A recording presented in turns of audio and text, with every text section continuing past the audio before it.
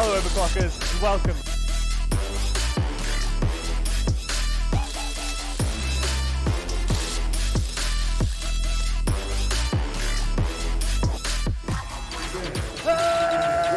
Oh, screw this. Where's APAC when you need him?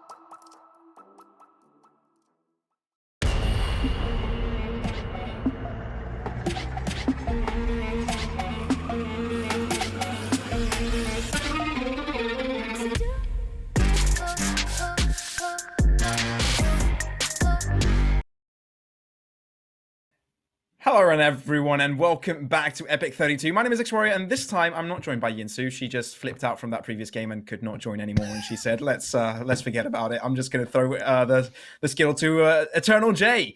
And before I turn the boat to you, I'd first like to say we apologize for the issues we had at hand. Unfortunately, we had some net issues on one of the producer sides and we had to restart the stream. So I hope you guys understand, but after all, what's Epic32 without its technical issues?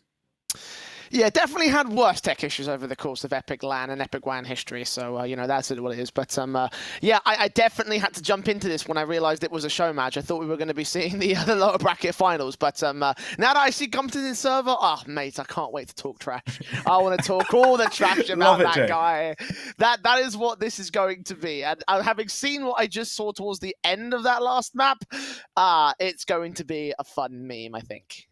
Absolutely. I'm so looking forward to it. And I want JP to redeem himself after that final moment at the end. I mean, come on, look at your corners. And then he turned around, saw him. He had a rifle in his hands while the other person still had his knife out and still couldn't shoot him. Yes, that's not fun, is it? I did catch that round at the very least, and I definitely don't want to go replicating that one in that particular respect. So, yeah, hoping to see a bit more of a better performance from it. I'm not sure what the map is. I don't know if you guys did a veto before or what have you. Icebox apparently is going to be the next map. All right, fair play. Apparently, I'm just the Icebox magnet because the series that I casted were all Icebox games. So there you go. I guess I'm just I don't know. I'm ice cold in that respect today, Warrior. So. Let's see how well the boys over on the epic.LAN side are going to be able to do. I believe they're starting off with the defensive side. Yeah, it does look like that. Gumster, Mel, MacFet, and JP as well. This time joining in for Raptros, it's going to be Haribo. The producers kind of changed sides, and so we'll be seeing him instead of Raptures. And of course, on the community side, we know and love Carter, Benjo, Prophet, Rox, and Mandeep. Beautiful stuff. This time, not seeing the Sentinels. Actually, we are kind of seeing it. Haribo is kind of thinking about Sage and Cypher, perhaps. But on the community side, no, they're just going to go full aggressive. Indeed, it seems to be. And obviously, the attacking side has a far better lineup over here on this map. But again, with the attacker side start as well on Icebox, mates, this is going to be a bloodbath. I'm going to be very excited to see how well this will go. But our agent picks are locked in. Happy to see a change up from Benjo in particular on this particular front. Not seeing too much out of the Euro here. I'm trying to see if I can find the word. I literally, I had it on the tip of my tongue, and I was like, it's Euro. Yeah, not seen Euro so far in play, so let's see how much of a meme this will end up being. Oh, yeah. I mean, it was pretty much a meme last round. I mean, he tried to ult right behind them, trying to stick around and try and knife them, but that ultimate is just too damn loud, so it's not that easy to do. But maybe Benjo will have success this time around. We'll have to wait and see. Of course, on the attacking side, community will take the full aggression, while the Epic staff, ooh, they've got a tough spot, you know, because Icebox has got one of the bigger rotations across the map pool. So, yeah, if community just go straight onto a site, I think they're going to have a hard time. Yeah, I mean, that's probably going to be the main strategy. You can see they're creeping up to mid already. So, like, whoever is in that mid position, I think it's Haribo that's playing out towards the mid defensive. So, he's going to be in for a bit of a tough time considering he's already got internet issues. I imagine people playing with 100. Already flashed out into the mid control very quickly. The community not wasting any time getting things started and trying to shut down the Epic stuff.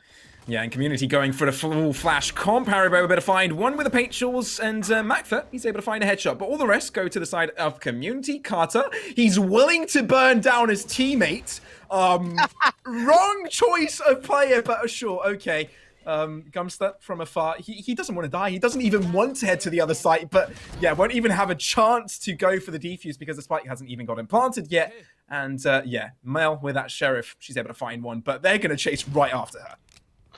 Yeah, I mean, they could get a spike down over on the B side pretty easy if they wanted to and just win the round outright, but they're going to camp instead and just sit inside this container and just, yeah, that works. I mean, two-player advantage, so like it's not like it's going to be a massive deal. As well as that, Mel's on very low HP at this stage, so yeah, community have this round in the bag.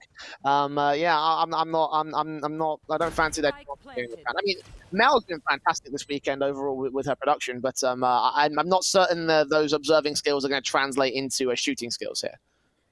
Well, I guess she can prove you wrong at this point. She is heading towards B, so she is going to give it a go, although community are expecting that she'll rotate the short way around. But no, Mel's a little bit too clever. 200 IQ, I am telling you.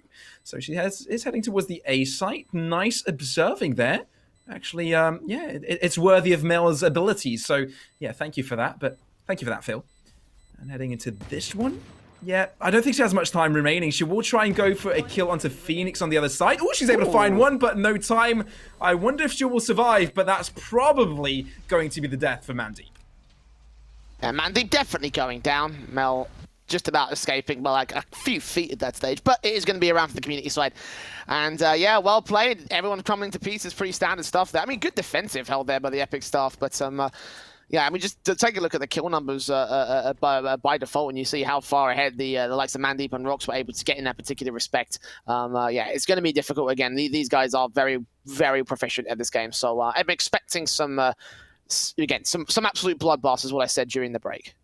Absolutely, and during the mid-game, community just decided, okay, this round the theme is Bucky. The next round, oh, this round the theme is Marshals. And every single round had a different theme of a different weapon. And this time it looks like they are going for the Buckies once more. Benju's going to have a little bit of a 1v1 with a knife there. Nice little back switch, right click. Oh, he's able to get one shot through, but Mel is there. Denied. Absolutely destroyed. Mandip with a Bucky now will be able to find one, but it looks like community, they had enough of the shenanigans. Dude, never ever disrespect the knife duel, man. Like that's gonna cost Epic staff big time. Gumster in the back lines. Mel has picked up a Bucky, got a triple actually, so she can single-handedly win this round. Especially as Gum gets flashed out, can't hit his shot for anything. And now Mel just standing to ace clutch this for the Epic staff community. Currently have site access. Let's see what Mel can do. Hiding close. Imagine to catch them on rotation, doing some tag damage to the spike planter. Facing it against a second. 8 HP for Mel, though. She's got a task and a half. Definitely. They do know exactly where she is, and we're seeing the rotation from community. They're taking it all the way to B. That's try hard. You're not allowed to do that. Go for the knife! Oh, pulls out the sheriff. Runs out of bullets. But Bucky will be drawn out once more. Survives with her life, but it looks like both of the players against her are pretty much one shot with a good range on that Bucky. But with throws out, the sheriff has to reload. Guys. Oh. Guys, really? She's on 8 HP. It can't be this hard to kill her. Thank you. Jesus. Okay. Rox. Closing it down. 2-0 for the community side. And they are definitely toying with their food at this stage. Like, there's no reason why Mel should have stayed alive for that long. But, hey, I mean, the sheriff shot to the first player was most certainly a good call, given the fact that it was able to get her 5 kills so far in this matchup. And, I mean, she almost clutched it. Imagine if she got the ace full on to win the round.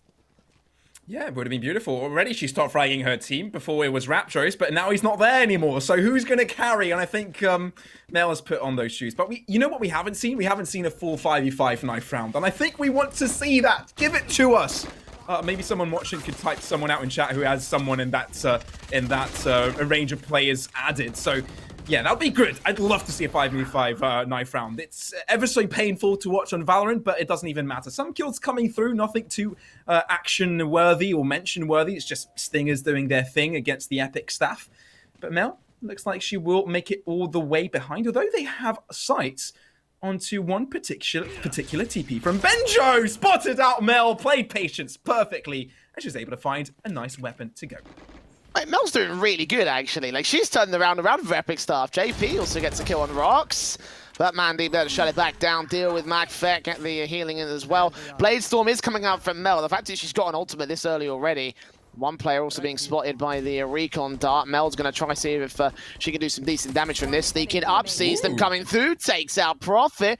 And now it all rests on 1 versus 2. Mandeep, I believe, up for the 3K clutch.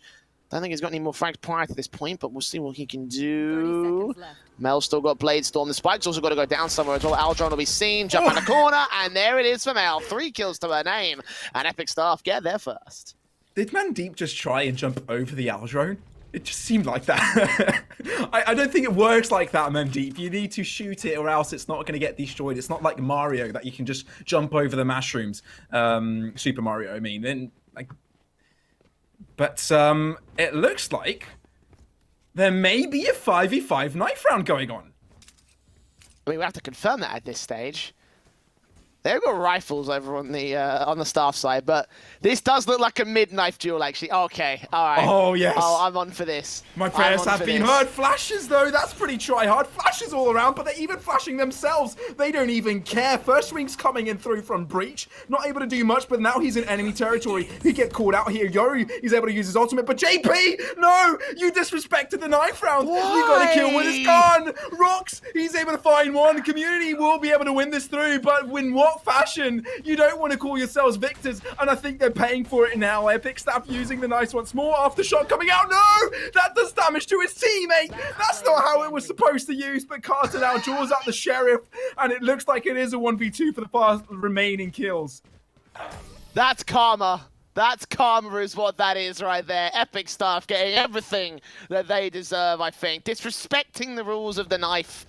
It didn't work for Mel. Why do you think it would work for you, JP? You're on 2 kills. 2 kills in this game. JP. You can't bolster your stats by taking cheap tactics. I wanted you to redeem yourself this round, mate. I wanted you to do well, but now you're just disrespecting the knife round. You can't do that. But, okay, I guess it's going to be somewhat of an AWP round to come through from Community. It looks like they are going to stick around spawn. So unless Epic Staff push this, I don't think they'll be in any real trouble. What are you doing? What are you doing?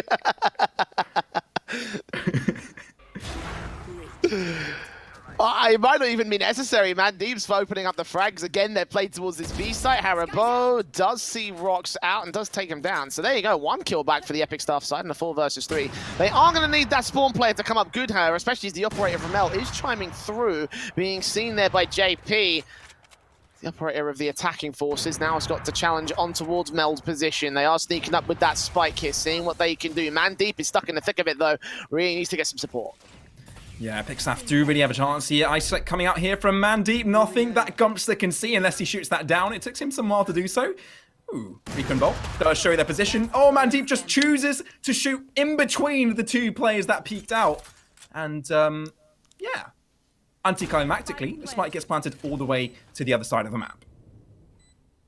Benjo does actually he was stuck use in that distraction. Earlier. Yeah, no, he was stuck in spawn. He picked up the spike because Mandeep had a distraction. Are they going to check this corner? Yes, they will. No, they won't. JP goes down. Benjo now reveals his position, tries to reposition towards the other side of the dark area underneath rafters. Second drop down. Oh, Benjo! Dumpster's Gumpster! And Community have 4. Oh my, Benjo, he just had to do them like that. Oh, I cannot just analyze that. He just played it perfectly. I mean, they just lined up for him, right? They didn't even know he was there until he killed that first one. But until they turned around, they were dead. Oh. And now we're seeing the odd and buys as well. Yep, because why not?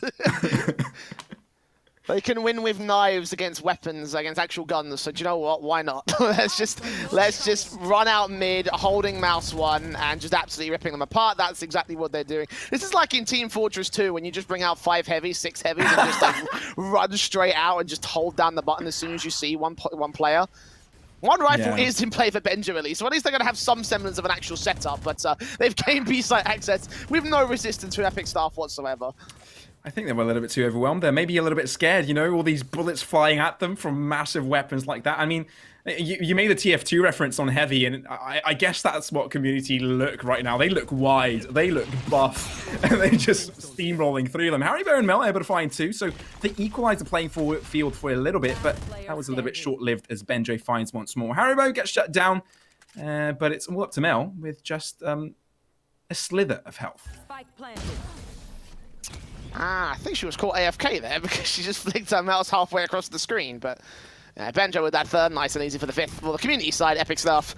1 round found. Not exactly a great match out of them. And of course, the Odins can continue to come through for the community side. I mean, that execute was probably one of the most confident executes we've seen so far over the course of the tournament. With the LMGs in play, you wouldn't have expected that. But I guess, hey, community versus Epic stuff, you kind of forgive it to a certain extent. Yeah, absolutely. And to a certain extent, you must give credit to Epic staff because they are actually trying to win here. They're actually drawing out the rifles, but just the community is just too good. They just beat them on whatever sort of weapon they're on and whatever tactic they've got going on. And Gunstar, you get shut down instantly. I mean, you try and shoot one player, just one appears right on top of you and shuts you down just like that. And yeah, community are just having a blast right now over the Epic staff. Can I just get a request of a replay of that spray attempt from Gumster right there? Just to slap that in when we get to the freeze time, because that was something special. Did Prophet just do that, like spinning round? Oh, that was Carter that was spinning round and round. Okay, I thought for a second maybe that was Prophet right there, but I mean, Haribo in a 1v4. Yeah, Epic staff have definitely bottled this round. I mean, I guess they're going to be described for all of them so far. This will be 6-1 for the community side. And Epic staff, no way of clutching this one. Not with a Spectre in play. Come on, give her the benefit of the dial. Play by play this a little bit, yeah, Jay? All right, fine.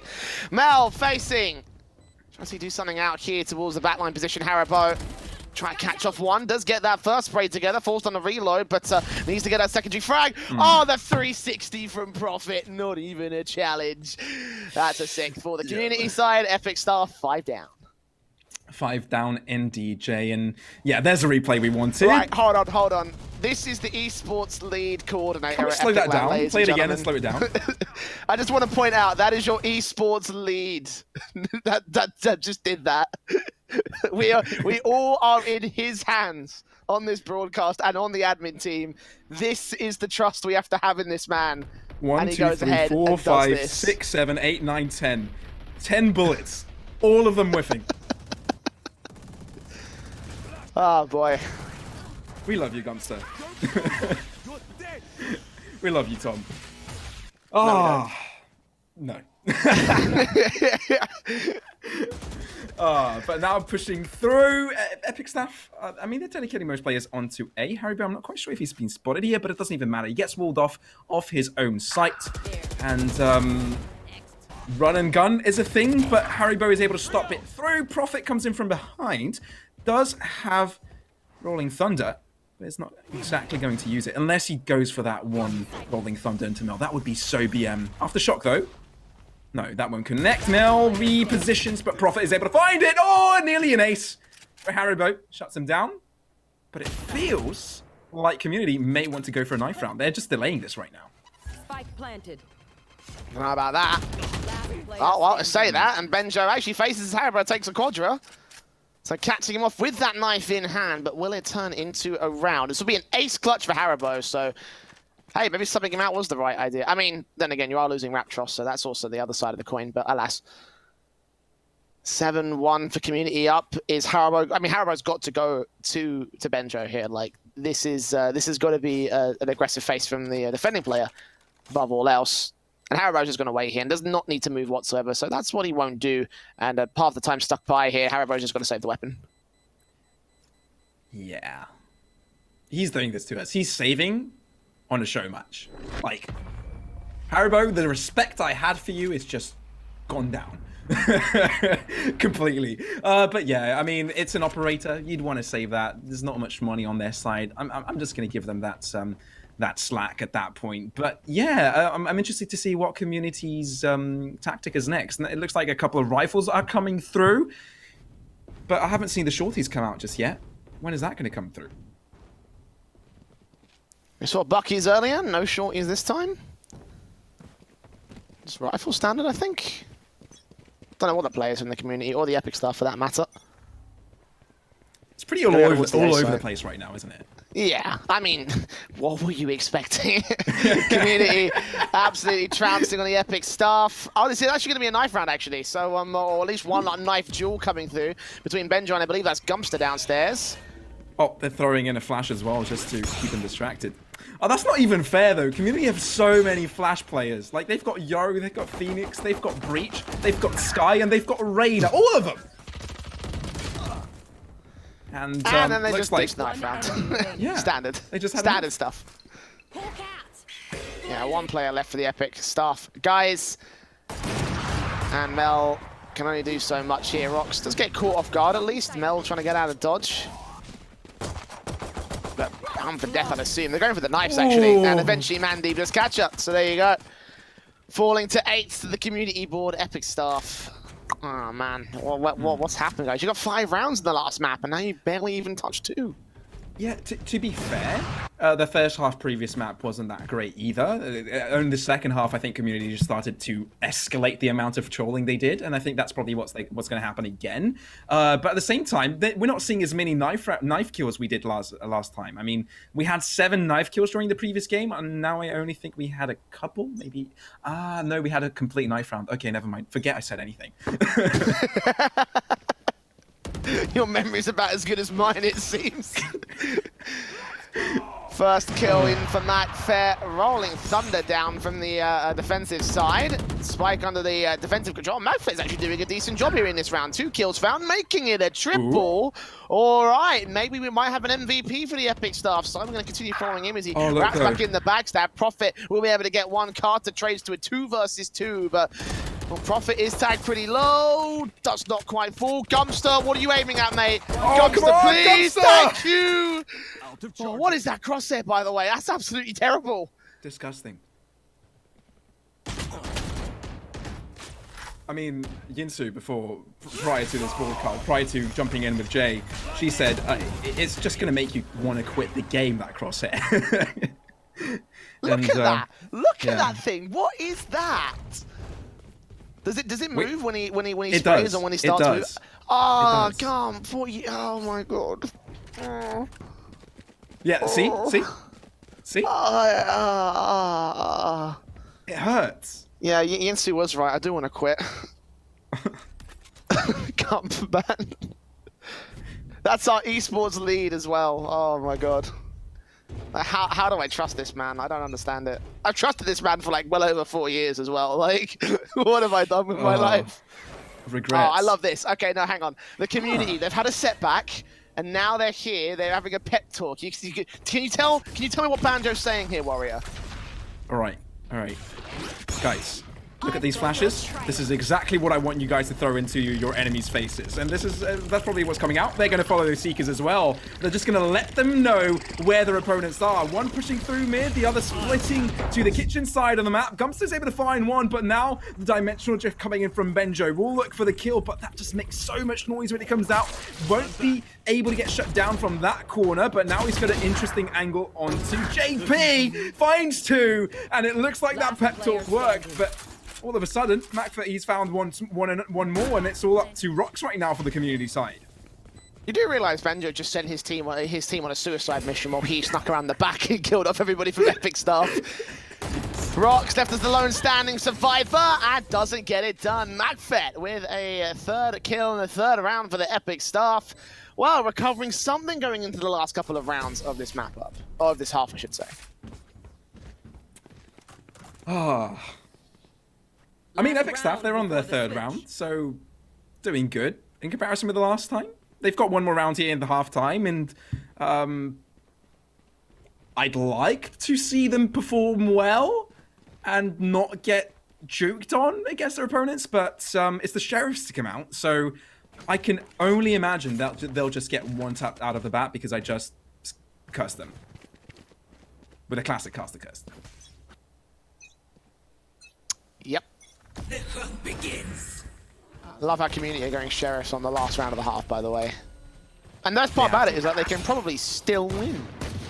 Prophet on JP casts. MacFet takes down one frag and a double. MacFet's been the bright spot of this Epic staff team, by the way. Like, he's actually been doing a pretty decent job. Haribo gets involved, deals with Profit, taps through. Oh, MacFet! All right, that's not bad. More of that, please, Epic staff. Please don't do us proud for once. That'll be nice. Was I an exception to the caster's curse, or did I just turn it around by saying my secondary expectations of that round? I don't know how that works actually. Like, because usually when you say it, it just happens, and then you've cursed yourself. Yeah. And then even when you point it out, it's just, you know, it's just one of those things where it's like, hey, it still happens. So I don't know how that works. Might have to do some investigation, some scientific studies on that respect. Yeah, we should. That's a conversation for another day, I think. You know, let's. Yeah. We should properly look into this another time. Yeah. Well, for now, let's look into the pistol round. Sheriffs are back out here for the community side, and they're going hyper-aggressive once again in towards the A site. Carter's already seen one. Mandeep's looking for the opening kill. Tags up on 2 players, but they do lose the first casualty, so that's a start here for Epic staff. It's a start. Oh, God. But that might be the only thing that it is, because community's just popping off rocks. He's just styling through them. Yikes. Well, that's not fun. Not fun at all. Just like when they got the start as well with the opening kill, I was like, okay, well, they've done damage, and yeah, that's not fun. That's definitely not fun at all. Setting ourselves up here for the pistols. Yeah. And they're all lining up in mid though. Yeah, this does look like a knife mid setup. Yeah, this is a knife mid round. Like, this is literally the exact same thing that they did in the first half. Will JP spoil it this time? Will anyone spoil it? Is this going to be a proper knife round though? No. Oh, Benjo! I had higher hopes for you. I had such higher hopes for you. I'm disappointed. I didn't think the community would stoop to the same lows as the Epic staff in this game, but they've let me down big time. I'm upset. That's it. I'm gonna quit. That's it. You can cast this. They put it in the corner. Mate. They put it in the corner, rightly so as well. This is your timeout. This is your timeout. Punishment. They've lost this. I mean, you're not allowed to win this round. Yeah. Good thing too from the community, because I was face palming throughout that. If you guys could have seen my face. Like, yeah, my palm was literally all over my face. I couldn't bear that sight. But yeah, that's the punishment. The knife kill upon him. They allowed Epic staff to get it over him. Last player standing. But JP, the man who spoiled the knife round previously, he'll get the spoil this time. Imagine they retake this. With knife only. Oh God! Oh God! Oh, okay. Oh God! No! I had too much faith in Mel to honor the knife rule. So never mind. Yeah. That would have been funny though if they were able to get on the spike and defuse the whole thing, despite having locked their star player in the corner from the other side of the map. Yeah, imagine the comms though. Like, you hold, I'll knife. Oh dear.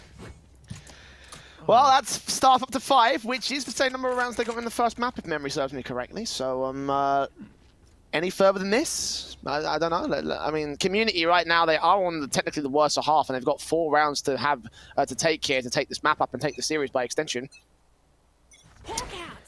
So let's see what they can do. We've got pistols back out here for the defensive side. Yeah, spread out this time. Epic staff will look to see where community are coming from and play accordingly.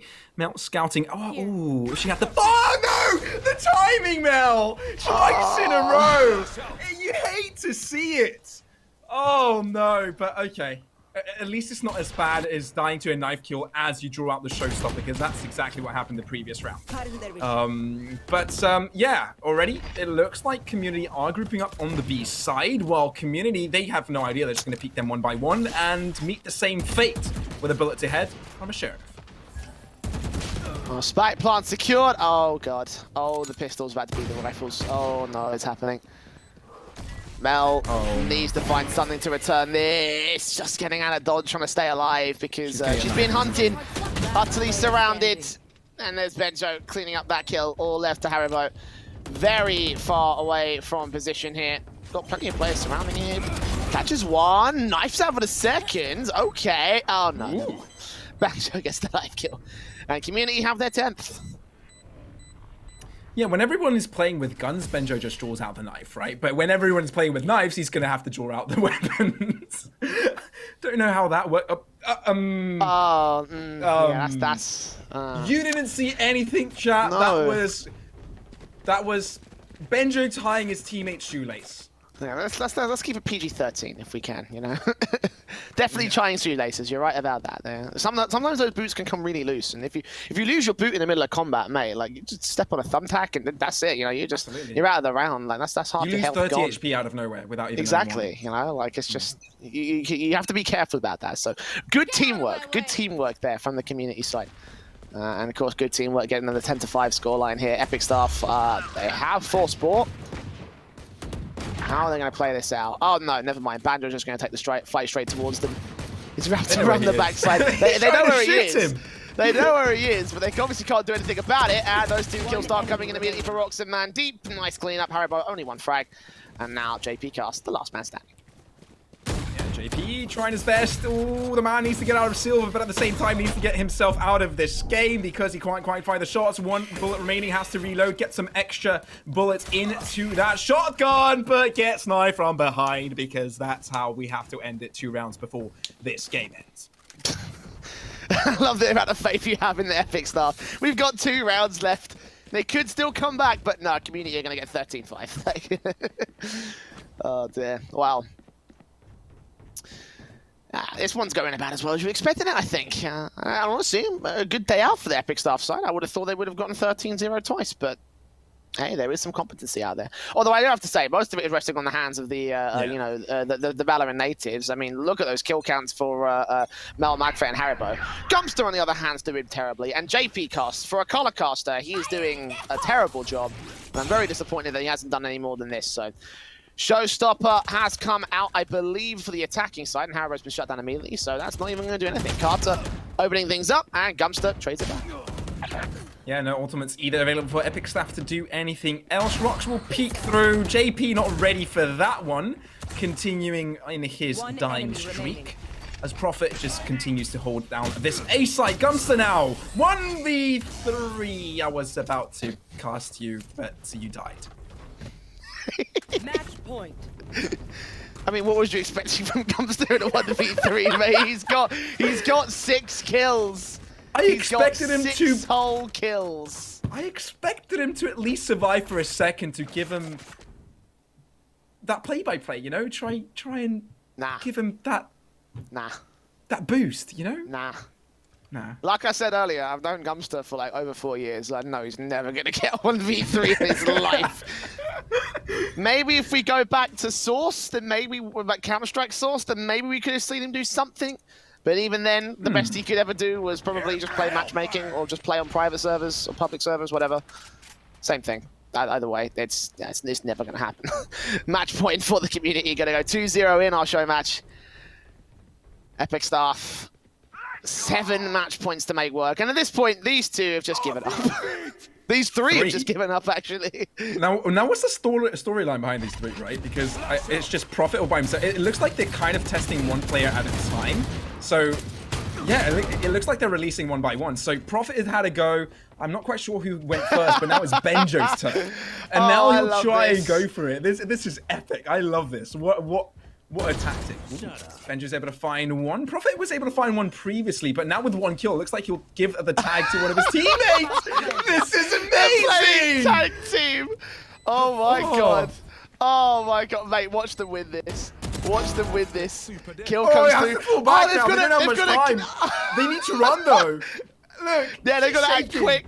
They've got to act quick. This Mandeep next up to face it. 3v3. They've taken the 1v1s isolated. And now the Vandal peeks in, got to find that next player, got to go real quick. Goes past one individual, Oh, gets no. shut down. Who's the next out? It's Benjo. And they're running heavily out of time here. The community got to move up quick towards this one. Sprays Matic, can't catch any of the Epic stuff. Still got to play him at Dark, who's the main concern. He gets that kill, but now they've got to get back on the no spike, time. and Mel shuts it down. Carter, last one standing. Not enough time for this one. Oh, it would have been a beautiful play if it worked, but the fact that it didn't is just, nah, not to be for the Better community. luck A next bit time. too ambitious, I think. Ambitious and entertaining. I want to see that one again. I want to see it from both sides, actually. See, here's the like to thing. see- If they didn't have to tag each other out, I could actually see Yeah. the community winning. Like, if they could get multiple kills before having to go back Until to they spawn, die. then yeah. Yeah, right. Yeah, makes sense. Yeah, actually, yeah, that would make a lot more sense, and I think they could win that easily, to be honest. unless Epic staff realize where they are, and if community have the rule that they can't shoot from spawn, even if they're right in front of them, then I see Epic staff winning. But if they, yeah, it looks like they're going for the same thing again. And Haribo will shoot down rocks at the get-go. But it looks like it's Benjo's turn next, and yeah. This Pursue mid, but won't finding anyone. What I want to see is I want to see a show match that legitimately takes this format from both sides. And hey, they have changed up their strategy, so now it's not just going to be a tag on a kill. So now they know what's going on here. Benjo is going to have to try to see if he can clutch this. Nades to his position. I think they know what's going on here, Epic stuff. Do they though? I mean, they know that one player is playing at a time, but where are the rest hiding, right? I mean, it would make sense that they are in spawn, so that's going to release one more player here, but... Oof. Have they went with attack? No, yeah, now they're not going to tag anyone out. They're going to keep it going, but they're not able to find one kill after the other. They're only finding one at a time. That's going to cost them because now the spike is just ticking. It's just going to explode any second now, and Carter, there's nothing he can do. He knows this. Player standing. Will die as well. Caught by JP. Damn it. Oh well. But yeah, Send to the board. make this happen. We need this format in an actual gameplay. We need to see this as a third map. Make it happen. Mate, I petition that if we do go to third map, then we should legitimately, you know, do this sort of format, just tagging players in and out. I wonder how long the community are going to go on for this as well, because they just have to just play a standard sort of competitive round, and they'll just win it. They've out released against Epic two stuff. this time, though. They realised they can't win with that one player, so now they've released two. The tactic evolves, see? Don't you get it? Like they're starting to wise up now. They realise they can't win it with 1v5, so they go 2v5 Oh no, they instead. give up! Oh, never mind. It's all falling apart. I think now this is the point where we see the beginning of the end. And Gumpster wins a fight somehow. Okay, maybe not the beginning of the end just yet. Well, can't find a kill without dying instantly, so sorry about that, Gumpster, but that's going to be your short-lived victory. Profit pushing through. Community, I think they've had enough. Oh, sweet. Oh, sweet mercy. That's... Profit to ace to clutch it. Come on. I mean, they're holding back because they want to give him the ace. I think they want to give him the ace here. I think they were holding back, but they just changed position so Epic staff couldn't find them and kill them from the start. So yeah, I think that's what they're going for. But yeah, Profit is just doing it 1v5 right now. It's the exact same strat from before, but this time the spawn is different. But Mel, ooh, she's gonna check it out. Oh no, peeking through, they're not gonna shoot you, Mel. Go, go, go! Come on, Mel! Spotted them out. No, she's not connecting any shots. No! Oh no! Desperate to get something, she did get a tag, but now Rolling Thunder enables Profit to get the ace and close it down 13-7. Community win against the Epic staff 2-0. Oh dear, man. I see, as an Epic staff member, I am at the same time, I'm relatively disappointed, but at the same time I take a look at this lineup and I think, Gumpster held him back, so do you know what? Yeah, at least I was can about kind to of say, forgive yeah, it. comes the bottom fragging. What a surprise. 7 kills. Only player to match him is JP Cast, who, to be fair, was only matched up because the fact that Gumpster popped off in that last round and got himself 2 kills. Like, that was all it was. Oh boy, man. Oh, enough of the Gumpster BM. At the end of the day, like, that was a very fun show match, I have to say. And community made it very interesting, running their strap roulette, Absolutely. if you will. Actually, that could be another show. Actually, another show match concept is strap roulette for both sides. So we can just try that out. Maybe next time. Maybe Epic 33. We can give that a shout. I'll pop that into the suggestion box, and we'll get that set up, I think.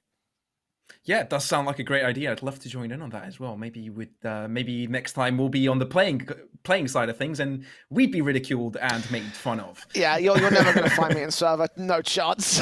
Absolutely no chance. Yeah, yeah.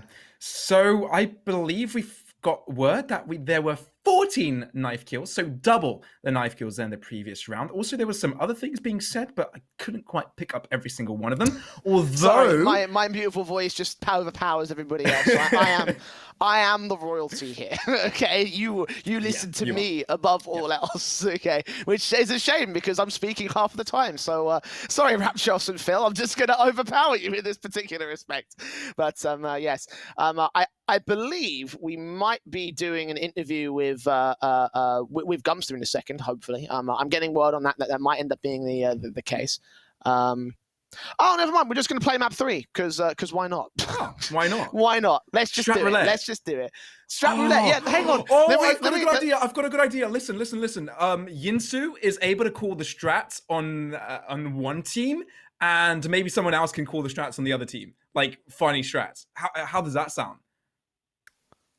That's a good shout, actually. I like that idea. I like that. Yeah, let's see. Like, I don't know if we can set that up because they want to go straight in towards this one. Yinsu definitely seems like she's very fond of it right now in the Discord chat. But you know that seems like it would be a funny little thing. We'll see where this goes. I think we'll see where this goes at this stage, Warriors. So as we wait for Split to come into our third map of the series, we can just sort of chill here for a second, play that third map because why not? I mean, we've still got to fill until like I think 8 o'clock is when the grand finals begin or something like that. Yeah, I think so. So we've still got like a good hour. We might as well fill it with content as opposed to just just letting you sit on a break screen watching the views of Kettering above all else. It seems like a much better idea. No, yeah, it is lovely, but it's not as good as Valorant. So do you know what? I think this is as beautiful as you. Aww. Thank you. I feel so flattered, Gloria. Thank you so much for the lovely You've gone red, compliments. Jay. Yeah, man. No. And you yourself, man. I got to praise the Tash, dude. That looks cheers, really man. sexy. I'm a bit of a Tash man myself. You can see mine's just growing back out because I shaved it like a month ago. But you know, it's respectable. You know, Tashes are dashes or dashing, I guess you could say. Yeah. So like on the first match. Sorry to interrupt you there. And you are right. Stashes as dashing. I was about to say, like, during the first match when we were playing on Haven and Yinsu was on call, I was about to say something like, if this person clutches this in a 1v4, or no, actually, I think it was find a knife kill when he was in a 1v4. I was going to post a picture of myself something. But I couldn't just think of something entertaining enough. And well, actually, what came to mind at that moment was me shaving off my stash and beard. And I just didn't want to say that. I just didn't want to say that in case he actually did. Yeah, you got to be careful with stuff like that, right? Like you want to save that for the big moments, right? Like never ever shave your beautiful facial or just hair features in general. Got my hair growing as well. Have you? How long is it so far? Do you want to just give me a quick spin so I can see? Yeah, sure. I mean, it's not really washed. It's pretty disgusting actually right now. But, I didn't need to know that part. No, it's not disgusting. I mean, it's like I haven't washed it in 2-3 days, but still, yeah. Fairs. It's not that bad. It's not bad. It's not bad at all. I mean, that's easy for me to say though because my How long have you been growing it for? Oh, close to 10 years now, actually. 10 years? Yeah, no. I mean, I've kind of hit a bit of a dry point. It doesn't go any lower than my shoulders at this stage, but I wanted to get it all the way down to like my waist area because there's this one singer in a band that I'm an absolute fan of. The band is actually Dragon Force. I don't know if you've seen that lead singer's hair, but like it's just so long and it's so curly and it's so beautiful. And I was like, oh, I've got to get that. I've got to get that right there. I was about to say, you've got the curls as well. So no matter how much you long it and for how long, you're still going to have to go that much longer because it takes a while for it to go. Yeah. But, My aim was by 2020 to have it grown out that far because I started in like 2011 or so. So like it's been ages, but it's like for some reason it just won't grow lower than my shoulders. And I've tried everything at this stage. So if any hair experts out there are listening to this and you happen to know how to make your hair grow longer, hit me up on Twitter at @TheEternalJ so I get some tips and tricks because I would love to know by this point. I want to get to that goal in the end before I end up shaving it all off and start becoming a normal human being. Yes. know. You know, I've been googling it like myself before I grew this out like a year and a half ago, and things that popped out was I don't know how true this is because I'm not quite sure how that works, but avoid shampooing your hair often. Like use conditioner and stuff, Yes. but don't shampoo them. That's probably to weaken the root or something. Yeah, so it's unhealthy to wash every single day is the point, right? Oh, yeah, so, like, yeah. What I tend to do is I ended up washing one day and then not washing the next, unless I have a broadcast, in which case I wash it every day just because of the sake that because I'm going to be appearing on camera. But you know, like basically, especially in curly hair, like you can lose a lot of the natural oils that allow it to be curly and look lovely. Like as you can see right now, like it is a little bit of a mess down here towards the end of it because of the fact that I basically been going for about 5 or 6 days on straight broadcast. So I've had to wash my hair in order to be presentable for all of you fine folks. It's better to have it washed multiple times in a day than just to not wash it for one and just have it all like afro and just sticking up and stuff. But you know, like it's one of those things. Oh mate, Afro J. I've got the some Afro J. I want to see that. I've got some clips of me when I was about like 16 and I was only a few years into this whole thing, and it's just Share right away. No, at me at epic.LAN. No. It's gonna happen at epic.LAN at X-Warrior. Hashtag the Afro J. I tell you what, I think we're doing Game Blast this year, right? If we can like go 1.5 on the milestone for the Epic.LAN Game Blast, I will dig out those photos and I will show you. How about that? I'll make you an offer right there. You can quote me. You can quote me on that particular respect, right? But enough talking about hair. Let's talk about Valorant, because Split is now coming up to fruition. It's our final map of the show match, which we're playing just for the sake of it. Same lineups. I believe we have got Yinsu, who's coaching the defensive side, if memory serves me correctly. So we'll find out how well she'll be able to get them back up past the decent position and try see if they can counteract the community side. Is anyone coaching the other side? I'm wondering. So if the production could let me know if anyone's coaching the attacking side, that would be absolutely epic. No. There's no one coaching the. But you can't really beat Yinsu, right? You can't just up the Yinsu game. Absolutely. You just can't. She's the GOAT. She's truly the GOAT, man. Like she knows all the pro tactics. She spends day in and day out on VCT watching the absolute top end players play. So she's got all the big brain. She's got all the big brain stuff that she can that she can use to be able to pop it into that she can be able to like utilize to, you know, get them the to do good stuff, basically. I was completely lost my train of thought. Do good stuff. That's what the community are going to have to do here. Split's our final map, and let's see whether they can have some semblance of dignity bowing out of the tournament. Well, I just spotted out on the production chat that they are giving Yinsu the RTMP for the observer view, so she'll be getting real time what the observer's seeing. So she has information of the map. She knows exactly where everyone is. That literally means that she's playing with information that she technically shouldn't have. She's also going to see where the community positions are. I think this might be cheating here, X-Warrior. I'm not certain about this. We might have to. There was a whole scandal about this for CS:GO, right? So I don't know, man. I don't know. I might have to question some of the internal workings. This could compromise the competitive integrity of this tournament and of this incredibly prestigious and important match here at Epic32. To be fair, it looks like the Epic staff do need that little helping hand right now. They are 2-0 on a best of 3 that they will never win. So, you know, I'd give them that. I'd give them that little bit of a boost.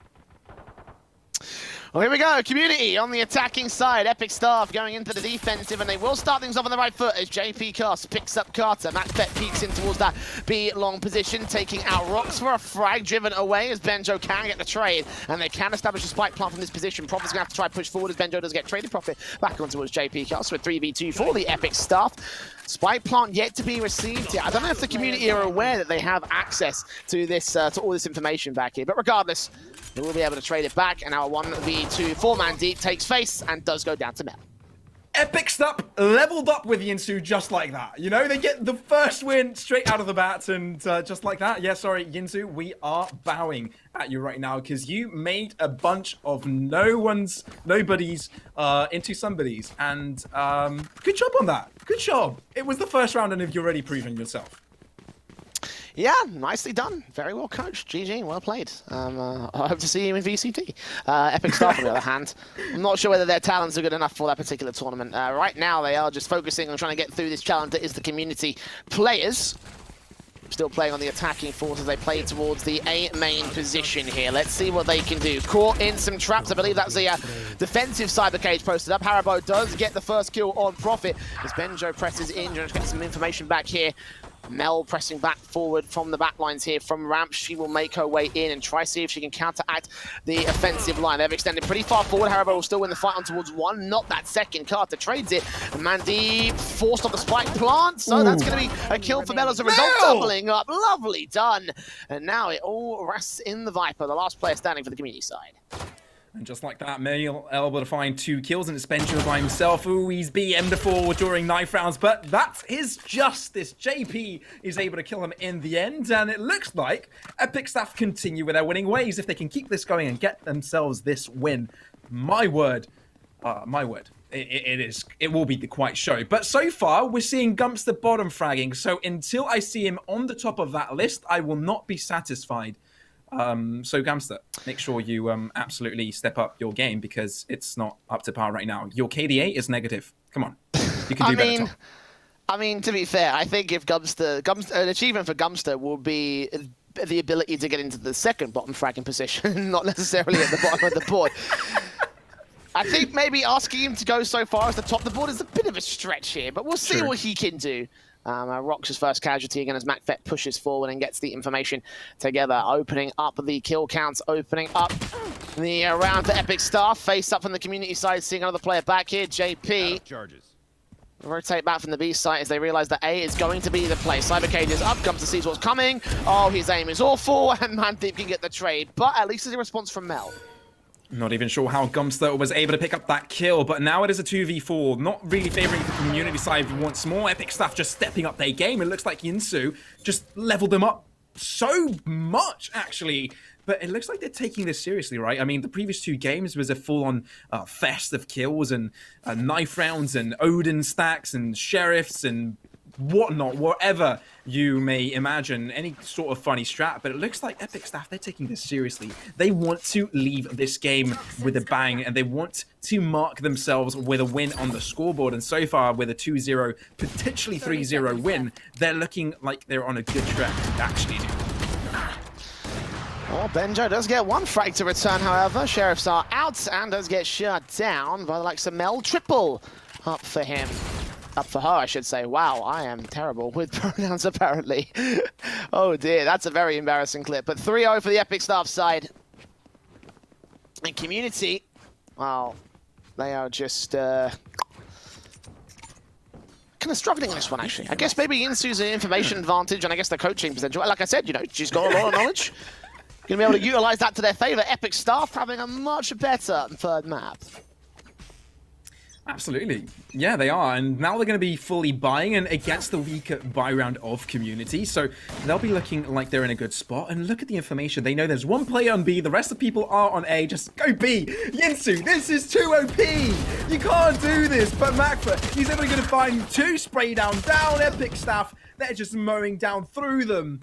But it doesn't even matter. There was only 1 player holding down the B site. Epic Staff were able to get themselves those kills. Carter now trying to look through heaven. Showstopper not really finding much updrift coming through from Carter, but will get shut down eventually from Haribo. Mel will be finding the last one. So Epic Staff keeping things going with that winning streak.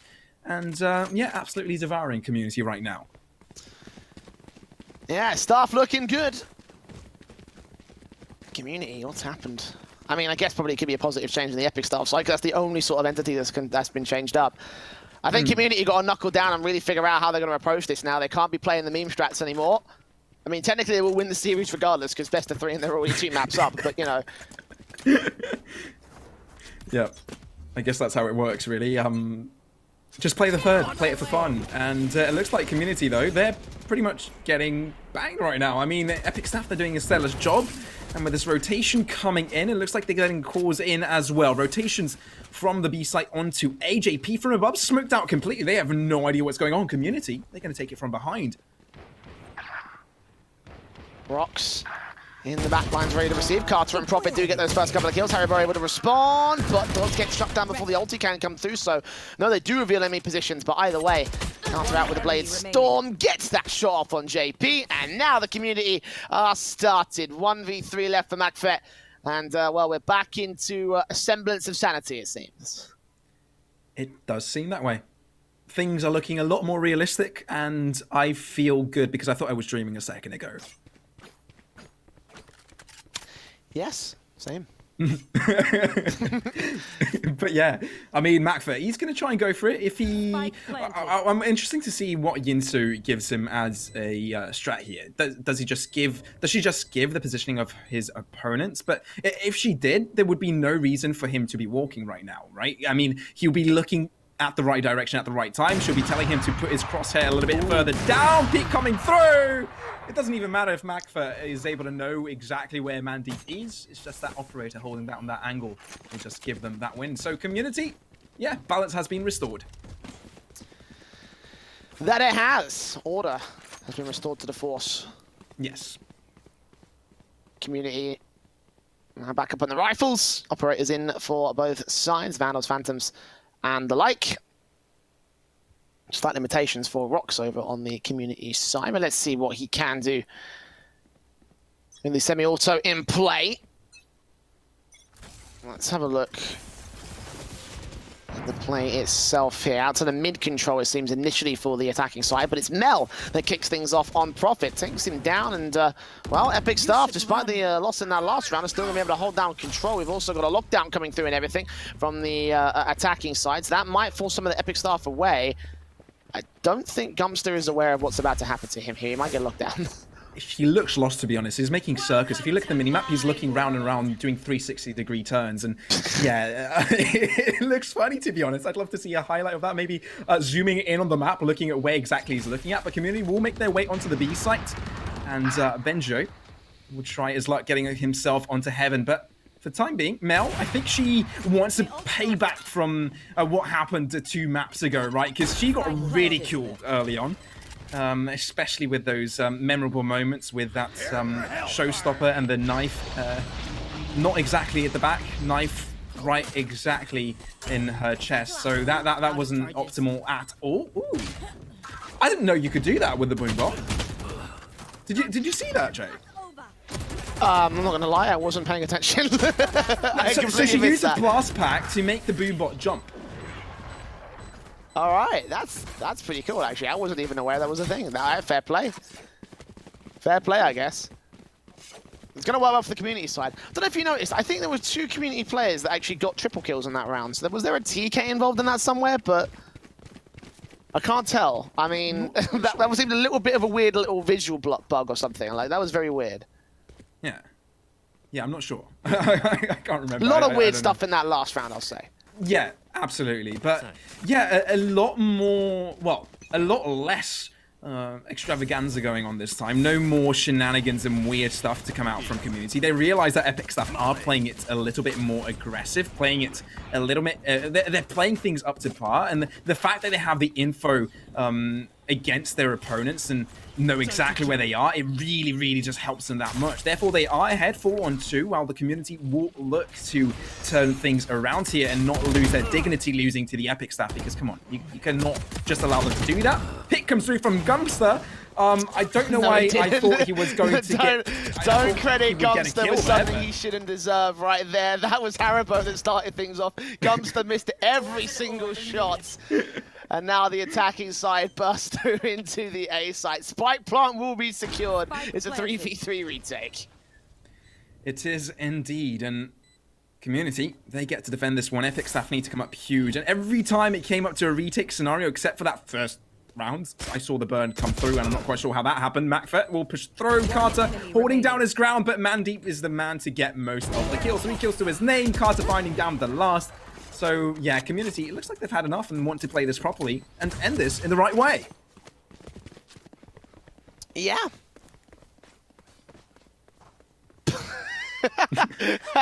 I've got some insider information from Coach Yinsu, who's currently being IGLing. They can go anywhere except for heaven on A or B, so Epic's staff is severely limited. Despite that, there is a player that is in heaven on A. I don't know if you can realize that, but maybe that was a strat for the previous round. Maybe that was the strat for the previous round, or maybe it's the one for this one. I can't tell. Either way, it's aggression from MacFed that will press forward in towards B main and try and look for contact. I believe that might actually be the last strat for the last round, but they are breaking away from it regardless, and they're still not going towards heaven. There is one player that does break away from that as the mid control does get set up by the community. Benja in particular, so ready for Gumster, and Gumster had absolutely no chance. No, he did not, and expecting he would be a foolish mistake, as I have done previous rounds, but I've learnt my lesson. I have learned my lesson, and Prophet will be playing up aggressive, uses a flash to get himself to his teleportation device, but Haribo will be shooting him down, so enough shenanigans there. Prophet will get shut down. Rox decides to burn himself in his own incendiary, will push through. A little bit of a smoke cloud to come through, but Meld is there holding it down with a Bucky. And it looks like Epic staff are willing to hold on down to the spike, especially now with a 2v4 advantage. Smoke to deteriorate, Haribo shut down. But what is this? Community stuck in place? Can't they move? Why? Is this a strat? I can't tell. 30 seconds left. 30 seconds left. What's the play here? I have a feeling they can only move if they see an opponent. If they don't see an opponent, they can't move. I have a feeling that's a strat. And they're just waiting for someone to peek. You can see they're just going up and down. They've got spike control. The defenders don't need to move at all. Someone better be watching the backlines. Oh, this is gonna suck. Spotted out. Now they can move. Oh, but that's not the strat then. What is the strat? I don't know. Like musical chairs or something? If the music stops, you need to stand still. Is there like a music bot going on? Please, someone check. There was a notion to get information on comms earlier, which, by the way, would be a terrible idea. We're not going to do that. But like, yeah, I don't know. I don't know what the situation is. Oh, if they go heaven, they have to AFK. That's the rule. Oh, right. They have to. I see. Yeah, they can't do anything. That makes sense, right? I Punishment. understand. How do you deal with people not playing to your rules? You just banish them from playing. Yinsu, genius. That's how you establish dominance. People need to learn from you. But Prophet, he's able to find one. JP doing a lot of work. Ooh, actually carrying his team through this round. Good job, JP. Good on you. But Carter, he's going to be the only person remaining. And I have a feeling he's going to try hard through this. He's going to go for a 1-4-1 versus 3. So play by play this, Jay. It's got that first one. The spike been dropped over towards the A main position, however, so it's got to get picked up by the likes of this last. Haribo going to get some information out with the spike cam. I don't think he's been spotted. I think he knows, though, yeah. What is... Oh, he's got, like, max sense. He's been tagged. He's got max sense max for the hell DPI. of it. Yeah. What's the call going to be here, though? Carter. You can see him trying to move. Oh, sweet. He's trying to turn around. It's so sweet difficult. Jesus. Oh, poor man. He's trying so hard, but he cannot move. Oh, my. I mean, he might as well reload, right? Now he's not even moving the mouse. He's probably, like, dying from laughter, but... Oh, he's actually not doing bad right now. He's keeping some sort of a crosshair placement. Looks up. Oh, no, that's not bad. That's actually not bad unless he changed his sensitivity again. And I think he might have. But yeah. MacFed is able to win it. So yeah, community not able to win that one out. Although 1v3 turned to 1v1 in the end. So yeah, not too bad. The fact he was on like super high DPI is already an achievement to get it back to a 1 versus 1. So I'd love to believe that he was on high DPI at the end, but I do have a feeling that he changed it in the end. It just looked a little bit too accurate, you know? Yeah. I don't know. This show match has gone places. This has really gone places. We started off with strat roulette, then we went to tag. Literally playing like tag in the midst of spawn, and now, oh my god, special rules put up. We've got coaches that are looking at RTMP. I don't even know what's going on anymore. Like, this is just This is just epic.LAN. 6-3, Epic staff are leaning by 3 per rounds here. Community are leaning up towards that B-side play, though, still trying to... They've gone heaven again. If the rule is you can't go to heaven, why do they keep going heaven? Like, surely they should realize what's going on, you know? Oh, no. I guess they forgot, but Carter on site. He's able to punish 1-2. Benjo as well, stuck on heaven. Buried. Although Haribo is able to shut one down. But I believe, is that considered heaven for Jet? I think it is. She's stuck in place. And as soon as Yoru peeks through, he's also going to be stuck in place. He's found the kill, though, so it doesn't even matter. I love it how even after the round, he's stuck by the rule. That is commitment. That is commitment, right? It is That's indeed. why he's like the secondary IGL. Oh, no, sorry, he's the IGL for this team, isn't he? I forget. Yeah, Prophet is the leader for this community side. So, commitment to the cause. That's what you want to see out of a natural-born leader here, community. Going to be led back into a 2-round deficit. Still got to make up the difference, however. Epic staff not going to be allowed to take the half just yet, as community lean in towards the A play here. Yeah, double start to push towards the A side. Yoru towards mid will look to scout through any sort of movement on that side of the map. Although he'll just make his way buddy hopping towards heaven. Now, if he pushes through, now it does the rule still stand? No. He knows that if he gets there, he's going to be stuck. So he's going to stick around, get some information, and not risk himself standing in place. Oh, he's not left. He's not. Oh, no, he has. He's there. No, that's got to count, right? That's cheating. No, Prophet, you got to go back up. You've gone to heaven. You've actually gone to heaven, mate. Oh, Lord. There's some serious... No, there's some serious bending of the rules. He does TP out of there, however. Gumster will be able to get back in the quick trade, so a 4-on-4 situation. Dashes over as Gumster's the only man to defend it. Macbeth will get to position, and they're not ready for Gump. Takes a secondary frag. Banjo ends up falling, and now Rox will take that spike to rotate alongside Mandeep, who is stuck here to the mid position. It's not quite heaven. Rock still gets MacFet, though. It's all left to Gumster on this defense, and they are pressing in from that to rotation position. They've got to be careful about this heaven control. Rox really just pushing through, checking every single corner. Gumster, you're pretty much a dead man here unless you find the best angle. It looks like you have! Oh, but it won't even matter! Oh! It takes a little bit too long, but he does it! Oh, my words! They won't be able to get the spike down now. He's got total and utter control of it. And the fact that Killjoy is standing still right now makes me think, has she made her way onto heaven? No, not quite. But she can't do anything now. She's stuck in place. Gumster, the hero, the absolute Chad. Watch this spray again. I mean, he down me whiffed it. It's so ugly, I'm sorry, but I cannot. He got a 3K in that round, though, so you know what? Fair. And he's not last, right? Oh, Gump. Oh, Gump. You love and hate to see it both at the same time. Mate, I love it. Like, the fact that we were able to get a spray together, like, that's just impressive of its own accord. Prophet opening things up. Can't go further than this connector area. They've got to be careful about pressing into that heaven position. Prophet's being very careful about it as a result. The first kill has gone the way of the community side. And do Epic staff realize what's going on? Well, smokes will go up. These poison wall, I should say. Well, not smokes, but close enough. It's a smoke kind of wall. So. Close enough. I mean, yeah, Viper's a controller. Blocks eyesight, right?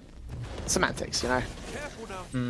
And they are going to get themselves onto the B site. At least they'll try. As soon as the mid players try and go towards heaven, they will be stuck in place. Therefore, it is all up to players in Garage to get pushing. So Macfet, he's going to hold down his ground. He's going to try and make sure they don't cross, but not quite giving him enough time to react there. But the spray down is good. He's good for 2, and just like that, he's made things difficult for the Epic staff. Well, for the community, that is. Made it easy for the Epic staff, in fact. The spike plant will still come through. Carter trying to find an angle to work with. Oh, that tap to Magfed, that was good. Rox gets Harry Bow as well. JP will get a res in, however, and Gumpster making his way up towards the main entrance, manages to line up the spray. So it's all left to Carter, 1 versus 3. He's found his kill, needs to swing back on a second time, dash back out of position, but trying to bait Magfed, it does not work. 3 kills for him instead. Epic Staff have the 8 to close out the half, and the restrictions the community are putting on themselves has definitely come back to bite them, it seems. It does indeed, and now they get themselves double the amount of rounds that their opponents have accumulated so far. And let's see how this peak. Let's see. You said it was sick, but I didn't quite spot it. Oh, yeah, that was sick. That was slow motion as well. Carter, man, that was dirty stuff. Top fragging as well. Yeah, you're not doing too bad yourself, are you, mate? Nah, not at all. Speaking of not doing too bad, Gumpster has actually managed to hit that second place from the bottom position. Yeah, I said it would be a challenge and a task, but like he is really, really turned into a life game for this one. Like he is, he's come back. He's back, boys. Yeah, and he's not even barely in that position, right? I mean, he's got 2 kills over the last frag, so yeah, he's keeping it in there. He may even stay in there if he gets another kill, but a little bit of a rush coming through as they have changed sides, and Rox is able to fire in one, but the crossfire is set up now as Benja also joins another frame. Macfa able to return though, as Epics that are running low on numbers. But they need to find his frags if they want to get that spike control underway. Kumpster, oh, finding the headshot as well. Looks like he wants the top frag, wants to do even better than the second place spot. And now down to 3v3, heading into this one. Jay, take it away. Mandy pressing up from the main entrance. Carter gets Gumpster, finally trades back towards elbow. Flank in from Mandy, will get Macfet. So now all left to 1, and they know that they can go for the safe defuse. Profit will still cover off the main entrance as JP falls, and the community have 5. No, you don't deserve my invasion. Closing up the gap. That's what community want to do right now, and I wonder what Yinzo's call is now. Has it changed, or is it still that heaven rule? Or does every single rule stay, and every round or every couple of rounds she adds a new one? I wonder how that works. I'd really love to hear from her. I think we want to try and get, if time permits, of course, because at in approximately 37 minutes, we're going to have the grand final. So if time permits, of course, we will get an interview with Gumpster, hopefully. And if time permits as well, I want to get Yinsu on here to tell us a little bit about the insight of these calls. I'm curious to see what the motivations were behind this. I'm pretty sure at this point she's just handicapping the defensive side. Oh, Carter does still start off against Gumpster, however. That's going to be a nice opening kill. I guess maybe the heaven rule doesn't apply anymore because he had to get through heaven to get to that position, so... Profit, secondary frag found on the Ghost. New smoke's back. Macfet does find that trade. Profit still sneaking the backlines! Oh, boy! Hello. That is wreckage on another level. She and at this point, it's Epic Staff down to 1 single player, and it's Mel. It looks like previously, the other player stuck on Heaven on the other side of the map. She had to shift through, and it looks like Mel is doing the same. I wonder if the ruling is that they have to walk if they are on Heaven. But maybe just trying to stay creepy and not make any noise, not allow them to know exactly where they... Oh, finally will turn around. Profit makes it a 4K. And that was a stylish round from Profit. Oh, that's a chef's kiss round from him. That is utterly beautiful. We're going to watch it again as well. This is the best part about it. Like the headshot accuracy, the tags, everything perfect from him in the mid control. And oh, that's 6 for community. Pistol conversion, and now the rifles come back out for the Epic Staff. 2 rounds of difference. Can they make it a clean sweep matchup? That's what the community's focus is, and the Staff guys have really kept this one within touching distance at this stage, so they can still win this 3rd map. Oh, they absolutely could. Flash coming out, though. Nice little pick there from Profit, the MVP of the previous round, able to get his mark on this round as well. Spotted out, though, from JP, taking that wide angle off of that smoke and equaling the playing field as he gets that return frag. Carter, though, that's aggressive movement. He pushed up all the way from mid and now pushing up through Sushi. Won't spot up the player behind him. That wall, though, that camp will reveal his position. Needs to fall back with a reset coming through from Haribo. He's able to find it, although on the other side of the map, on the B site, Mel going a little bit aggressive, will pay for it with her life. And now down to a 2v2. It does look like both players from the community side are stuck in place. Yep. I guess that heaven rule still applies. Fair enough, I guess. I mean, How it's do they still get to moving reset this, technically. though? Yeah, how do they I guess reset this, they though? just don't. If they Wait. throw their weapons, they can move. This gives away a ton of info, obviously, but I mean, it's a way to move, right? should have thrown that down. Oh, Bandit now that said, "Sod it, expects let's them, go." yeah. Let's go. Back in, face, sees the first, turns around. Oh, he's clutched it! But hasn't time, got though. time for the defuse. How does Benjo do that? That should not be allowed. Oh, Benjo.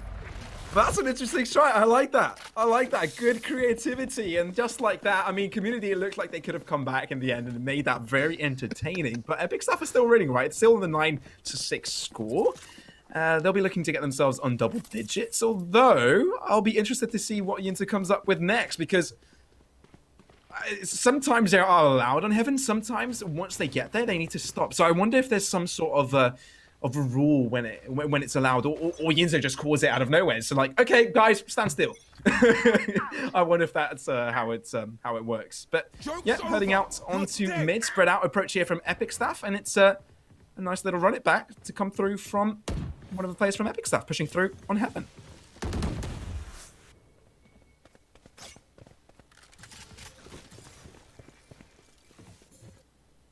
Epic staff playing into the mid control, splitting in towards that B site. Prophet seeing what's going on. Flashes way forward. Sees them both. Only gets one frag. So the trade from Epic staff is good enough to keep them at a 2-for-1 advantage. Epic staff now pressing into that B play. JP with a very awkward spray. Harrow's got to come in to support it as Carter trades back for the main entrance. 3-on-2 scenario. Fallen away. Matt Fett sees one player dashing out position. Carter still gets Haribo though. Back up for the triple. Oh, wow.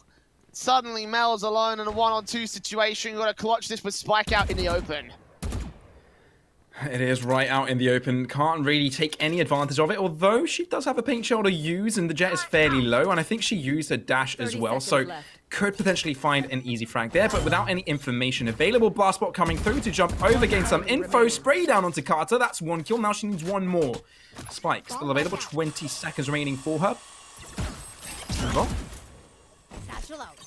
But will be there for her to stop her, but at this point, oh, she doesn't quite know where she is, has to shoot the bot to survive, and Mandeep, he's able to finish off the deal. Epic staff with 9 and 7 on Community, and I wonder if we could see that spray down from JP earlier in the round, if that's possible to be repeated now. Perhaps we get a replay through, because Jay, if you finish up with casting the final, I'm not quite sure if you're actually in schedule to do so, but I know that JP is, so if he ever says about a whiff of a player, we know we can just play that replay and say, yeah, you can't speak about this, mate. Look at this.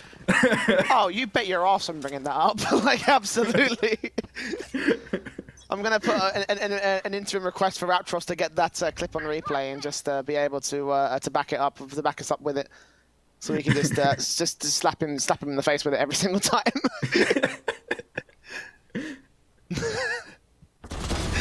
He's telling me he's going to work on that for us. So Benjo will work on picking things back up with the Community. 2 frags found, no trades early for Epic staff. Yeah, Epic staff look like they have it a little bit lost. Not quite able to find those double digits as Carter's just popping off with those knives, just finding them to the head, and finds the fourth to join the fray. Now that was just a drive-by. I'd love to see that again. Now you probably have time to replay that, right? Please tell me, because that was just balling. Just put some swagger glasses on him as well. You know, just no. Oh, it's all right. It's all right. Not quite the best timing on it, but it's fine. We get the idea, and I hope you guys have that vision in your head. Yeah, to Rapturos's credit, he was too busy hunting down the JP stuff. So absolutely, yeah. We're asking too much of you, Rapturos. We're sorry. For a man that also went from playing in this show match to now broadcasting it, like, he's had a lot on his plate today. So make sure you type thank Mr. Raptros in the Twitch chat for us to thank Raptros for his services to epic.LAN and to this stream as well. He was also broadcasting on day one when we had no producer. So caster, observer, producer, can do all three at once. Truly a man of many talents. Probably Playboy model as well. Mate, given the state of that face, I can agree with that one, mate. Oh my god. Oh, lovely. Truly. 2-for-1 trades for Epic Staff as they also try and play this one out a bit better. Community have lost a little bit of control. They continue their A play. Have they stacked into heaven again? Oh no, that's Epic Staff. They're stacked into heaven. Okay, never mind. I'm being an idiot. Yeah. But Community, they can't dare to push through. They don't want to risk staying in place. I'm not quite sure when they get to stay in place, but it's better not to take that risk whatsoever. But that gives Epic Stuff a lot of room to move, right? Now, they're getting a lot of info, pushing up towards ramp as well. They know that the players are either stacked on CT or they're stuck onto the A site, and that gives them a lot of room to move forwards. And with Haribo pushing through, they'll soon realize there's only one player stuck in B. But with that Utah being popped off, they know that the Killjoy is around that area. Therefore, they're going to say, nope. We're not going there. We're going to turn all the way around, heading towards the A site. Rock's holding it down, but McFit is able to find it through. Though this Viper's Pit is doing a lot of work. Benjo able to find 10 seconds remaining. There's no time in this. Benjo, he's just going to hold them through. Drop down. He knows exactly where they are, but I think he's got time to plant. He does. Oh, they're going for the knife. He's trying to go for the knife. Oh, JP turns around though, and now he'll survive, but Mandeep is there to deliver. Oversprays for the overkill, and just like that, Community, they're able to get themselves that equalizer. It has been a hard effort since the early starting force of the epic.LAN staff side, but the Community are now in control. I wonder, is this the beginning of the end for map 3 for Epic Staff? Community are back in with an even standing and with a serious opportunity on this defensive side. They have countered every opposition, all the opposition that they've had thrown at them, as well as that every stipulation they've had thrown at them. They've been able to deal with it. So this is starting to look real good for the talented squad. Absolutely, and they will be able to get themselves through that 10th round, looking at the economy of the Epic Staff side. Although I wonder if this strat will restrict them. I'm not quite sure if Yinzer is aware of the mere economical state that the Epic Staff are in right now. But Benjo's able to find one, giving that opening kill onto Gumster. Who else? Who would have died first, you know? It's just obvious that it's going to be Gumster. Oh, no! Oh, it's a little bit onto the edge there. Oh, if it was right on the center, that would have been a beautiful kill for the highlight reel. But now Prophet, he's in a little bit of a pickle. Flashes out, won't really help Haribo, but it doesn't even matter. He's able to find the kill, and now Mel is able to return in kind. 2 versus 3 in the Epic Staff. Half HP onto both of them as Phoenix tries to heal up with his own fire pit. Mel will try and reposition and group up, potentially take it towards mid. Is to get the Phoenix to lead in this one. I mean, Mel's on very low HP, so we'll leave it all on McFet instead. Entering from heaven, Spike is on the back of Mel, so as she goes down, it'll be a very early drop for that crucial piece of kit. They've got barrier orb up, put up earlier from the attacking side. Now seeing what's coming through, and wrecked to rocks, I should say, taps 2-2. Getting that 10th Community for the first time in this map. They have a lead. Tyrannosaurus rocks. Yep. Well, it's a good thing he's got some kills now, right? Because he wasn't doing too well. He even had less frags than Gumster, so not a good level to be on. But now he's redeemed himself. Now he's got 10 to Gumster's 9, so now he can be happy that he's not doing that bad, you know. But yeah, Community do hit that 10 round mark, get themselves to double digits as they are looking to defend against this A site push. Orbital strike. No, that wasn't orbital strike, but it's Prophet to hold down this B site together with Rocks. Oh, Rocks! As soon as I say good things about you, you gain confidence. Finding one kill after the other. Mel is able to shut down Prophet as well as that TP doing a lot of noise, but I think it's the same situation again because both Raze and Phoenix are the 2 players surviving for yet another round. But this time, Mel's able to find one kill onto Rocks. Yeah, 2-on-2 situation. Mel's doing a decent job of trading off the back of Rox's great positioning and the multiple frags out towards the main position. Cards are also taking damage. Still turns on McFet, so it's all left to Mel. Seen back here, sprayed up. Still gets away with a triple, but now 20 HP for Mel to recover the situation. Going to check out the defender entrance, tapping up, may reveal the position. Spike plant down behind the box. What can she do? Crept up close, 20 points of health. They see where that Spike is. Mandeep should know. And he wins the fight. Nice and easy right there for him. As it should be 11 for the Community board. It is. It is. Actually, these 2 teams are playing a proper game of Counter-Strike. Oh my god. Someone's been casting too much snow, sweet snow, I think. I think I have too much tier 2 CSGO scene going on right now. Oh. Yes, they're playing a proper game of Valorant. That's what I was supposed to say, unless they're playing Overwatch or Counter-Strike or any sort of other game that I could have mentioned at that second. Oh, my word. Oh. It's a very good game of League of Legends, guys. A very good game of League of Legends. Killing off the Scuttle, now going for the Baron play. Oh. You know, we do love those 2 CP maps on the Overwatch side, getting those double tank plays. And I mean, the GOATS scenario is not really working out for them. It's out of the meta now, especially now that they've restricted it to 2 DPS, 2 supports, and 2. I'm going to shut up. I'm sorry. I'm taking it too far. You really have. Well, Prophet trying to get out to that mid control, seeing what's going on there in the back lines and knowing that they are there in towards the A-link position. JP will wrap over towards the Epic staff main force. That spike is still in B main though, so Gumster's play here is really just a lurk. And I guess they're probably just looking to get that trade because there's no way Gumster's going to win a fight outright, right? Yeah, it's not looking good for him, but he is going to put his crosshair on his teammate. I'm not quite sure if he thought that was an enemy, but I wouldn't be surprised. But Benjo, he's able to find JP cast. That will mean that Epic staff are down in numbers, 2 players down to be precise. And Gumster, I mean, you talked about this earlier. Gumster, he's in a little bit of an unorthodox position. I'm not quite sure if a community know about his location. Of course, some time has been spent. 30 seconds left. And yeah, obviously Gumster did die there. I'm just going to walk right past that as MacFit will look to peek the same exact angle. Will meet the same exact fate of Gumster.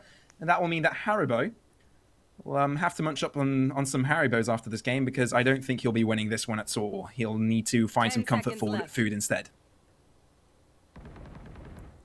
They're going to save in the show match. But then again, what choice does he really have?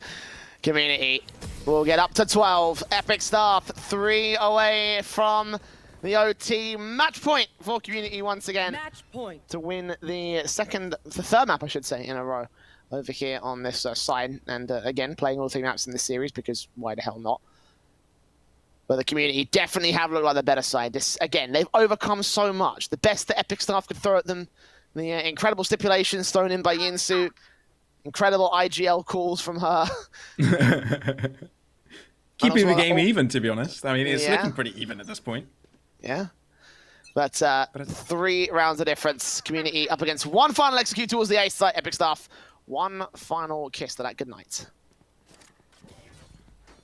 But it is a little bit of 5-man stack over to the A site, while the rest of them are looking to push towards mid. They've already got themselves to Sushi. It looks like they will get themselves to the connector area of vents and perhaps get themselves onto the A site, but I'm not quite sure if the rule will apply as soon as they get there. Will they be stuck in place? But no, I think that was the ruling for this time. Everybody stack on B, and it looks like Epic staff are onto the A site rushing through. It looks like they can't stop running. I think it's a run and gun play. I think they can't stop to shoot. It's exactly what it is. Maybe they're able to make the showstopper work, and at this point they're looking for more. MacFit spraying them down. Gumster finds the final kill as well. Man, now that was an interesting one. Oh dear. That definitely should not have gone down that way. The worst part about it is that Community actually had the round, essentially. Running guns straight through the B play up towards mid, actually catching off the kills as appropriate, leaving us at 12-10. I'm impressed. I am impressed that this has actually come together for the Epic staff because Community, despite the unorthodox strategy, they should have won that. Yeah. I mean, run and gun, I know there was an issue with run and gunning and it had to get patched, but not to that extent. You can't just full on rush with Vandals and expect to find kills. But I mean, they did find those first 2 kills, right? But now it looks like Epic staff still want to get this going. They still want to get the win, and it looks like they try hard and for it. Already with a numbers advantage and Spike being planted on A, it looks like they will be able to do so. Haribo, though, with the rotation to come in, Mandeep interrupts the Spike plant, and the Incendiary thrown out, it will delay it even longer. Mandeep throwing down the lockdown. If it is able to survive for long, but it's a little bit out of the open, it could get shut down. JP Cast finds himself out in the open. He's able to find the kill into Mandeep. Also punishes on that lockdown. Potential for Epic staff to still win it. Resurrection coming through. Benjo is able to shut down Mel, and now down to 2v3. 50 seconds remaining, and the Spike finally may get planted. Prepare for hellfire. Orbital strike coming through as well, trying to drive them out of heaven. Benjo trying to catch this one player out towards the corner or force the issue forward towards the site itself. Viper's Pit also coming out here to try and find an entry. Haribo getting decayed out of position, such low health. Benjo makes his way into the elbow position, getting Gumpster to drop 1 versus 1. Such low HP for him, but Haribo, the same could be said. Got to recover some. Spray it, He's come sticking on. it. Haribo, He's spray sticking it. it. Haribo! Oh no! The clutch comes through. Viper's Pit was everything. As it's 13-10 for the community. They take the whole series 3-0. My. My oh my. I mean, I'm impressed, right? They got themselves the 10th, but I was kind of rooting for them at the end there. And Gumpster, good job on you. You didn't get bottom fragging in that round, so thumbs up. I love that short thing. It's just like, yeah, good job on not bottoming out the board. Like, fair play.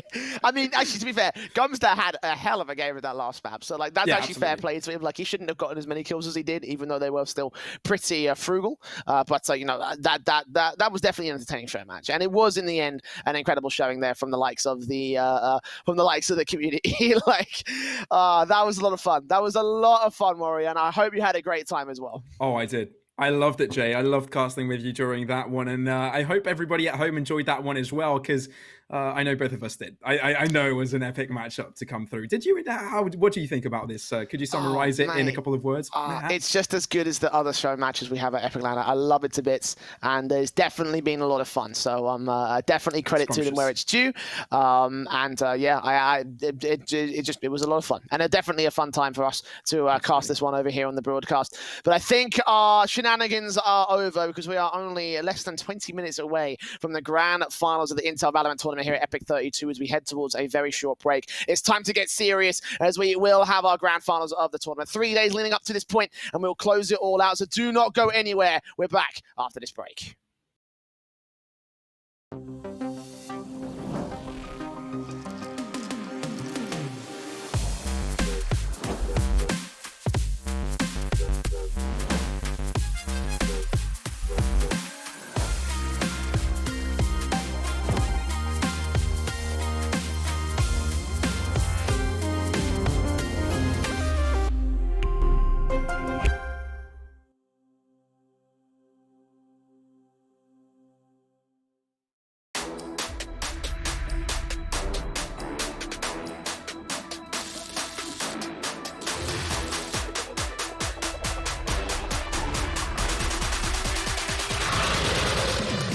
Hello, Overclockers, and welcome.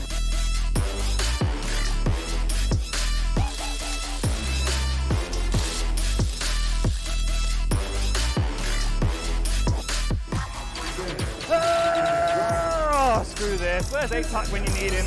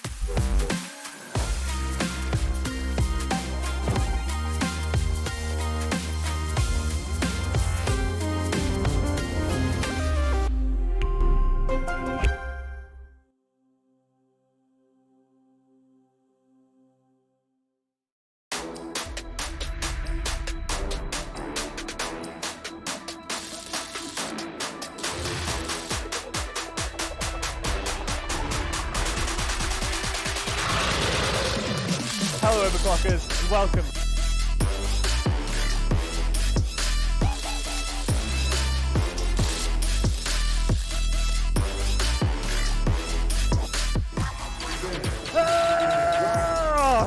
this. Where's ATAC when you need him?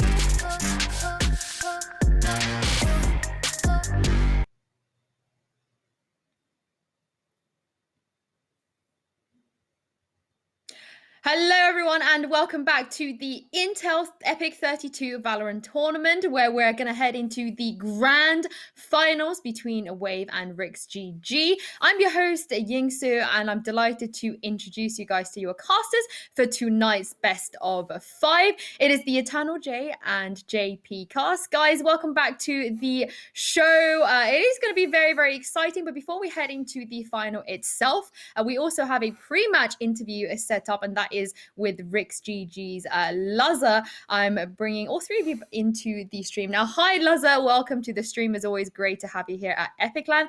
We were just chatting before we went on air, and you told me that you've won 5 or 6 epic.LAN titles in the past, quite a few.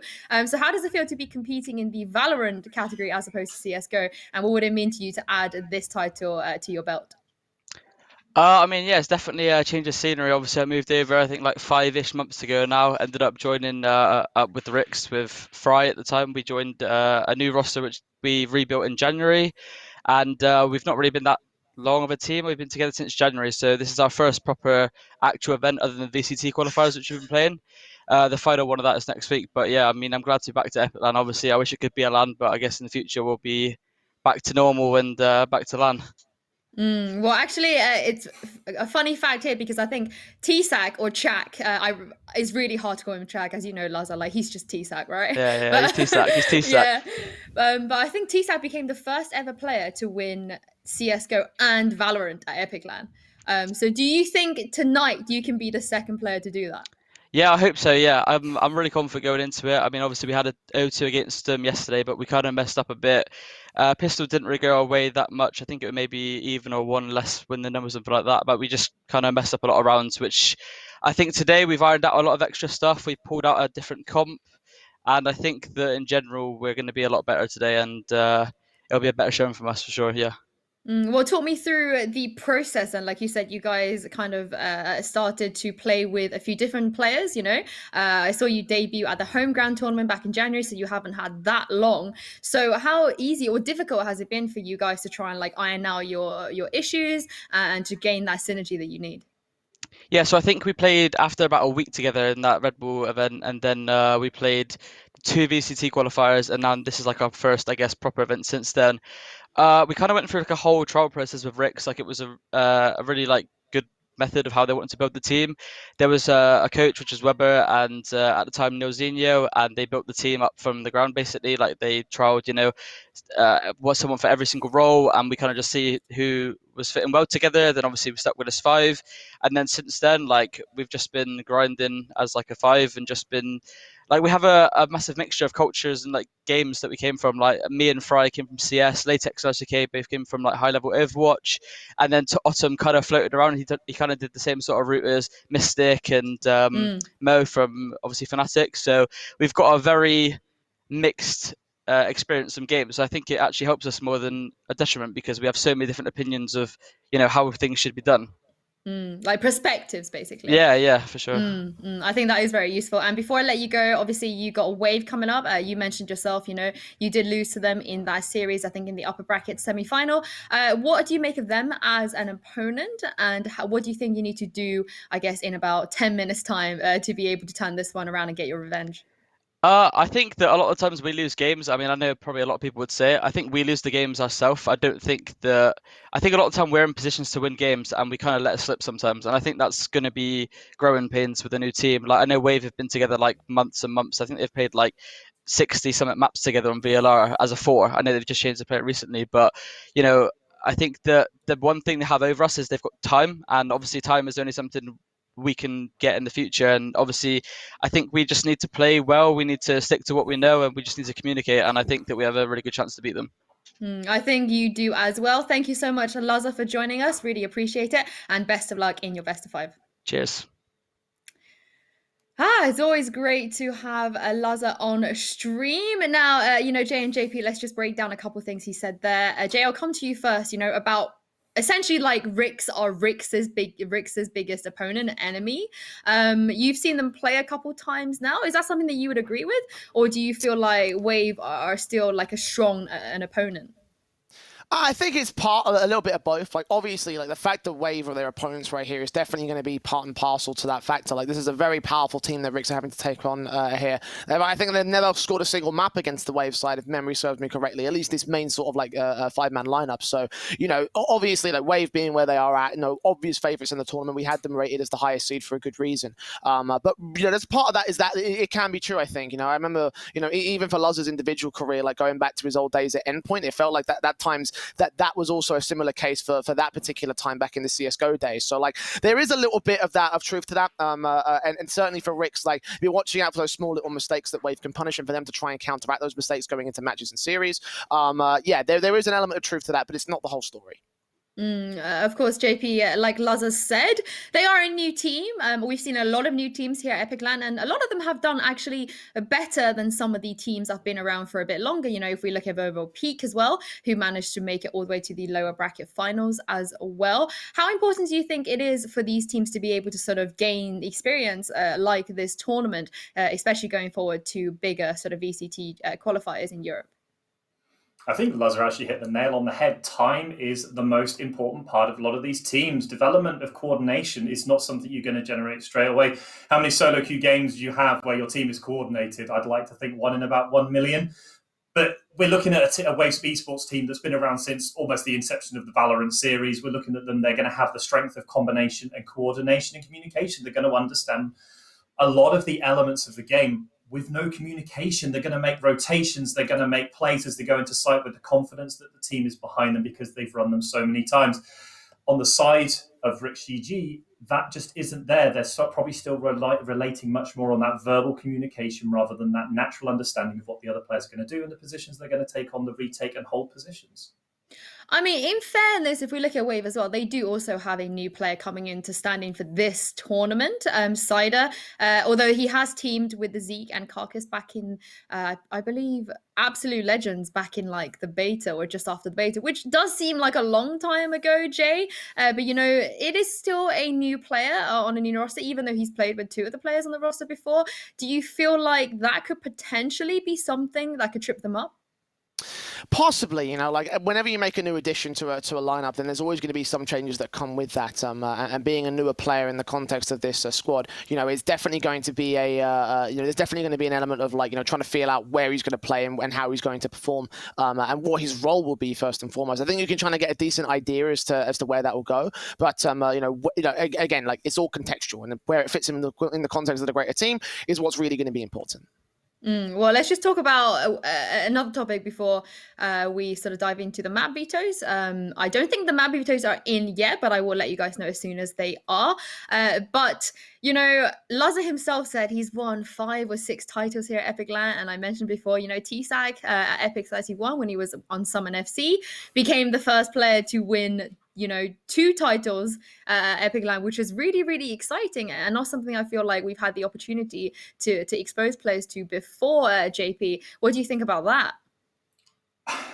It's kind of one of the flip sides, and there's a very, very 50-50 decision on this one. Yes, it would be fantastic to have that follow-up decision, but for the purpose of the game that Laza has ahead of them, that is not something that they can be even thinking about. But to hate nothing away from this team, but they need to be focused on the challenge at hand. This is potentially one of the best team in this event, and we've already seen that there are fallibilities to the Wave esports team. They have dropped maps and rounds in the best of 1, but they've completely dominated the upper bracket. In fact, taking down Vitality is not something to be sniffed at. So yes, I'll hold my hands up. I would love to see a back-to-back winner again, as you said, with the winning the CSGO into Valorant. But at the same time, it's also less of an interest to me because what I want to see is this team perform in this game on the day and have that real focus on the task at hand. I maybe I'm just a little bit like sentimental, but I think it's great. It's like, I don't know, I love to be the person that's like, yeah, I've won 5 titles at epic.LAN, CSGO, and then I just casually switched to Valorant and won that one as well. I feel like you get a lot of bragging rights for that, but you do definitely have a point. JP, it is a big task at hand, and Jay, I know we haven't seen the map vetoes yet, but, like you said, Wave are one of the favorites, especially after, Vitality dropping out of the tournament. Do you think Rix will be able to challenge them the way Vitality did? Definitely, yeah. You take a look at their previous results, especially like back, they had one series on record back during the earlier sort of stages of the tournament, and that was actually a pretty close sort of best of 3 with a 13-8 and a 13-10. So like they have been able to contest right now. And historically, you can also take a look at this and say, there is a there is a level of sort of like preparation that can come through, because I believe when they faced off against them, it was during one of the upper bracket quarterfinals. Don't quote me on that. I'm not 100% certain that was the actual stage, but like you have the opportunity where they've taken that loss on the chin, and now Rix have a lot of information that they can pull from. They have the opportunity to go back and watch the VOD. They have the opportunity to counterplay. They have the opportunity to counter strat and anti-strat the whole Wave side. So there's possibilities. Rix definitely were a dark horse team for a good reason. We had them pinned as the favorites to the secondary favourites behind Vitality to be here in this position in the grand finals. So like they have potential behind them, and Laza talks about being able to be the second multi-game champion at epic.LAN. I think that's an entirely possible situation right here for this Rix side. And JP, I know you're a big fan of this Rix side. What do you think why do you think they are so dangerous, especially in this tournament? I think the fact is so dangerous is there's no one individual carry that you can pick out from this 5-man roster, no matter what position they play, and we've seen them been able to pull these off. We've seen Latex running on these smoke agents, these controllers, but completely fragging out in games and covering up when Luzza, for example, isn't having the pop-off performances on Jet. We saw one of the early games with Rix GG where we saw Luzza continually going back to the operator and it just never working. Obviously, I commend the ability for them to have the trust to go back to it, but it was that game that Latex stood up and in the second half of the game completely obliterated Isuba. They were made to look like a low to mid-level Valorant team. It was just this overwhelming approach where it was quadra kill into triple into quadra again, and they just completely shut the game out. So I think that's one of the big strengths that they do have as Rix GG. It's just how the individual power stacks up against a Wave esports team that in some ways are at a slight disadvantage to what we might be looking at, is that they haven't played that much Valorant over the last 3 days. They've made it incredibly easy for themselves to come through this. Whereas Rix GG, we've seen them really develop the weaknesses that they had. We saw early in the tournament them dropping games with just silly mistakes, but we've seen them come through, and especially a game against Volvo Peak. And as much as it was an unfortunate one on Volvo Peak, just Rix GG just shut them out of the game completely. And that's what I want to see them try and do in this game against Wave Esports.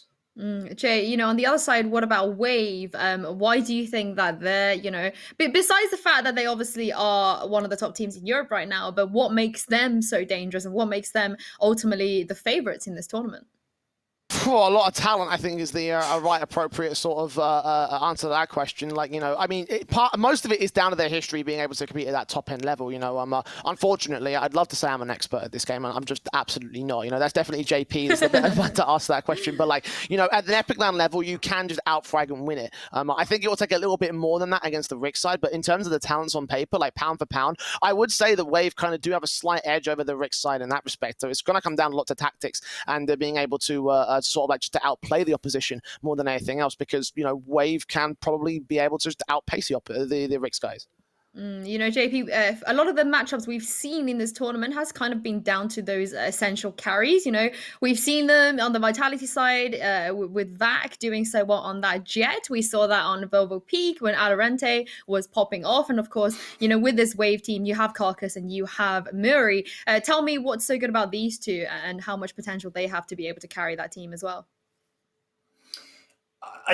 It's always this sheer firepower, and it's not necessarily the fundamentals of the game. All of these players are coming out the top end of Radiant and Immortal, so it's not necessarily the game fundamentals, but it's just the confidence that they play with. They know deep down that they are better than their opponents on that level, and sometimes you can break the will of your opponents by just not being disrespectful to them, but just showing them that you are top dog in the match. And that's potentially the way Wave Esports could just blow this matchup open, is if they just take over the map in the first one, completely blow Rix away. And it's kind of always in the back of your mind is these players are on this team. They have a degree of pedigree. They've been together a while, and the doubt starts to creep in at the side of Rix GG. But if Rix GG can get past that, then that firepower of Wave Esports can be blunted by their own. I think one thing I do have to mention is that this is a best of 5 with no map advantage, which means no one is sort of coming in here with a 1-0, even though Wave were the upper bracket winners. So Jay, you're definitely a man that's very, very familiar with best of 5s. How different is it for a best of 5 in comparison to a best of 3, given that in Valorant, not every single team has every single map down at this moment in time? Well, for a start, it's a lot more arduous. There is a lot of there's a longer series going on because you have to win at least 3 maps as opposed to just a standard 2 for a best of 3. And you'd be surprised how much that extra map can really make a difference in things when it comes to trying to weigh out players' retention and how they are going to be able to hold themselves in terms of just trying to beat out exhaustion going forward. A best of 5 in that respect is often considered to be the ultimate test because it tests map pool, it tests all everything I just discussed before and everything, and it really requires every single team to go and reach into the depths of their playbook because you're going to need all those strats to be able to pull out on each respective map and try and try and win out overall as a result of that. I kind of like the best of 5 funnel as a result of that. It's not a weighted best of 5 in that respect. So it's I would call it a bit more of an even standing as a result for the Rick side. I'm more familiar with the weighted best of 5s where there's a map default win to the Wave camp where they came from the upper bracket. They do get a veto advantage though, so there's always going to be that element to work with.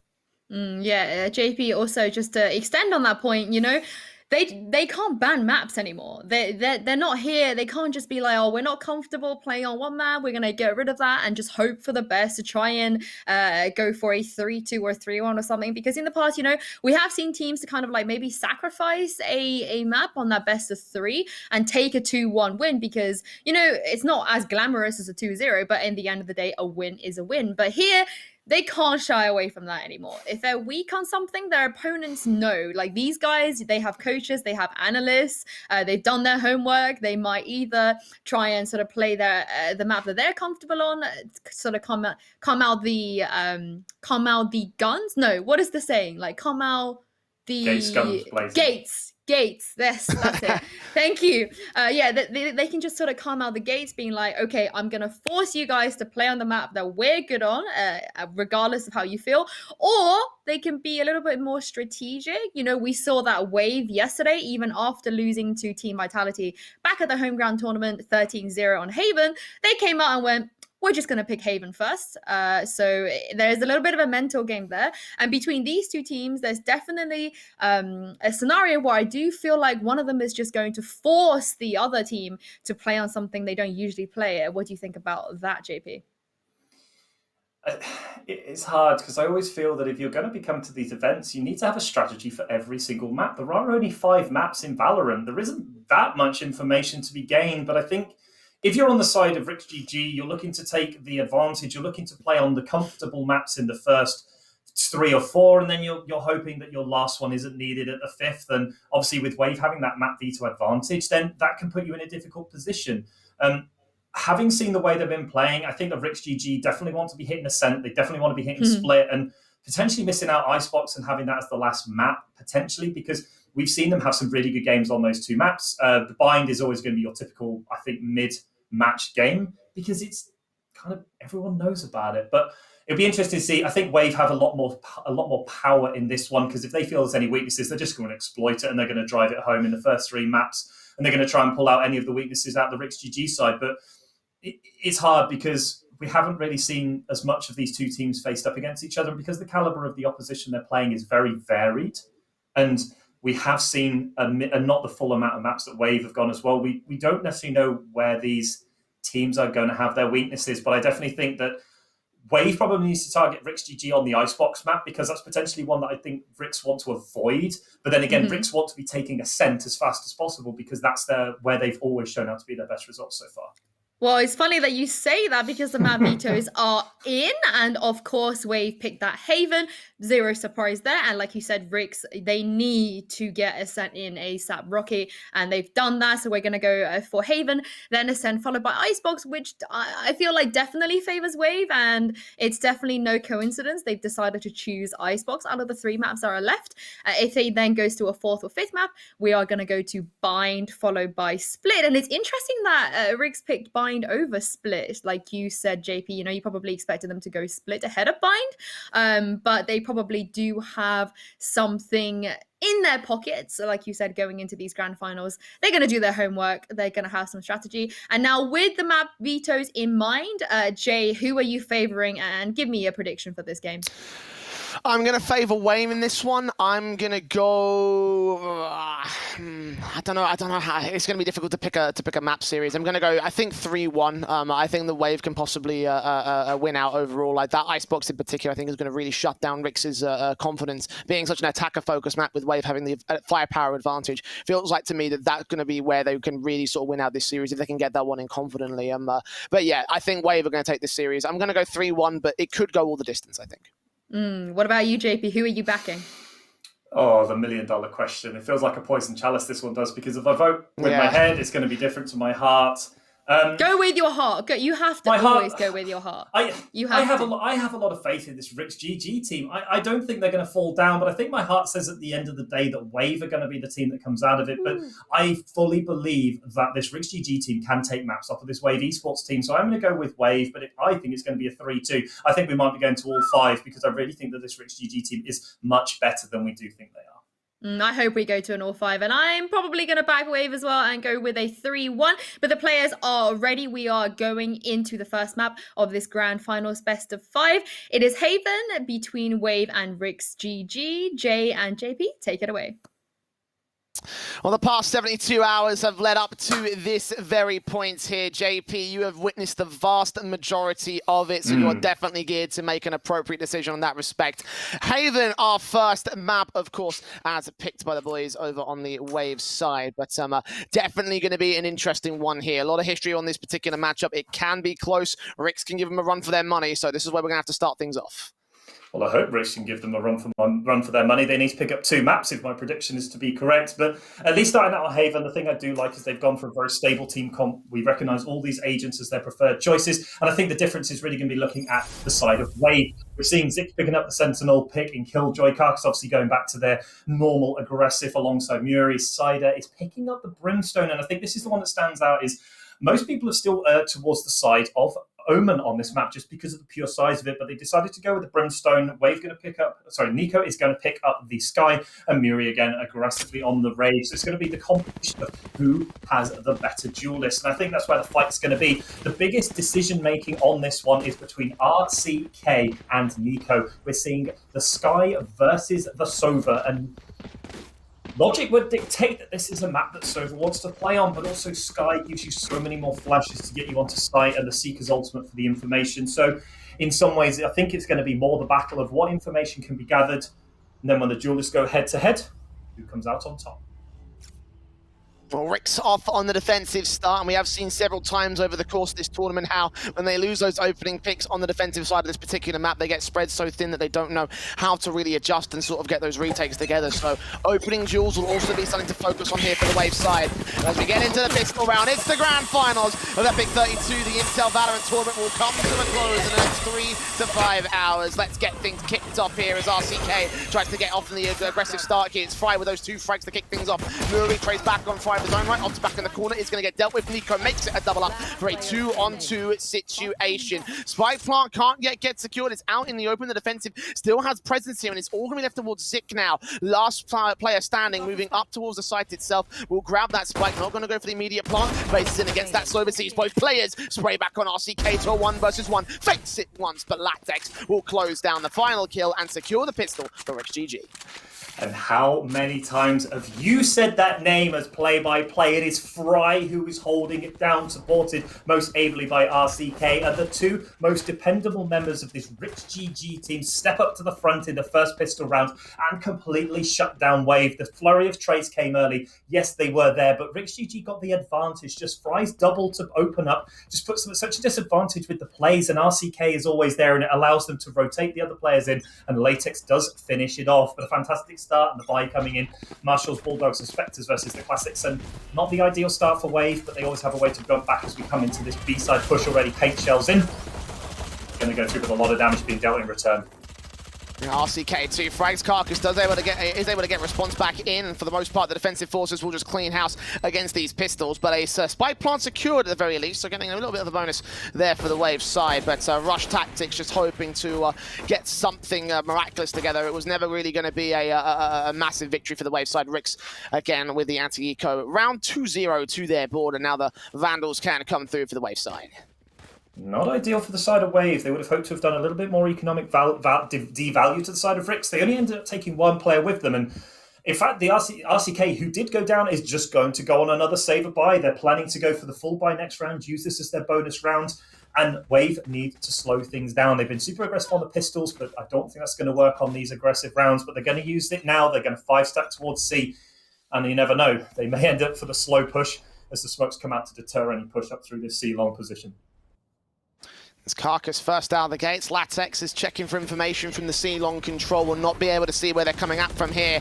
Forced back as Muri gets that opener, flash around the corner for Autumn, gets only one frag as Carcass will clean up the trade, get on top of the boxes as well to maintain overwatch over the site itself. The spike plant can be secured from here, and RCK with the Bucky out is going to try to see if he can deny something in the back lines. Takes that face in, takes out Nico, spray through from Loza will also come good against Carcass, but a trade is thrown into the mix here for the Wave side. So a 2-on-2 post-plant position. Smokes will go out, get a little bit of hard cover for the Rick side to go for this on the spike initially. They're thrown down again to try to force them off that position. Further utility coming in from the Wave side. Again, just trying to drive back from the backline position. Rick's going to force forward, try to get these kills, it seems like. Not going to go so well for Cedar. Fry doubles up, and that will be the defuse coming through for Rick's. Yeah, the Molotovs just didn't buy enough time. We saw them all thrown out, but Rix GG took this site back so quickly from Wave that it didn't matter. The time was going to be there if they could find the kills, and Fry, ever dependent, does find that double down that long position. He manages to isolate the two 1v1s and wins both of them, which gives Rix GG another free defuse, and a horrible position if you're inside a Wave that you went on the gun round against the anti-eco bonus round and came out behind out of completely nowhere. They had the beautiful site take, but just on the back of the dependable play from Fry, they managed to hold it out and get the last 2 kills. And we're now up 3-0. Rix GG want this upset in the first map. That they do. A brilliant start so far for these guys. Bladestorm coming through from Wave, however. Carcass taking the ultimates out initially to try to see if he can shut down some contact. There is one player right around this corner, though. Lazarus so ready to shut them down on the Jet v Jet battle. Nice and efficient for the Rick side to kick things off and take that ulti out of play. No impact found here for the Wave side. Yeah, and it's just going from bad to worse on the side of Wave. I know this is on the eco round with these Sheriffs in tow, but losing a player early, even with Cider on this flank position, should hopefully be found out. They haven't rotated any players across to assist on A. They're still holding strong in these positions, and Latex is going to find that flank. And 5v3 on the side of Wave, the best you can hope for. Well, it was to get the spike down, but Otom has no interest in letting them get any additional money out of this round. Yeah, 1v5 now for Muri. Sheriff in hand. Spike, of course, out towards that mid-control. He tried to recover that with very early play out towards that A-long position, but shut down so effectively by Rix. Autumn with a 3rd kill in this round and a 4-0 start for Rix. Brilliant stuff on the defense here, posted up so well, of course. I mean, you've talked in previous matches about how you think this map is pretty much attacker-sided, even though it has started to even out towards the defensive line. But do you think that those small adjustments on the defense is going to be able to enable Rix to just get enough to get past the finish line? Well, I mean, for the way so far, completely ignore me saying this is attacker focus. Rick's GG are making this look easy right now. They've just completely shut Wave out of every single bomb site they've tried to push. They've supported each other in this beautiful way that's just meant that even though the pushes have come in from Wave, they've just been found with multiple players isolated into 1v1 situations. And Fry and RCK have been absolute monsters so far in this game. And for me, that's the big thing that I cannot take anything away from this Rick's GG side. These two players have been amazing for them across the entire tournament. No contact here until the early part of round 5. A little bit of aggression coming in towards that long control again for the Wave side. This time with a bit of short presence to try and split in towards the A site. Here we go. Execute is coming through. Smokes down to the back lines. Fry's going to get caught off guard. One player does get flashed out blind, and Zik gets both of those kills as a result. Nicely done towards the Wave side. No casualties sustained, and Rix will be at a 5v3 disadvantage for the retake. Yeah, and that's what you want to see, the minimum expectation. They do manage to isolate the two players in their backside. The flashes came in beautifully out of the sky. The reason you want this agent on your team, now they need to find their way and see if they can find these early kills, give themselves a chance. The alarm bot's going to go down, and the flash is going to come out. That's beautiful from Otom. But traded back for Murray as the showstopper starts to come out here for the attacking forces. Going to try to hunt down Lazar. Missed out. The quick jet dash up is going to get shut down regardless here. Might not be a rocket kill, but still a kill nonetheless to take a round back for the Waves side. A first to kick things off here in this series for them. Struggled in the early game, but now's the time to get some momentum. Yeah, and it was a really clean round. They managed to get on site. They isolated the two players that were there. They got rid of both of them, and then they just closed it out from there. Otom does manage to get the kill onto Nico as they come around the corner, but Muri is there to trade it out, and then it's just a bit of a shooting gallery on the remaining players, and they do manage to close the round out. So a nice position, bit of a confidence builder for Wave after getting blown out 4-0 in those first few rounds. We have to see how Rix now managed to respond to that one as well. But I do feel that Wave just needed that first round to give themselves the belief that they can still win after those first 4 rounds just fell apart for them. And again, momentum swing, that's what it's all about here for the Wave side. Trying to get control and maintain presence above all else. We have got quick face in towards this long face, trying to bait in the operator, and Loza is not going to miss on the second face. Muri giving up his life so Rix can start things off on the right foot. Wave scrambling to reposition, shock darts coming out, might do some damage. I think it just tagged up one of the players there towards that short position, but Zik is the player unscathed, and he will start to move forward, putting down the lockdown, going to try and drive them away from the site. No chance they can destroy it from here. Carcass will start pushing ahead of the dark cover. The defensive line will get cleaned up as a result. 2 frags traded back on the Wave side, and now the A site is theirs. But they're not going to be able to get the plan down yet. This Hunter's Fury might be able to find something. It's going to at least tag one player, but split the others, and it gives them a chance now to take the site back. Admittedly, it's in a 4v3 to the advantage of Wave, but that's meant nothing in some of these rounds so far, as the Paranoia is going to come out. That's going to find one, but it doesn't matter. Zix has their number, and they're going to push it down to a 4v2, and Vix's going to struggle to close this one out from here. Yeah, 1 player left in the Omen. Latex with a hell of a task to clutch this. If he pulls this off, I'd be impressed. Looking back towards the main site itself, fire running down past the dark cover. They can see those traces. Latex does isolate one good frag, trying to turn back for a blind kill. That backstab is coming through a little bit late from the Wave side. It might look for the exit frag, because I don't think Latex has enough time to get these 2 frags and turn up the defuse. And indeed, double face from Wave. 2 players peeking at the right moment. Zik with a triple in this round. And that is another confident one to post to the attacking board. Yeah, and back-to-back attacks into A has resulted in back-to-back victories from Wave, and I don't see them ever planning to do anything else other than the strategy they've done. Maybe it's on a different site, but they've managed to bulldoze themselves in twice, and that one was just Luzza getting caught out by the Killjoy lockdown. They just could not get away from the site, and they were taken down as a result, although they are able to buy back up with the operator, so the threat is still going to be there from this jet. And they're going to reposition, assuming that the attack's not going to come A after that one there, especially with no Killjoy lockdown and Rix GG that have the ultimate advantage. This running back from Otom has been so impressive in every other map they've played this agent on. It needs to be as impressive on this one as well. Information hunt usually ending up with kills there for the Rix side, so you can see how aggressive he wants to get here towards the garage area, but unable to see any of the attacking forces. A very passive default setting from Wave this time.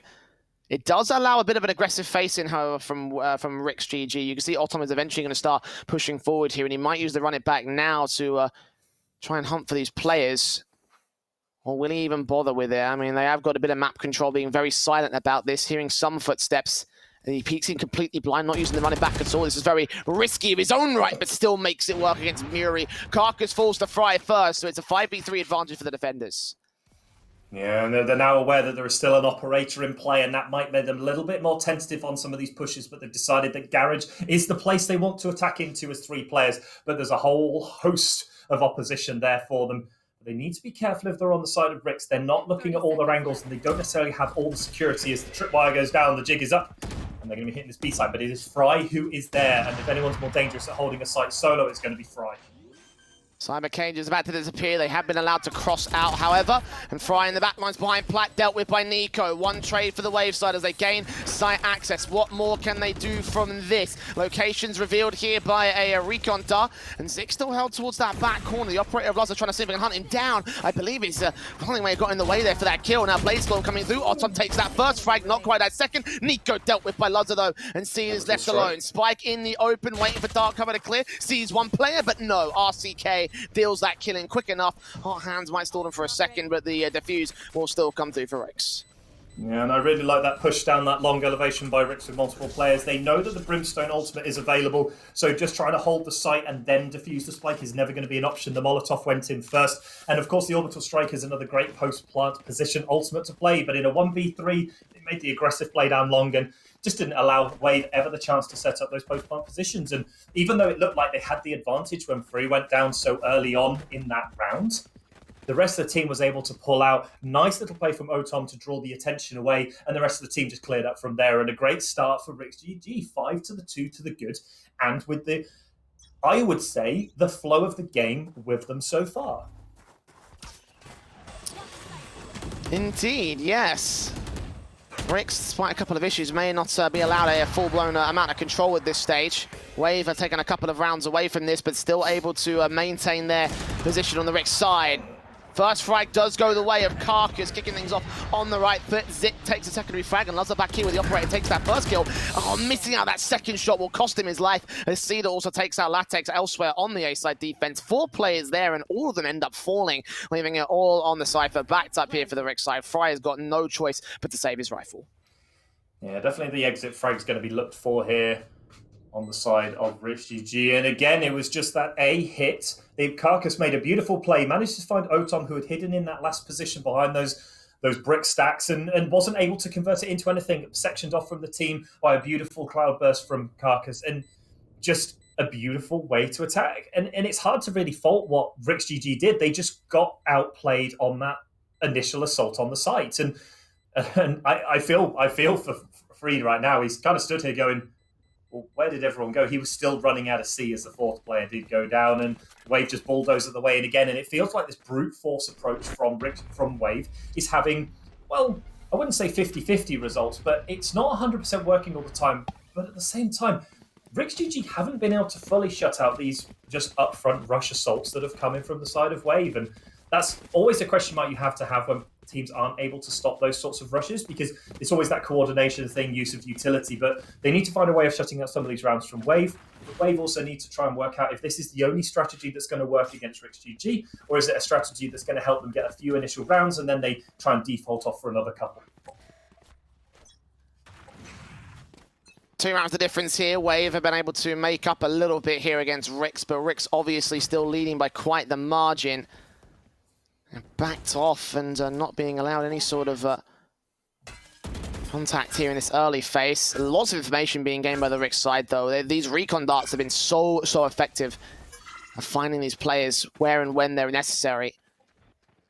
But again, no contact or kills being found early into this round. Finally, Muri will break that stalemate, take Latex out to the mid control and gain some map advantage for Wave. Yeah, I'm not 100% sure what Latex was doing in that position, but decided to play aggressive into it. Now the flash is going to come out, and it's, so good on the return for Muri. It looked like it might have been awesome advantage, but it just didn't matter in the end, and the weapon advantage was enough to take that victory against the Spectre of the Phoenix, and Wave now have the 5-3 advantage, and the yet another Killjoy lockdown is going to be dropped. Zip has dropped so many of these so far. I think this is number 3. Potentially in this game. Shows you just how impactful this Killjoy has been and how many frags they're able to pick up as Murray's coming in on this flank, although it is being watched like a hawk. Buzz is going to move away, so they're going to assume it's not there, but Free gets rid of Carcass. 5v3 4v3 plant positions in. Can Free get another one? No, Muri gets another beautiful flick for the first 3 of the round. And the backstabbing player is going to be the only saving grace for them at this stage. One player up in heaven as well. RCK peeking in. Will he spot anything? Into the back wall. He catches off Deco. Looks towards Darkin. Doubles up. We're going to get the darts out. Zik could swing and find the hit. He evades the information. And RCK's got his back turn. Luzza drops in with the operator instead. And these 2 players have managed to secure it. As Luzza makes it a double. What a retake from these 2. They were so out of the round, but somehow coming up ridiculously clutch.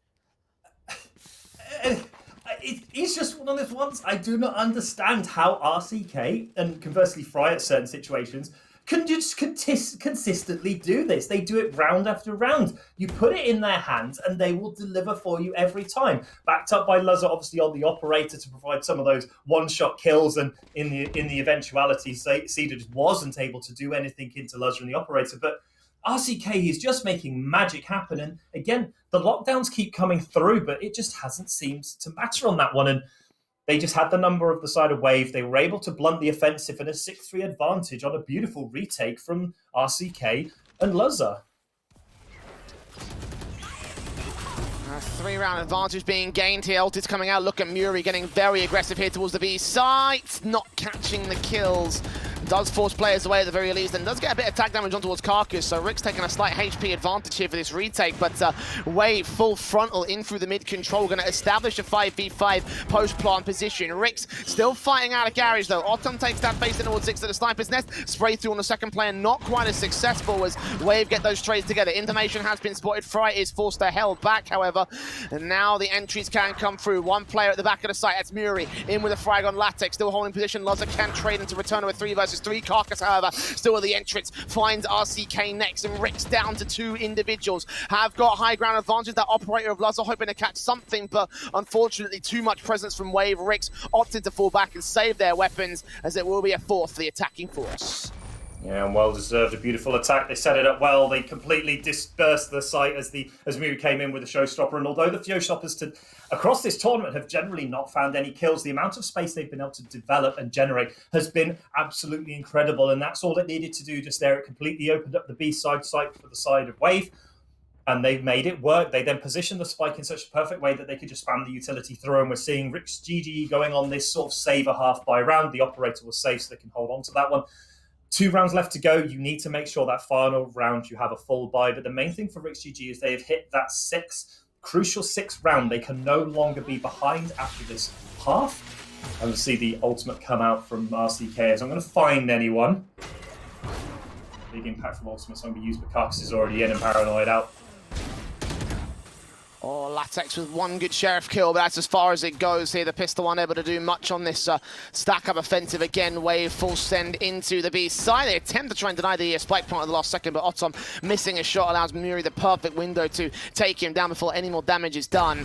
And now it's the operator left alongside. I believe actually no rifle win on this over part, but Luzza will still hunt for any sort of frags back here. The smokes will go down as RCK falls. 3 kills for Muri in this round. And Luzza in a 1v4 impossible to clutch scenario. Might get an exit. Shoulder bait for Muri. Doesn't quite catch his man. And Luzza can get away alive. Yeah, but he's being hunted down by Zik. Zik wants another kill. Zik wants another lockdown ultimate, and going to find it. That is so well chased by Wave, and they're going to take the operator off of them. It's whether they decide they want to take it with them, or whether they're going to leave 5k on the ground. But it's now full buyout again, and Luzza does have enough money to go back to this operator again. They might have taken some of the money off Fry to do it with, but they decided to leave the operator on the ground if they're on the side of Wave, who have money for days, but it just doesn't matter. It's the final round of the half, and 6-5 to the good for Rick's GG. They've made this Wave side bleed in this opening map. We'll have to see how they can make it work in this last one, but we can have an aggressive peek out from A. The advantage obviously favouring Ricks at this one goes into a very positive entity for the Ricks side. Again, the Wave had the veto advantage coming in from the upper bracket, so getting into this and finding themselves 6-6 at the half is still going to be, I think, a pretty positive entity for the Ricks camp. Although a lot of damage being done to Autumn here. A little bit too aggressive for Ricks, as unable to get a kill. Will shut down some of the utility that they had there for the Wave side, but that's about it. All in all, it's Wave coming out on top. Uh-oh, Muri grenade, wrong place, wrong time. I was surprised that Otom didn't pop the run it back in that position, maybe got a bit more information and go through, but no, down to 1 HP at one point. He was going to close at RCK, and that's a big defensive position has gone on the side of Rix GG, and with Otom at such low health, even with the run it back, a lot of ultimates available, but losing the Hunter's Fury is critical. It's something that is going to be invaluable in these rounds, but isn't going to be available again, as the C hit looks like it's where they want to go on the side of Wave Esports. Well, Latex sees what's going on. I'm going to put some dark cover close range, try to dash through it, but no. Muri just sprays blind, and now another player caught to the backside. Still, Fry can get the kills together, and Muri knows he's here towards the backside. He is going to get taken out before the showstopper can come to effect. Puts it out towards the B side, is unable to find anything with it, so it remains the 2 on the Rix side. There is Otom running it back at this stage. Is forced out of position. Loza still with the operator, comes up with a kill. Bladestorm straight in, dashes up, and he's the lone player left as Otom goes down close range. Oh, he misses the shot, and Nico can take him down. So, fantastic start in this half for Rix to get so much of a defensive base this built up, but Wave coming back in the late part of the half will make it 6-all as they move to the defensive side. Yeah, and it was just unfortunate there for Loza. They missed the right click onto Nico, which meant they got no reset, and even with the operator, it takes so long for that weapon to come out. I don't think Nico could have possibly missed that one, even if he had his knife out, but it just meant that it's, as you say, it's 6-6 now, and Wave were able to come back from a pretty big deficit of 4-0. They rattled off a few. The fact that Rix GG, I think, were able to get to 6-6 is of critical importance. I think that this team has a good attacking composition, obviously spearheaded by Otom on this Phoenix, and then they now need to try and push that through. They need to make the most of the advantage they have so far, and I do feel that they might be able to pull this map out, but it's up to Wave to hold the defense strong, not let the attackers pull through, but that is a lot of utility already chucked down A. And straight in towards this mid control for the Rix side. Wave gonna have to get forced out position. Carcass taking his frenzy close to the midst of the smoke. Gets aggressive and does win out a fight for it. Fry to 4. Cedar gets Otom as well. So a 5-on-3 situation being gained, but Rix have inserted themselves into the line. They can also get the spike plant. Haven't dealt with Cedar back here though. Loza's gonna go falling. RCK can find a trade, but now he's the last man left as his teammates are falling all around him. 1v3 seen out here towards the mid control. Tagged up, forced out, sandwiched between 2 of the defending players. And Wave win an all-important pistol round.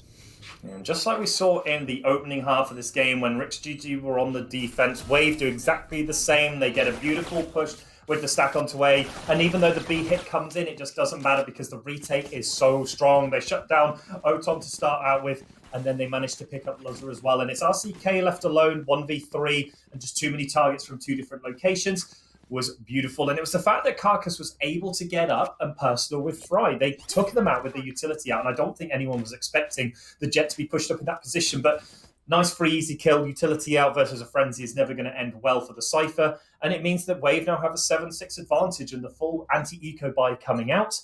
We could probably be looking at 8-6 here, and a decision for somewhere along the line that this Rix GG side need to find a new way to attack again. Look at Otom pushing so close with these pistols out. Carcass might not be ready. He is able to adjust against it though, take minimal damage. Force these players out of position. At the very least, the Rix pressure has gotten Wave back into the C site and away from Garage. RCK will not be able to deal with a similar aggression from the defensive forces, however. Zik makes his way in and takes that kill back to a 5 versus 3.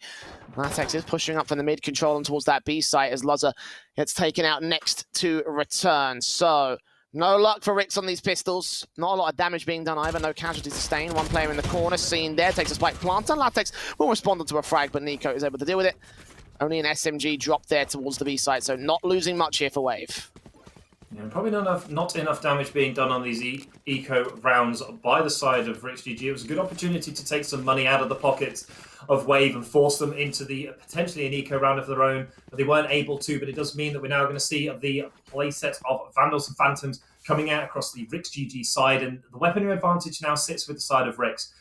This is the round they need to make work. They need to find a way in amongst these Wave players. They need to make most of the ability that they have shown, obviously, on the defense. And they need to shut down Carcass, who has been running rampant on this defense.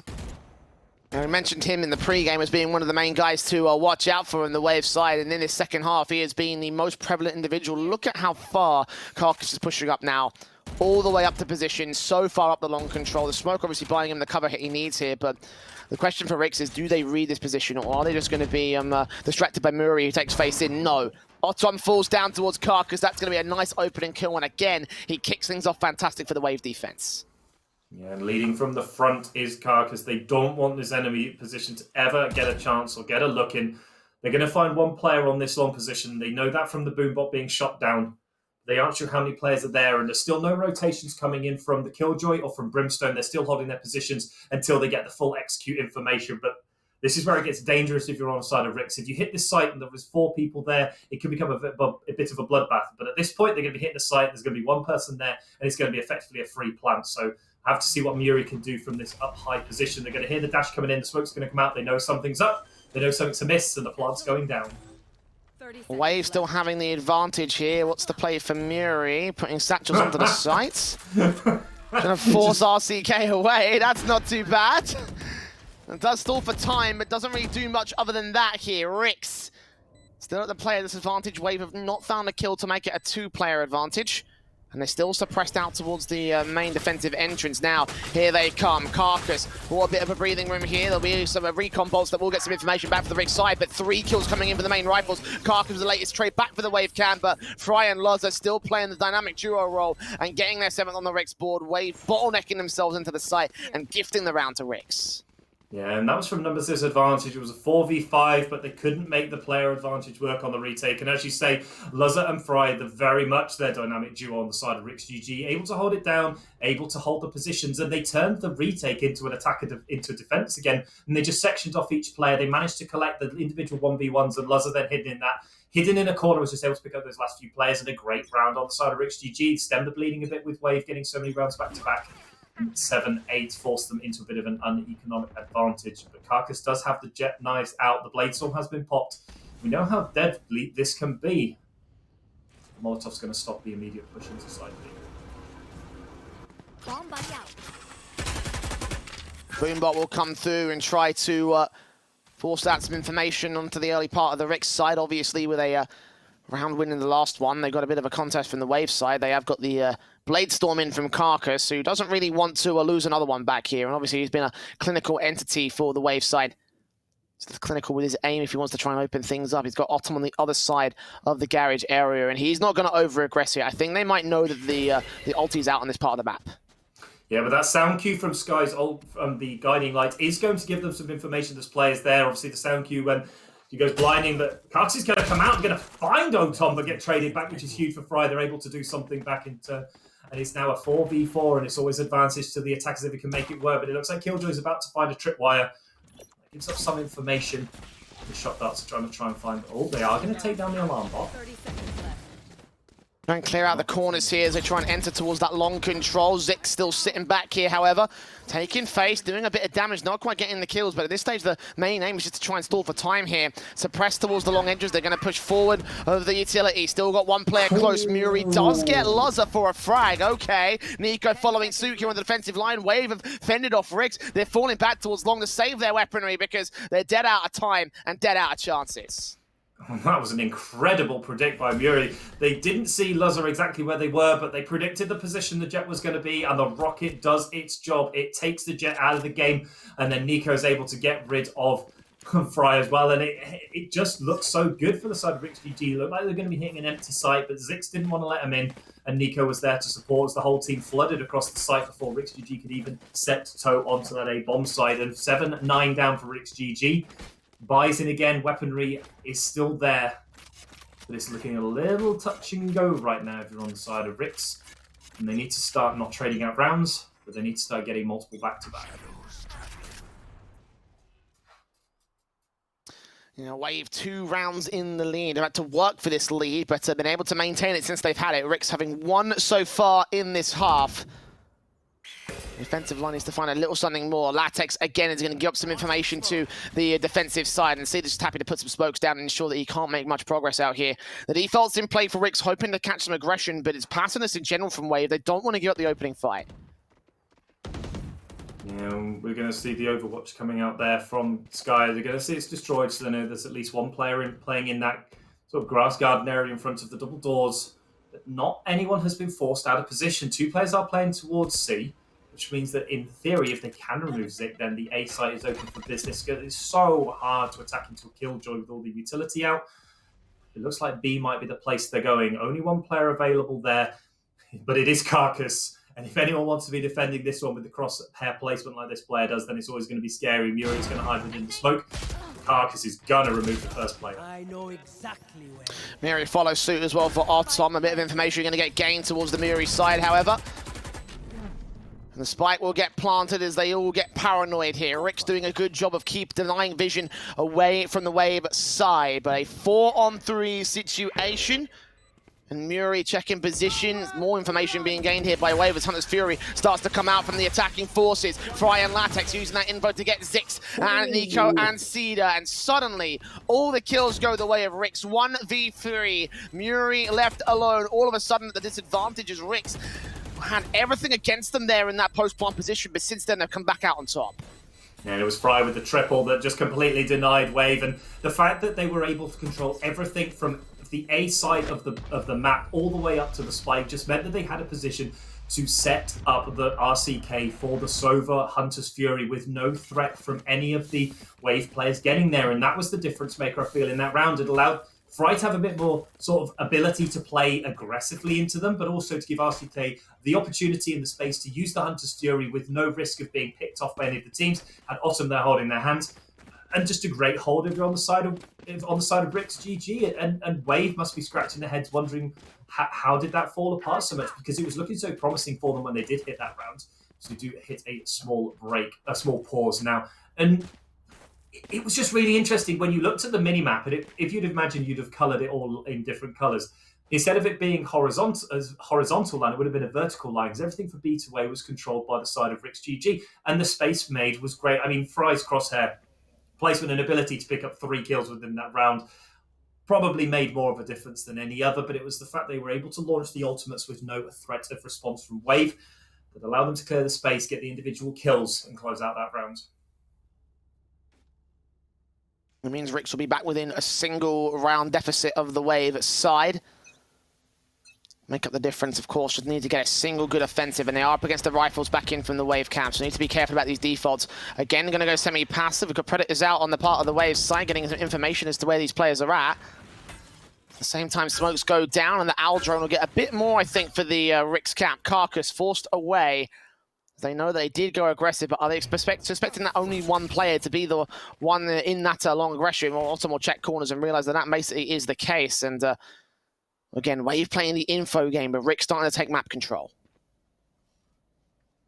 Yeah, and that's all you can ask for if you're on the side of Rix. You just need the information now. And these aggressive plays from Otom and Frey into this Suez area of A is definitely further up than they'd expect to go, and they found no resistance so far. But there is a player waiting around the corner. It depends who wins the deep duel, and it's not going to be Otom. They're going to be found.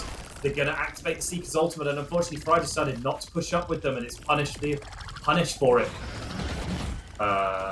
Interesting targeting Seekers, I must say, but no interesting targeting from Fry. Crosshairs lasered onto Carcass's head.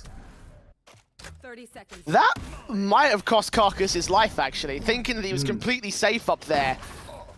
All right, then. Well, that's gotten interesting. Luzza facing forward alongside his backup, but it's Cedar to get those kills. Muri trading, Latex and RCK chiming into a 2 versus 2 in 15 seconds remaining. Zix going to find an angle. Isolate 2 players getting aggressive. They're going to get a spike plant in towards the backline position. Cyber Cage up, might force them away for a moment. Muri finally gets fried, but Zix pushes forward, gets it down. One more frag found, and Wave just about secure themselves the round. Yeah, I don't understand what just happened with those Seekers. They all went straight past Fry. And I agree, I think it may have cost Carcass their life. It was such a weird one to see. I think one of them may have tagged onto them and the other 2 carried on onto other players. But Wave were able to make it good. They managed to win out the round anyway. Muri positioned beautifully in the back of the site. They were able to crossfire in the Rix team as they came in. And they were able to close out from the numbers that were even from the side of Rix as going into that round. And Rix now on the eco buy, Sheriffs and Frenzies in hand, looking for the full buy next round. It looks like Luzza's looking for the operator with the amount of money they're trying to save. We've got Bladestorm in on the side of the Rix cap. Luzza happy to take the knives out and see what damage he can do. No one's directly on the A side. They've got a turret here, but that's about all. will get spotted and have to try and waste a little bit of ammo and ability possibly from that blade storm to try and get it out of position. I don't think actually Loza fired off a single one of those blades, but either way, spike plant will come through. Zik's going to try lock it down and try force these players out of position. And actually we're going to see Autumn try and force forward of his own right, uses to run it back to try and get out of position. And now he's going to get in for the actual frags itself, faces directly and goes down before the lockdown comes through. One player does get detained on the offensive side, I should say, but they have been driven away from the site. The spike defuse can come through. I think they can stick it at this stage, yeah. They've been forced so far back, there's no way that they can get towards this player in time, especially with suppression coming in from the wave side. A fantastic retake, and it basically came off the back of that lockdown. Its positioning forced the entire A site control.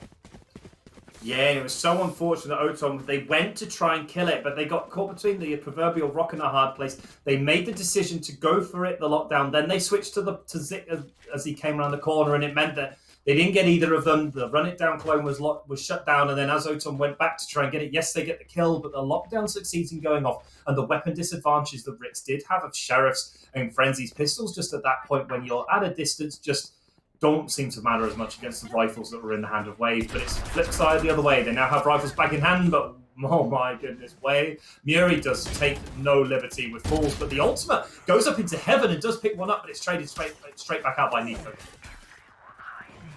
More information coming through on player position on that defensive side. Cypherol will force Wave to reposition. Ricks are going to force them out of the site, get the spike plant in. It's an orbital strike. Oh! And RCK barely gets away with his life.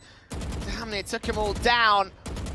Fryer now left to do the heavy lifting as the highest speed player in this position. Loza will catch up a headshot though. Almost lines up two more, so that might turn something back to the favor of this side. Fryer gets one kill before he's traded, so it's all left to RCK. Hiding back behind the smoke, knows where that spike is. The moment they tap it, it has to be the kills coming through. Spray is awkward, forcing them off angle. He does some damage, and now some information to come through from these guys. Recon bolt is destroyed very early though. RCK playing the time of game will now get flashed out and dealt with by Zik. So Wave should be able to secure this defuse. It will be a little bit close, but I think they've got the time for it. And indeed, it will be map point for the defensive side. Yeah, and it was just such a strange position, unfortunately, there for the last player alive.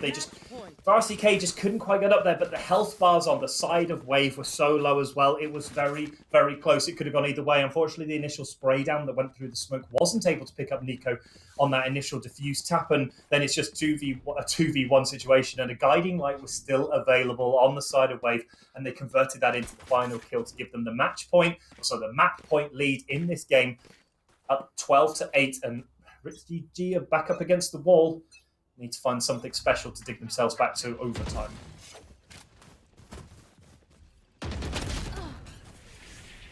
Autumn will kick things off for the Rick side as they try and press forward very early once again. They will force them away from that B site, not wasting any time in this round. Boombot will also fall as Loza reveals his angle, but for the most part, they basically just gain the site back here. Nico can respond towards RCK and turn it to a 4-on-4, but it's still Rick's with a site advantage, and they've struggled to retake this position before. Cedar's going to get spotted out here as he takes that kill on Fry. Loza will also end up falling. One player into that cubby corner, and Cedar check in position. Curveball thrown by Autumn will try drive them away. That's where the majority of the players are coming from, as well as the firewalls coming through. Autumn will get forced back out of position. Eventually Muri will catch him on the rotation away. Latex comes up with one, but on 21 points of health, and still two players to deal with. They've got to stack in and line up for this individual, and Cedar knows to jump around the corner, get that final shot, and secure the 13th and the map for Wave GG. Yeah, and a fantastic second half of the map there coming in from Wave. They managed to just close off the offensive from Rich GG, and both sides having some pretty confidence-inspiring performances on that one. Ricks did not go down without a fight. They were able to take a good lead in the first half, but they just unfortunately could not convert upon that lead. And the power of Wave just managed to run over them. We're seeing Muri top fragging just ahead of Fry. Shows you how well Fry did play this game. But 3 players on the side of Wave at the top of the scoreboards, and a 13-8 scoreline is probably respectable for the side of Ricks GG when they just lost a few rounds in the middle and the defense and the attack just fell apart a little bit. Well, there you go. Opening map going the way of the Wave side here. They had the pick advantage. They picked into Haven, and for good reason, because they were able to take the control very early on in this one here, JP. It was Ricks, however, that had the advantage in the first half, though. And for a minute, you might have thought that, hey, maybe this map might be a bit closer. But indeed, another 13-8 going against their favor as Wave continues to take maps above this side. So far, they haven't dropped a single one to the Ricks side. And if that continues that way going into Ascent, then we might be in for a bit of a quick best of 5 here. Yeah, but at the same time, you have to also look at it. A 13-8 is a very close game in a lot of the situations. If you get to 8 against a team as good as Wave, you're going to put yourself in a good position to be able to take at least one map off of them. And I have to hope, and I have faith that RixGG can fight back on this Ascent map. It is their choice. It is the map that they've always had good results on. And I really hope that they can pull it back.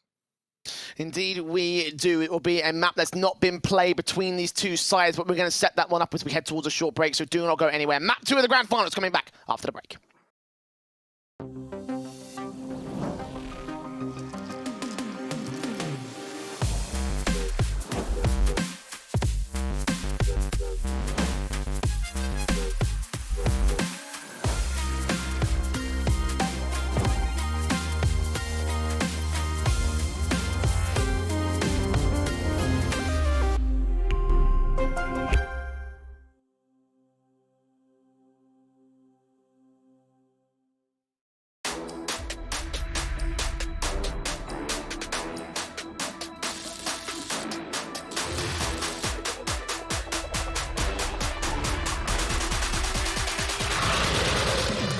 Hello, Overclockers, and welcome.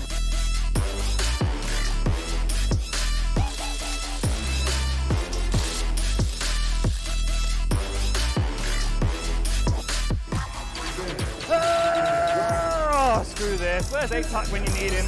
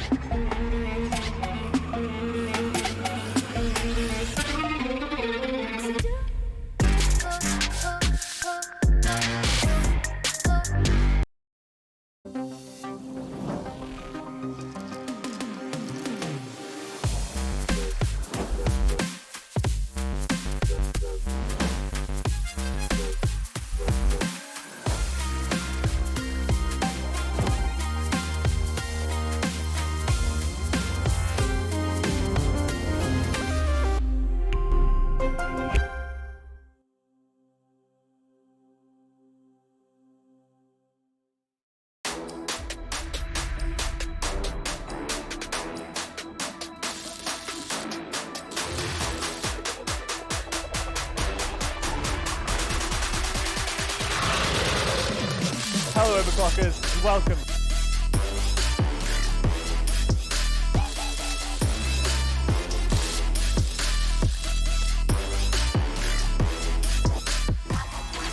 Oh, screw this. Where's A-Tuck when you need him?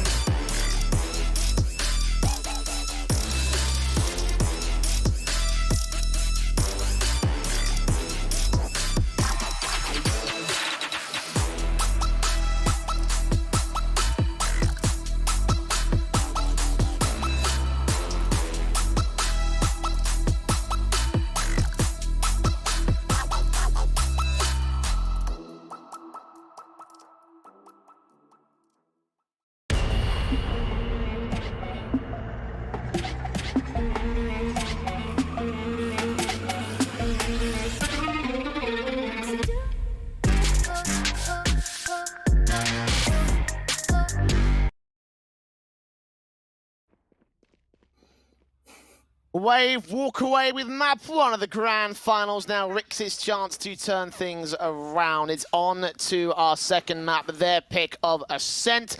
JP, we've seen the best of the Wave side. They did give him a run for the money on the Rix cap, so what are their chances of making something happen here in this map? Well, if that was the way they ran Wave for the money on map 1, then 100% they can definitely come away with map 2. Again, this is RixGG's choice. That's the one they want to play on, and they're going to get the tag onto Carcass immediately. They're going to see that player from mid, and so the mid pushes comes in. But like we were saying, I'm sure the action will inevitably kick off at a fast pace. But while it does, I'll let you take it through because it looks like we're about to hit those first pistols.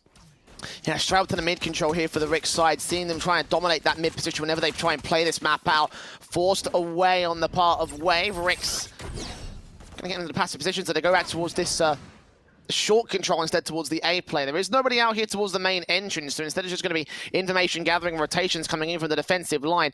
No one is back on B though, so it's the perfect chance to counter-rotate if they can make their way into that mid control. They have lost the first frag here for the Rick's side, but plenty of chances to gain it back. Yeah, and Fry here in position, they're trying to work out exactly where they are, but the contact's going to be made. The first pistol shots are going to ring out. Karkas is going to get dinged pretty heavily by those pistols. And they're going to try and make their way through the door as fast as possible, try and get this site. But one player is still there, and they're not going to give it up for free. Karkas gets lost over the secondary frag. I think RCK got a dink off and the player back over towards the main entrance. Latex will capitalize and take those 2 frags back. Nico and Karkas, the full Muri still in the back lines, makes it a 3rd kill. And Latex on site spikes out in the open, a 1v3 for him. Frenzy in hand, but 24 points of health to make this happen. Now Paranoid, it's Muri that swings out from the back of the B side, gets a quadra kill and locks it down. The main anchor of the defensive, and Wave with a fantastic pistol starts. Yeah, and if you want any way to assert dominance on your opponent's chosen map, that is one way to do it. They could not find Muri hidden in that back corner, and the key changes on this one is Muri is not on an aggressive pick anymore. We're seeing them going to the Sova to be that reliable source of information, but you know what? It doesn't stop them clicking heads. And there's 4 of them that lined up straight in front of their crosshairs. Nico picking up on the Sage, Seedy going across to the Omen, but then the Rick's GG team, the team we have always seen, exactly the same comp as always. But you could take the man out of the duelist, but you can't take the duelist out of the man, and they clicked a load of heads in that round for a fantastic start. Yeah, brilliant stuff again from Wave. The defensive just locked out so well. They were able to deal with that opening kill, and it felt like that maybe there was a bit of a contention help from Ricks, but again, just that backline hold so efficient, and I'm looking forward to see how well Wave will be able to defend B going forward. For now, it's default setting for the Ricks side as they put up barrier orbs on the defensive line, do some damage to the early Cypher and Phoenix. Shut the doors as well towards Market, and Aldro will come through from their friendly Sova, see what's going on here, and not much will be seen. Maybe that one player towards that corner slow orb trying to get themselves slowed down. Laza dashes out of the way, so not taking any moments back here. Again, they're going to try and suppress it as best as possible. Most of the curveballs coming out here. The camera's going to get taken down, so they know the players here up close and personal. But there's 2 of them watching it, and Nico's going to open up with a beautiful flurry of shots. Latex can find the trades though. Pistol numbers able to overwhelm the automatics as Muri sprayed through trying to catch this spike planter, but no. RCK comes up good as Karkas gets 2 players on the trades. They can secure the spike plant from here, but obviously the retake will be too good here for Wave in the 1v3 scenario. RCK just can't hold on, and Wave will get that second to their board. Overwhelming with firepower. Numbers game did catch them off initially though. Rick's had a bit of a chance, a bit of a window of opportunity there on the site here. And they're going to give the defuse over to Karkas on this Jet, trying to get that Bladestorm ultimate available as soon as possible. And Ricks, they did a reasonable chance. We always know they're not going to achieve much on these eco buys, and they did manage to take a couple of weapons off of the side of Wave, so they're going to have to work out how they want to buy them in. As you see at the moment, both Nico and Zik on low money, they weren't able to fully buy in. And of course, the full buy coming in for the side of Ricks. Weapon advantage to the side of the attackers. But now it's how do you translate that advantage into a first round win within this map that they've decided on. And so far, Wave have not wanted to release a stranglehold on this match. No, and this time it's the early advantage for the Wave camp. We saw how Ricks were able to mount up the majority of their rounds by getting a good start on their first half in that first map. Here it's the opposite that could be said. It's Wave that are at the advantage. Ricks do have those weapons in, so now there's a chance for them to try and pick back and deny the 4-0 start for Wave. Now that mid-control for the most part here. Latex watching out that short presence, hoping that there's an aggressive defender here from the Ricks side. No one is on that position, though. They had Laza there a little bit earlier on, but right now, Karkas is the man playing in the mid-control. Back passive past the market entrance. But they're going to use the Owl drone here to try and find some information on players. They're going to see no one in this initial area, but they need to find this Killjoy utility. Autumn's going in slow, but so far not found anything. But if they can find this alarm bot before the push comes in, that's the most important thing right now. And then the turret position is the secondary concern. But this is an interesting position. Look at Cedar stood in that back one area. They're pinging it out. They think there might be a player there. They've given them enough time to get there. So we're going to see what utility goes in. But that's the dark covers coming out. They're keeping their eyes on that back position, but they don't really have anything struggling to do it. As the shock dart's going to hit, the Paranoid's going to come out, and it's a shooting range that's traded out, but it's not going to do enough damage. I'll see that only getting one frag. Karkas has to follow through. Latex getting the trades together though. 3-on-3 situation. Now Zik held to the back lines. 2 players coming in from that short control. They have dealt with the Phoenix that was out there. The Sova of the attacking side also very low HP. 13 seconds to get back into the site. Latex desperate to try find some sort of pick back here. Rick's driven away from A. Going to rotate away and save their weapons as they are not going to get the time to get on this site. Way with a fantastic hold and just kind of playing the time more than anything else. You know, all the abilities being used as appropriate for this defensive line. Paranoia, smokes, what have you. Suppressed from sight. No chance in hell for Rix. Yeah, and it just unbelievably just ran out of time. It's very rare that you see teams run the clock down to such an extent where there is no time to plant the spike. And potentially Otom could have done more of a job within that A cover area. They pushed in and then fell back, and you just felt that maybe they push in, try and find some of this Killjoy utility. It also opens that as an entrance into the site, but instead they all rotated back rounds. They got the 3 for 3, and they decided to go in through the front door, but the front door was locked and bolted shut, and there was no way of them getting in. And a ultimate position, and Lazar tried it, but it didn't work out for them. Yuri was ready for that one. The information attempt to be scouted out here from the likes of Muri. Obviously shutting down that opening frag on Lazar, who tried some hyper-aggressive lurk play into that B site, but ultimately falling for it. If he got that kill and got the player in the backlines, then maybe sure that would have worked out. Well, Otom, I think he realizes that the utility they have in play. Spray through will take it down in the end. Now they're going to make their moves in towards the A site. Fry does get a trade back on C that they have siphoned off one of the corners. There is a turret out there.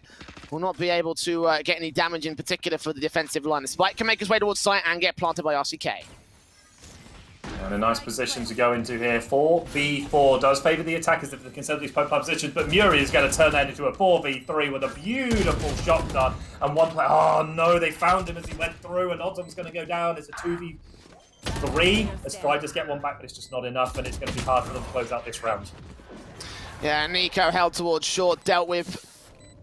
Dealing with Latex in that one. 4 to the board of Wave. A fantastic start for this defensive line. We'll get Nico back on the defuse so we can get the ultimate together. A bit further away from it. Still 2 points to get there before the race can come through for them. But Wave right now still in a good position here with the 4-0 start. They are looking poised and looking locked on as well. Like, this is Rix's map pick.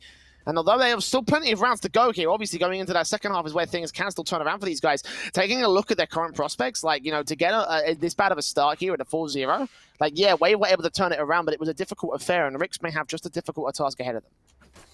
Yeah, no, 100% agree, and you do have to wonder where this is going to end up going. It is their map choice, and we spoke earlier about how Karkas and Muri can get in your head, and both of them are currently top fragging on this game as well, and you have to wonder, are they getting inside the heads of Rix GG, making them question whether they're going to be able to win this one. I love that Zik is 0-0-2 right now, shows you exactly how much impact they've had on this game, but they've fortunately just had Muri and Karkas to rely on. We're going to see some utility usage here to try and find someone. Cedar's going to find RCK, and Muri's going to check out this ultimate, try and find someone, and does get a beautiful tag, and the Latex is already in the back lines. But can they find Nico as they push around the corner? Yeah, they will catch him up with the Sheriff. It's all left to Karkas in the back lines again, playing the backside anchor, seeing one spray through. He caught vision on that second player. And run it back will come through for Otom to try catch this player off. Going to get 2 chances at the kill. And wrapping over here, they're going to take the fight on towards the platform position. Damage has been done, 7 points of health, eventually overwhelmed by the numbers game. As Lazar gets that kill, but still, defenders are so close towards side. Cedar and Zik turn it around. Otom and Lazar not expecting them to be so close. And now Fryer closes in with a spike on his back. 35 seconds, can sneak in the back lines, but he's not going to be seen. He's not going to catch off any vision onto the Wave side either. Could rotate through defender spawn and go towards the A side, but the timer is so low. He had to act the moment those kills came in through towards the B side itself. But rotations are inbound. He's going to bait them. He's going to try playing in this one. A very patient style of game. Back turn from Ziggs, and Fry makes it a double. That's a hell of a clutch. The most patient trigger discipline play I've seen all day so far, and it gets Rick started.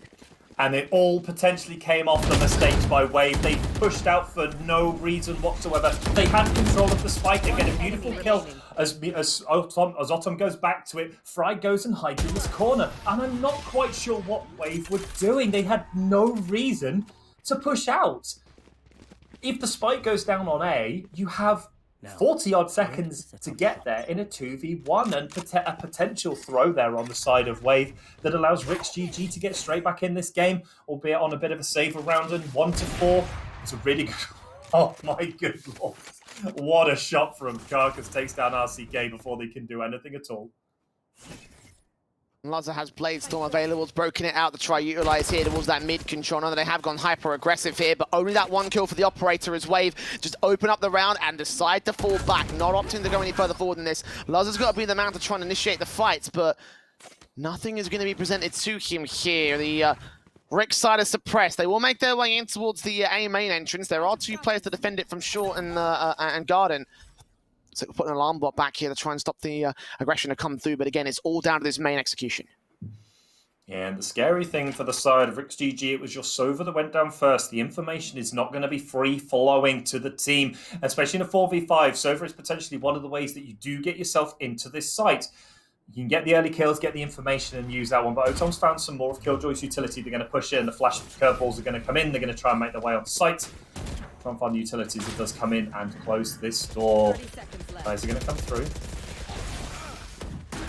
We get broken out here. The spike plant can be secured. Otom keeping his eyes on that short presence. Hot Hands will try driving away from that cyber cage as well.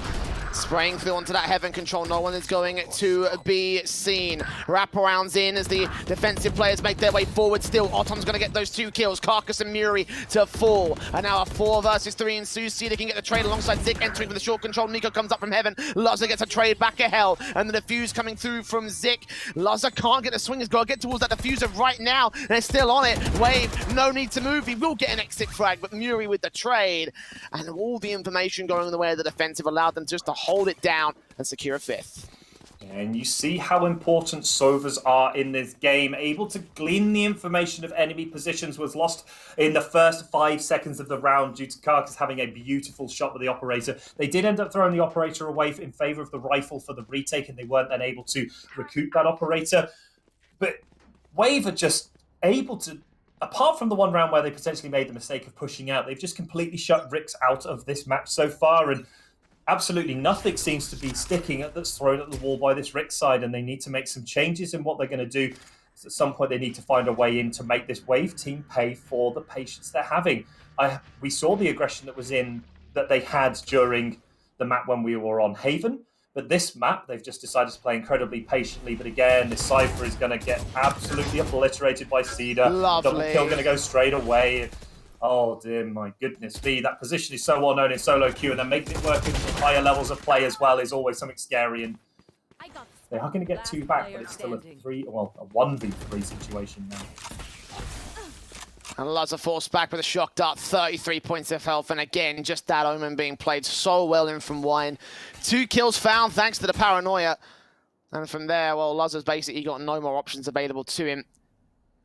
Can be closed in upon by the backstab. There's one player that will try and sandwich him in. They aren't going to go too aggressive at this one. Second shock dart going to be evaded at this stage, but Laza, I think his position's been revealed back here. We'll try smoke down the left, get a bit closer. That's straight through against that Sova. Back's turn, and eventually bit of awkwardness there from both sides, but Muri will be able to close it down, get that 6th to the board of the Wave defense. And Rix are struggling here. This is starting to get real concerning. Yeah, and the concern is that they're just being outclassed in every single department by this Wave team. No matter where you look on this map, there is always a player from Wave picking up a double kill or a triple kill and completely shutting down the aggression of this Rick side. Now, that was the eco buy. They did a little bit of damage, enough to get some weapons across the board, but at some point, these fraggers, we need to see Laza and Otom really step to the front and start to frag out these games. Start getting up towards the double digit of kills, because if we're relying on Latex on an Omen, the duelists have had some questions that need to be answered going into map 3. Slow orbs out into the early mid entrance. Latex going to get some dark cover as well to that position and try and see if they can siphon off the entryway towards the market area. It's Artem that opens things up for Rix though. Finally, an opening advantage going the way of the attacking side. It's a wonder they haven't gotten these more often, but a start's a start, and in this round it can be worked off of. Yeah, and it's a fantastic one to pick. It does get rid of the smokes. It gets rid of the general control that Wave have been able to put out. The smokes that Wave have been able to use have always been incredibly powerful in this game. We're going to see Killjoy's turret go down straight away. Again, more information gleaned, but not necessarily helpful as the paranoia comes in, as the push comes in. It's not going to catch anyone, and Muri's going to clear up RCK on the push in the 4v4 situation, with Otom taking trade fire with Carcass on the other side. But Fry is going to find Zip, and the site is open for business if you are Rich GG. Oh, I thought that smoke clearing was going to cost them. Fortunately, as a player in that back corner and the door being shut down, Wave will burst it open in the 3v3, and all players seemingly going to come in from the short control for the retake. Muri detects Latex and takes him out as a result. Heaven player also coming through. The cyber cage being triggered a couple of times. Fry's going to know about that. Take that first and that second for a 3k overall. Nico can trade it, and Luzza again playing down here towards Dark Hell. When is his opponent going to drop in against him? Fall back, it seems. Take a face and take the win for it. Wave taking the half as well, all thanks to Nico's clutch. Great effort again from Rix, but still at the man advantage. Still, they couldn't get the job done. Yeah, and Fry almost stepped to the plate yet again with the clutch kill, but again, it's not the duelists that are getting these clutches out, it's the controllers and sentinels that are finding them for them. And you just have to ask the questions of when do we see the fragging out coming from the side of Rix? They've been able to find these sort of individual pockets of brilliance, but across a whole round, it just seems to fall apart too quickly, and they just haven't been able to solve that problem. Now 7-1 in advance of Wave, and the door is starting to very slowly get closed on this match, let alone this map by the side of Wave. They're taking this stranglehold that I somehow don't feel they're going to let go in a hurry. They're not going to let go of the half, that much is a guarantee. 7-5 is the best that Rix can do at this stage.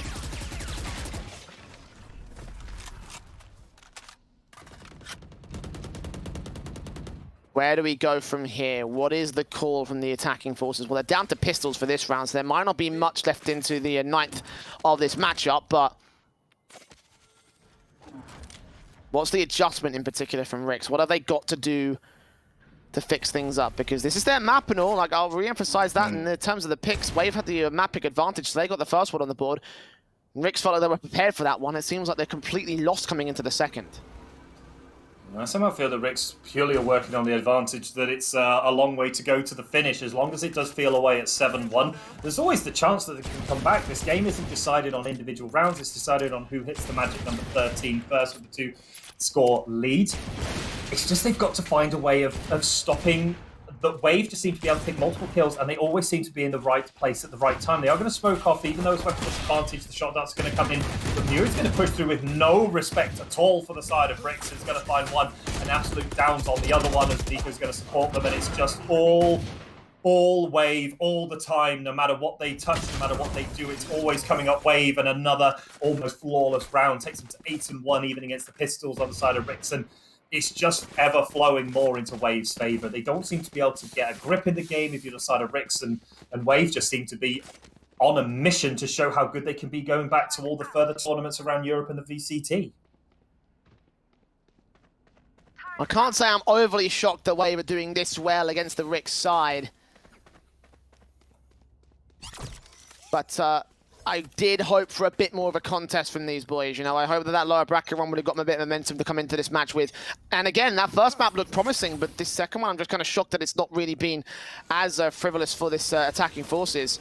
And I realize that obviously some maps have biases, and you could argue that this one is a bit more of a defender bias, but for Rix, like, it's just one of those things where that even if you do get 11-1, like, that's still 11-1. That's still a ridiculous scoreline to come back from.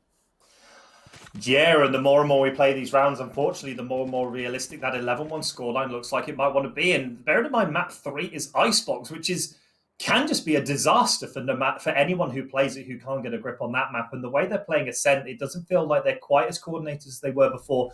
The great play we saw in that first map just seems to be falling apart, and Muri is going to get laser sights onto Latex, and that's a horrible place to be caught, even with the Hunter's Fury coming through. It's not going to do a lot of damage. In fact, I think it may have triggered more of his own team, but Otom's going to go in. The running back's going to end very soon. They're not going to find anyone, and normally these running backs are amazing for the team, just haven't been allowed to work by the side of Wave. Spike planted. Lockdown also coming through from the defensive side. Wave use this to great effect to try and force the Rick side away. One player might get caught in it. They do get one kill on the site itself, but as they fall away from the main control, it looks like no player was going to get locked down. Despite that, they swarm the site, and they're just going to stick the whole defuse. I don't think the offensive side can get back here in time. It's behind hard cover. No, they do get the kill on towards 6, but they're back on the defuse. Pistol taps from RCK. Getting the headshot. Sin Cedar's going to drop. Otto with a quick trade back, however. 1v2 for the last. Standing here is Muri, and Otto will finally clean house. Dicey stuff from Vix, but they are just able to scrape together the rounds.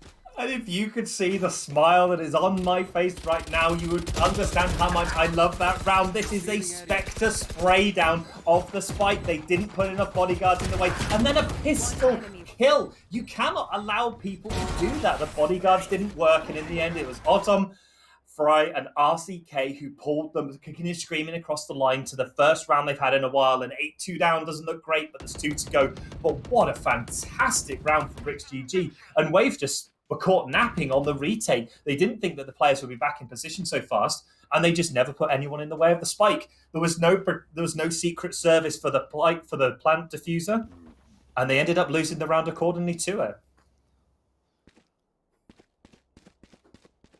On 8-2 scoreline, still favours Wave. Rick's only just able to get their second so far in this half. It's come off the back of 2 4-round streaks from Wave. If that is anything to go off of, then maybe this defensive side should bolster themselves back into the second half with a 10-2, and still, that is very, very one-sided from these guys. Again, Rick's map pick in this one. Arguably the map that they should have won here in this series. And they still have a chance to do so, but obviously they're going to have to work hard for it. They had the full rifles back out once again. Same thing for Wave here. Operator in particular for Carcass, and 2 players looking to face towards that main entrance. There are no attacking players that can extend this far forward. It's actually towards a B main position where Ottom will reveal his angle. Try curveball around the corner, get the opening frag, but Nico there to back up his man, open things up for the Wave side. And there's just no support for these aggressive plays from Ottom. The Fry obviously gets the kill on the other side of the site against Cedar, which is obviously a great pickup, and the Neural Theft's going to come out here. Oh, Lazar is going to be found, but the ultimate's going to get popped now. Carcass is pushing up to try and find this operator kill, going to be in a 1v1 situation, thinks better of it and goes back into it. But a 4v4 situation, the site does belong to the side of Ricks. They know one player's up in heaven, they're going to spam through, and the flank is going down on the side of RCK. Great decision there to go across, but again, also just pushing in too aggressively with no support, and now they need to hold on a 4v4. They need to find where these players are from Wave, and they need to get this to 8-3, and they need to stop them having any chance of retaking. Offsite anchor about to be in position here towards that short control. Zik is spotted, takes that face in. Fry's expecting it. Carcass now here with the Blaze Storm. Going to get on these kills real quick. Sees one player back into the corner, only gets that player. Latex to get the trade. Nico drops in, needs to get 2 more frags for 3K overall. They line up for him, but no. Latex with that final kill of the round to just trade it and just get Ricks again, scraping together a 3rd round. And finally, Rick's GG have turned on the heat. They finally remembered how to play Valorant. They've realised that they're a good team together, and they finally managed to put a couple of rounds together on the board. On the back of Fry, again, with that individual play to get rid of Cedar on that A-side site, completely opens it up for the side of Ricks, and they take the opportunity, they get the plant down, and then they somehow manage to hold out against the onslaught that is the Wave retake. And they bring us to 8-3 in the final round of the half. And now we're going to see the operator in the hands of Luzzer, the full buyout for the side of Ricks, and a bit of a light buy on the side of Wave, although they are mainly able to get rifles across the board. Zik's going to pick up the Spectre. But that's what we wanted to see from Ricks. We wanted to see the bite. We wanted to see that fight that they have in them to try and bring this round back to a reasonable scoreline come the end of the first half.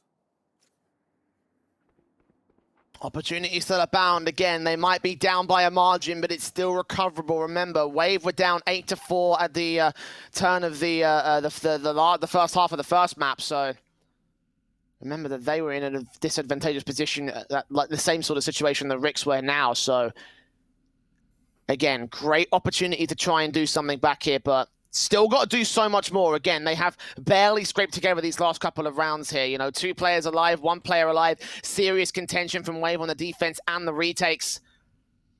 It's not been easy. It's not been easy at all for Rix, and well, some of their key elements have been disappeared. Obviously, we're speaking to Luzza prior to the game. Obviously, with that operator in tow, the operator is such a crucial weapon towards a lot of the setups that you can bring to get together for Rix. Here on this attacking side, only getting 4 frags. He needs to step up. Yeah, and it's always going to be hard. Bearing in mind, currently Fry, yet again, towards the top of their leadership board. This player topped their KDA at the end of the first map, and they're doing it again in this map. And I love how consistent Fry is alongside RCK, but at the same time, there is the question mark starting to be raised over the aggressive duelists on the side of Rix and how they can impact on this map. Wave just seem to have their number at every point that they push. And you look at on the side of Wave, you have Muri and Karkas. Obviously, Muri is on Sova in this game, but Karkas is up at 11, Muri's up at 16, and an 8-3 round has a lot of the time been brought off of those two players. Nico's played a wonderful supporting role on this stage. But yeah, it's hard because we know what Luzza can do, but it just doesn't seem to be their map this time. And in a best of 5 series, 1-0 down, you can ill afford to be having bad maps at any point in this series, especially when you need to start pulling it back in the last round of this half. And then you can put yourself on the defense against a Wave team, which has shown they are more than capable in attack of taking the fight to this Rix GG side. Well, Rix will have a moment for a mental reset here, in case you've been unaware and not quite as observant as we are. We are in a technical pause scenario where player has DC'd. I believe there's a player over on the Rix side as well, so obviously got to figure that out before they get back into control and they start getting themselves back into this round itself. Yeah. For the most part, it does seem like these defaults have been defined, though, especially for the defensive side. That standard sort of like 3-1-1 split that we've been seeing from these guys, particularly towards that short control alongside the mid and the B players. And we won't waste much more time into this one. Look at Luzza aggressing. Oh, and he still loses the fight. Needs to get that operator going. Karkas is just running riot against this guy. Yeah, Luzza decided to take a step forward with no need to do it. They were already in a perfect position, and in the end, it was Karkas that peeked out, got the headshot, got the wonderful one-tap that we all know that the Vandal is fabled for in these situations. A great way to fight against the operator, and the first player goes down, and no way to trade back out because it was the Jet. And again, it's just individual players on Rix being caught out in these 1v1 situations. They're getting punished. They're getting removed by the players of Wave. And it just means that they're in a situation where they cannot fight back fully in a 4v5 situation. And it's all on the back of these controller and sentinel players, yet again for the side of Rix. The likes of Fry, RCK, and Latex are the ones that are being relied on to carry a lot of these rounds through. Although Autumn does get a beautiful shot as Muri jumped up over the wall. All right, finally that operator can do some damage here for Rix. 4 on 4, but 35 seconds to act. They can go towards the B side. There's nobody there to defend against it. They've gone back towards that mid control, and Nico actually gets to revive in. So Wave, once again, have the 5 on 4 advantage. Rix. Hunter's Fury coming out to try and clear out the site. Who are they going to see if they see anyone at all? It doesn't feel like they get any sort of tags or information. So Zik held back here towards Dark. It's Nico that will fall back. Fryer traded. RCK responds. Muri will be able to get a kill alongside Karkas. 10 seconds left. And Latex is now aligned towards that mid control with Spike in full Wave control. Rix capitulating under the weight of the hit will now leave it a 9-3 half for the Wave side. Absolutely dominant on defense. Yeah, and as we said earlier, I'm surprised it's no more than 9. It could have been 10 or 11 up for the side of Wave. Rix, just as you said, and I think actually the wording you used was almost perfect. They capitulated under the pressure of that round. They left it too long after Autumn got that kill. They didn't follow up going through mid. They decided they wanted to push A. And it just gave Wave the chance to get there. They set up multiple players at multiple angles. They set up a beautiful crossfire. So when the hit did come, it just ended in disaster for Rix and Latex, the last player alive in mid, not even on the bomb site with the team. Just removed far too quickly by the side of Wave. And they are really stamping their authority on this map and also this series. And we wanted it to go to 3-1, 3-2, but right now you can't see past the 3-0 sweep here for Wave. They've been utterly dominant, and it's up to Rix now to hold the defense, get these first 2 rounds in the bank, and get it to 9-5. Otherwise, we could be in for a very short series. I'll drawn out that we'll get info on Zik, but obviously we'll get shut down so they can't get the tags in. Instead, Autumn will take that face in from the Rix side, and Zik will shut down the opening kill. Yes, damaged up, but healings are coming through. Up to 74 points of health. As Luzza backed up here towards the short control. Crossfire locked as they expect some sort of face forward from the attacking forces, but so far, nothing to be seen. One player that tentatively pushes forward towards B main, only one defender to handle the entire attacking force of Wave. So this could get interesting for the Cypher. Fry, paranoid, they're going to go right past him though. 3 players to make their way out. They have absolutely no idea. He could shut down headshots, only gets Muri though. So 4v3, Spike Plant can come through. Ricks making their way in the retake. Nico try to catch off one, but no. Fry shuts it down. So 2 standing for Wave. 1 high HP, 1 low. Spike into the corner as well. And here comes the re-aggression. 1-for-1 trades, but Fry makes it a quadra, coming in to get themselves the round here for Ricks. Finally, something going right and a great start in this half, one that Ricks absolutely needed. And it is time and time and time again. It is Fry coming up clutch for this Rick side. We spoke about it with a number of different teams today. Alorante on the side of Volvo Peak, obviously back on the side of Vitality when they were in a tournament, and Carcass and Muri. But it is always Fry who is there for their team. They stood 1v4 on that B bomb site. They got paranoid. No one checked in that corner. And then they swung out. They got a decent amount of damage onto Cedar. They removed Muri from the game. And at that point, they put themselves, they got the support from RCK. They cleared out the position of Sage up on that wall. And it was a 4v2 situation that in the end was closed out by Fry. But it was all started by Fry and it was ended by Fry. And that's what we've been seeing a lot of for this team this weekend.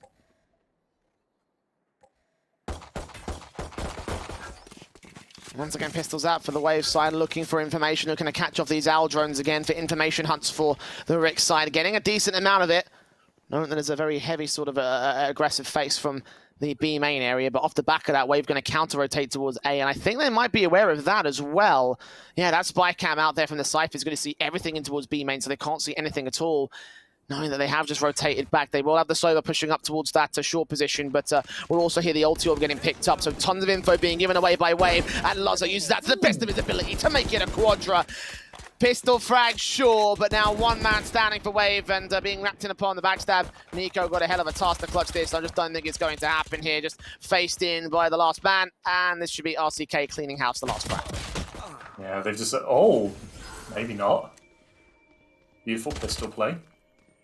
They're trying to bring, they want to run, yeah, they're running Lazar out. They want to give them the ace. Oh no! Oh, they do! Oh, I thought that they were gonna go for the knife kill, and they almost got it as well. To add the extra insult to injury and bolster their own situation, like that would have been beautiful there for the Rick side, but ace is also good.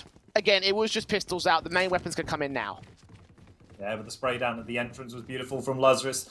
Probably the confidence boosted they need in this map. They were able to get the kills they needed after having a bit of a disastrous first half of this match. And they're now up to 10 with the Blade Storm available, but it's rifles across the board for Wave, and the round that they get super scary if you're on the side of Ricks when you're still on pistols and mid-range rifles and a Blade Storm. They're going to go super high. They are going to get dinked across the map for a little bit of damage from the Killjoy turret. Didn't believe you could see that far across the map.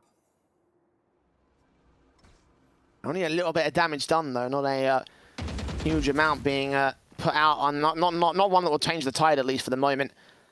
Just that Blade Storm coming through very early from the Rick side, hoping to get those opening frags. Loves are forced out towards the short control. He's got complete dominion over the mid position for the most part, however. These players out here are definitely going to have to challenge this man, and of course, he gets the quick headshot in for Carcass as a result, wins the jet fight and kicks things off well enough for Ricks. Yeah, and exactly where you want to be. 5v4 situation. You know that Resurrect isn't available for these, so these kills are going to stick right now, but it's another challenge now. They're going to win versus Cedar as well, and it's 2 for Luzzer now. That's 7 in 2 rounds, and the man has switched on. They're popping their heads that they need to, and it's going to be how they can close out the rest of the round, because now in a 5v3 situation, they should take this down. A Wave have been found. Ottom's going to know where they are, and Muri has to leg it back. Last player standing. 2 kills in for the Rick side. Muri, Nico falling. Zik is still here over towards the platform entrance, but spikes out in towards main, tagged up heavy by the wallbangs, and the kill will come through for Ottom in that one. As we see another defensive round coming back for 3 in a row for Ricks. 3 rounds of difference as well against Wave, so maybe there's an opportunity that presents this team at this stage. Ascent starting to go well for their defensive side, and well, definitely a change of pace compared to the first half here. Yeah, definite disaster there on the side of Wave. You had the weapon advantage with all the rifles, but they couldn't make it stick. The lighter buy coming out from the side of Ricks, able to go through. They swapped their weapons out for the rifles that were previously carried. by Wave, and that's going to be a 5-stack towards this B-side site. They've swapped the Cypher over, so this might be quite hard to hold off from the push with just a Latex being on site, especially with the Killjoy lockdown coming in. No ultimates available on the side of Rix to counter this. This is big open access for the side of Wave to get onto site. And then it's up to the 5-player retake of this B-side site. If you're on the side of Rix, they're not going to be far through the smoke until now.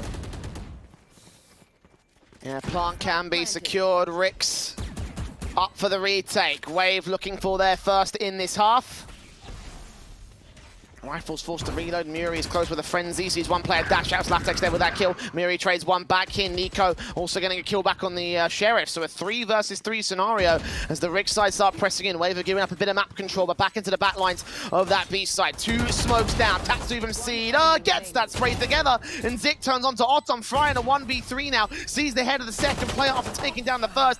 And in the midst of dark cover, Seeder will catch off that blind spray. And Wave take 10. And where one round was a disaster on the side of Wave, that round is a disaster for the side of Rix. They went in with weapon advantage into a thrifty eco round, or mostly a thrifty eco round on the side of Wave, and they got punished. The Killjoy lockdown completely cleared the site, and between 5 players, they could not find their way in against inferior weapons, and Wave played it beautifully, able to isolate players, use the weapons in multiple players versus 1, and they come out 10-6 ahead now. 3 rounds remaining on this first half for Wave to pick up. And without the ultimate available for Nico, obviously a bit weaker on this attack, but they're going to look to start stacking this Killjoy back up straight away with these ultimate orbs. The Killjoy has been so effective here for this side so far. So many occasions where Wave have driven Rix so far off position on the retakes, on the site takes themselves. Such a powerful set of usage there. Like, honestly, credit to that player. Credit to Wave at this stage. Attend is back on the board as they look to try and rebound back into control here. We have Jash coming through from Carcass. It's Fry in the back lines. This time playing the same position that Carcass was when he was on the defense, and he gets a double up for it. Nico turns around, gets Ottom, and Zik is now forcing forward into the site itself. 1 player back, 1 player close. Back is Turner. That takes a chance to strike against both of the individuals, entering from both entries to the site, and Rix can respond to Waves with her first. Yeah, beautiful, simple, easy hold there for Rich GG. They played the numbers game, they played the angles. Fry started off with a beautiful double, and then it's all, well, a beautiful triple, and then it's all closed out by Latex in a beautiful little hidden position. Not many people check that box generally when they hit the site, and made to punish as the players came down through that short staircase onto site. But Fry, again, just the man of the moment, all holding down this team, putting them in their backpack, carrying them along to a 7-10 deficit. But imagine if Fry wasn't on this team, what this match could currently be looking like. They've been doing the Lord's work, as you'd say, to hold this team together and carry them through this game so far. Wave have struggled on the attack, much like how Rix was struggling on their attack as well. Got Bladestorm out for Carcass here on these pistols. And again, the Killjoy will come in to try drive the defensive players away. So it's going to be entries for Carcass to try and find these individuals. Dark cover should start to clear, so he'll start looking for the entries as well as the TP coming through towards the back lines. The Omen into the site again. They will drive all entities away. Get that spike plant in. A curveball from Ottom will be thrown as he's leading the charge here for the retake. Not slowing down at all here. Bladestorm may have been spotted out there by the attacking players, but Rix not dealing with it. Again, focusing mostly on the central side defenders and the players over at main. Muri with 1 frag. Nico can trade it back to a 4 versus 4. And they need to find their way in now. The spike is starting to tick down, and they still haven't found their way onto site, but Luz is getting a beautiful kill onto 6. Fry's going to follow up again, and a flank from Latex is going to do it, and Nico stood all on their own, and it's all lights out for the side of Wave. And another fantastic retake from Rix GG, making up for the mistakes they made in the previous lockdown 5-man retake. And they make Wave look pretty ordinary on that retake. Yeah, I mean, again, they did have mostly pistols out for that side of things, so it's not like it was going to be the most efficient sort of holdout. We have seen them do good stuff with Sheriffs and Frenzies in the past, but in that round, just not to be. And the buy will also be broken for the follow-up round. Rix, Central Rifles focused up. Luzza has come alive as well in this second half. Now up to 13 kills. I think he was at 7 at the turn of the half itself, but regardless, it was a very low number that he was at for the majority of this map up. Now for the Rix side, he has started to become the new element here. Wave off towards the A site this time, playing a lot of B defaults, and now the Buckies will back up the SMGs. Al drone in, not going to waste any time. Hunter's Fury will try clear out the heaven control. Counter Sova in from the defensive line as Lazza and Autumn get those first couple of kills. Autumn still here towards the site, gets himself a kill back of his own right. RCK and Lazza also supporting here, leaving it all towards Muri, and that is a shutdown from Rix. Yeah, I don't really think that Wave knew exactly where anyone was. Their screens went blank incredibly quickly in that game, and although Muri's able to trade one back, it's a 1v4 and not the position you need to be in at this point with an operator looking in heaven. And it was such a weird one because the attack looked like it might have started really well. Then Lazza gets the first kill to open it up, and then the rest of the site just gets flooded by Rix GG. They completely close Wave out, and they completely shut out the round, and it means that we're now 10-9 to Wave, and a fantastic from Rix GG. Admittedly, Wave were on a bit of a eco buy that round with the Sheriffs and the Shorties, but now they get access to the full rifles again. But we were looking at this at 9-3, and think about how many rounds that Rix GG have won unanswered by Wave. It, like you said previously in this map, this is a complete reversal of fortunes. Yeah, Wave with one attacking round here. And it might just come down to who had the better attacking side. Obviously, 3 coming in for the Rix side, and Wave will need to get a few more than that. If they can't secure something soon, then we might be looking at Rix taking the advantage and taking the map itself. Autumn forcing so far forward to run it back. Lazza and Latex also getting kills elsewhere on the map. Cedar backstabbed in out towards the defender spawn. Smokes go out. He does catch Latex regardless as it blooms. So RCK going down towards Muri. So they bought a window of opportunity here. A 3-on-2 scenario still favors the Rix side though.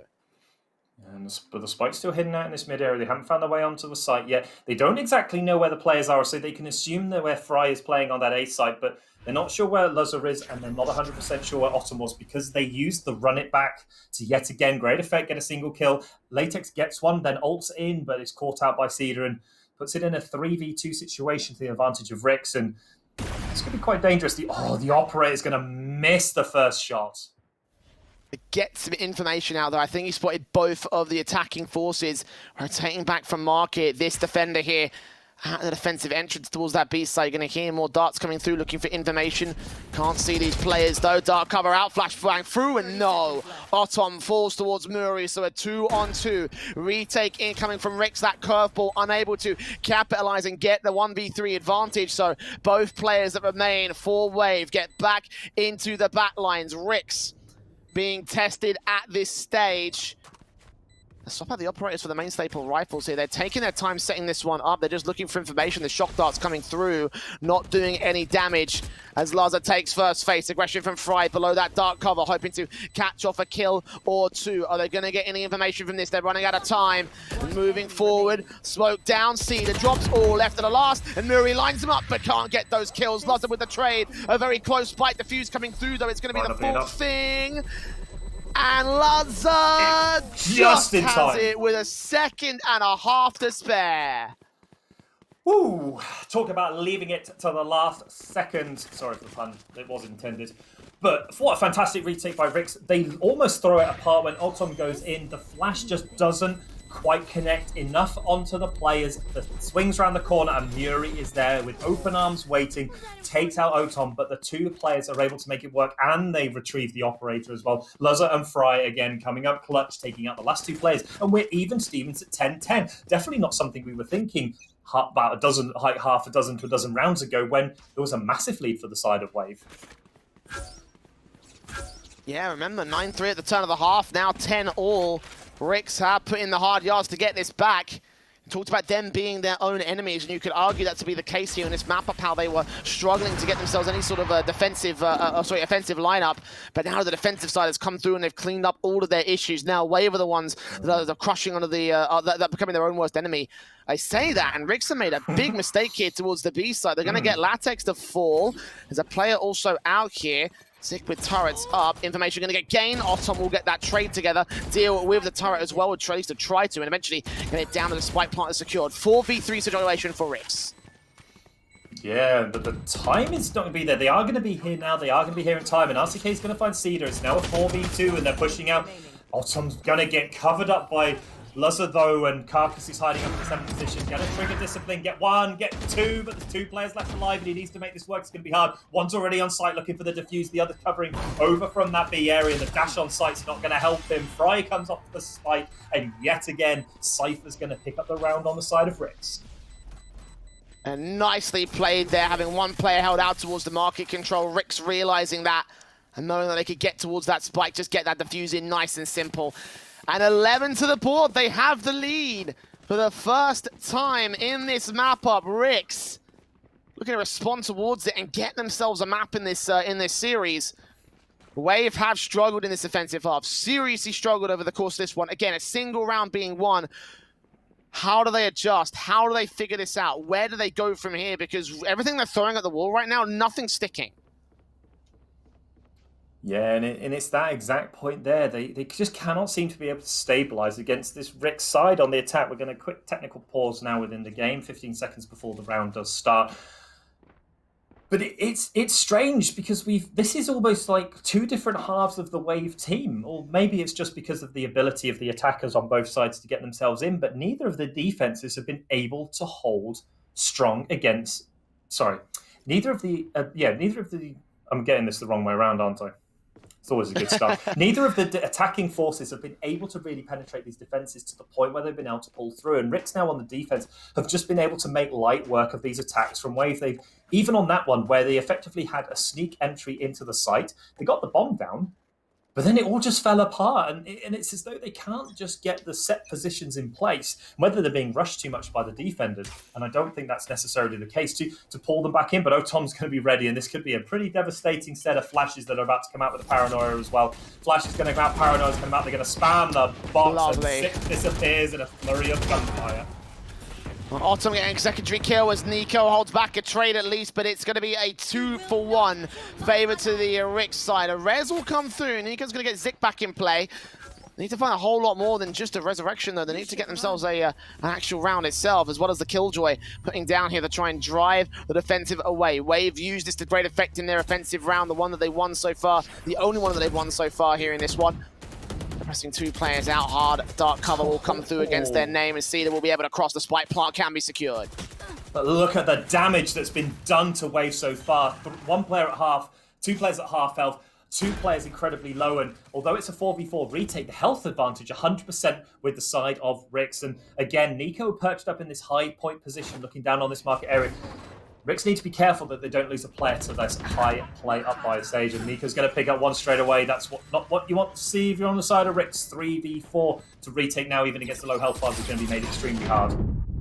Artex pushing forward, covered off, however. Paranoia keeps him blind. RCK with a kill. And Luzza looking for the operator frag back in this one. Dark cover close to position, sees Carcass. No, Carcass catches him and turns 180 for the triple.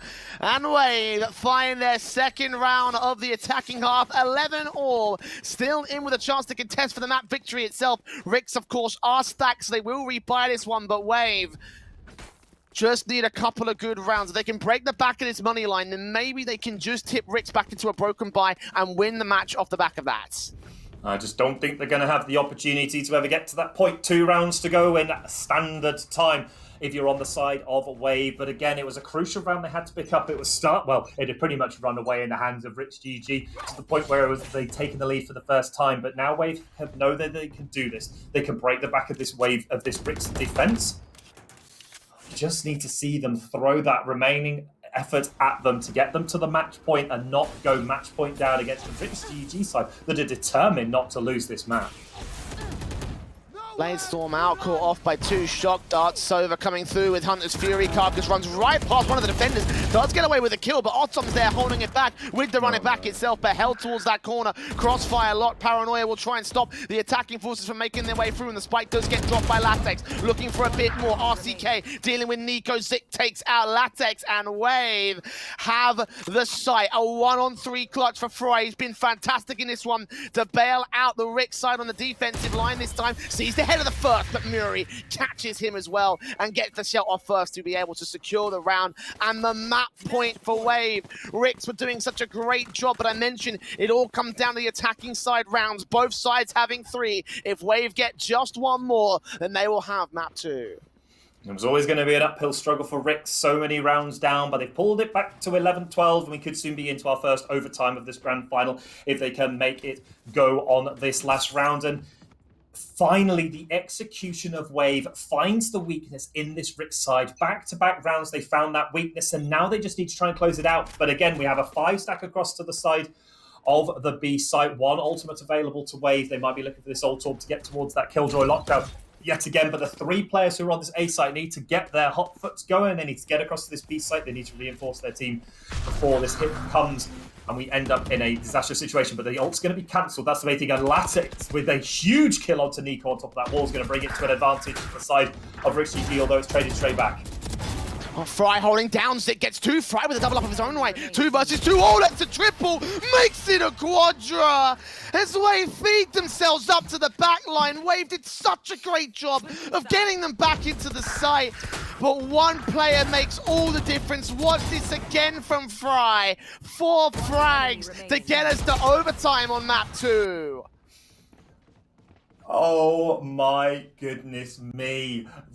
Everyone who comes out of this event will obviously remember the names of this Wave team, but for those of you who don't know them yet, please remember this player on Rick's GG side by the name of Fry. They have hard carried their team through so many of these rounds, and if it was going to be one person to keep them in it, to take them to overtime, it was of course going to be Fry with his Cypher hidden in the back of the boathouse. You couldn't have written a fable better than what happened in that round, and he picks up a quadra just as he started the very first round with the first quadra of the match. So does he finish the last round of standard time, and into overtime we go.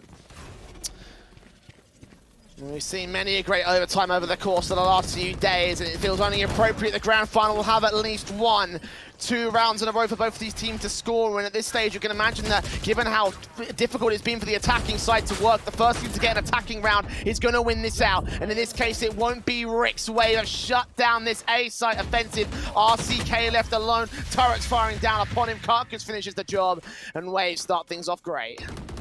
Yeah, an advantage back to Wave. Rick's able to pull it back with a fantastic defense, but the attack just did not hit any of the notes it needed to, and they were just blown away by the defense of Wave. And again, I think this has just been a systemic problem of this match, is none of the attacks have been very good. The fact that we've gone even attackers and defenders on both sides tells you a lot about how these teams have approached this map. They're so aggressive and attacker side focused.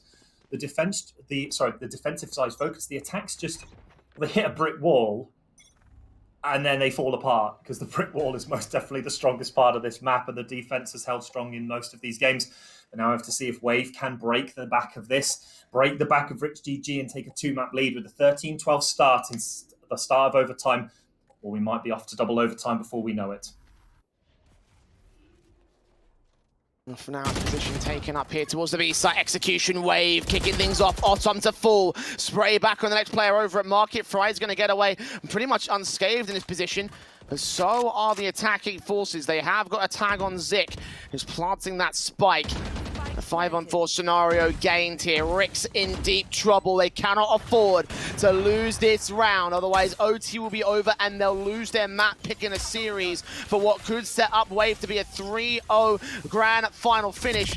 It's Fry facing forward, does catch off Muri. That's a good start towards this one, but they need to find the players on the site and get towards the spike, defuse itself. Operator Lazar looking into the back lines, does not see anything. They're all held to the back here, especially with that recon dart, not getting any info towards them here. One player out, there's Nico getting a frag together. Fry trades it, as Cedar follows suit. Latix takes a kill towards the back lines. 2-on-2 scenario. Smokes out to the right-hand entrance, seeing them both. Cedar gets 3 kills and secures it for Wave. They needed one good attacking round, and that is what's going to do them. 14-12 to go 2-0 up. And Ricks, they lose their first map pick. Oh, but my goodness me, did they fight for that pick. They did not want to lose it, but unfortunately it was left in the hands of Fry, but lightning does not strike twice, and Wave don't lose yet again to this consistent, ever-consistent player on the side of Ricks. And unfortunately, Ricks gave themselves way too much to do. Autumn getting caught out early, going down, giving the advantage to the attackers. And we do know that Wave, when they do get that advantage, have never let it go. And I cannot begin to describe how gutsy that performance was from both teams. The fact that the Ricks were able to sit at 9-3 down and bring it back to overtime. But Wave dug deeper than ever possible. They dug themselves out of the overtime. They got the defensive win. Then when they picked up Autumn on that opening frag, you just felt that the writing was on the wall. And despite no matter what Fry and the team can do, they just weren't able to pull it back. And a 14-12 victory to the side of Wave and a 2-map lead. And with the next one being Icebox and a pick for the side of Wave, you have to wonder if we are heading towards that 3-0 sweep. We talked a little bit about Wave's attacking force, how they are pound for pound, I think a little bit better than Rix in terms of the skill counts. So having them, of course, go to Icebox, such an attacker-focused map, if they get off on the attacking start, then we are going to be in deep trouble for Rix.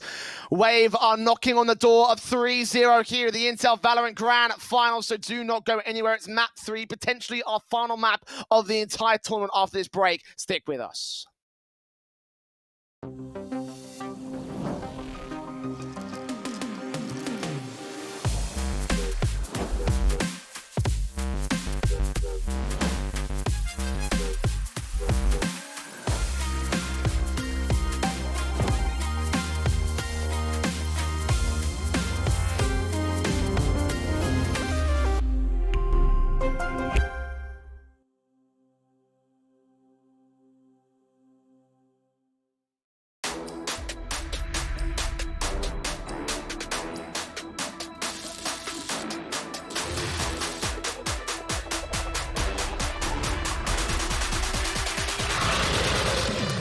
Hello, Overclockers, and welcome.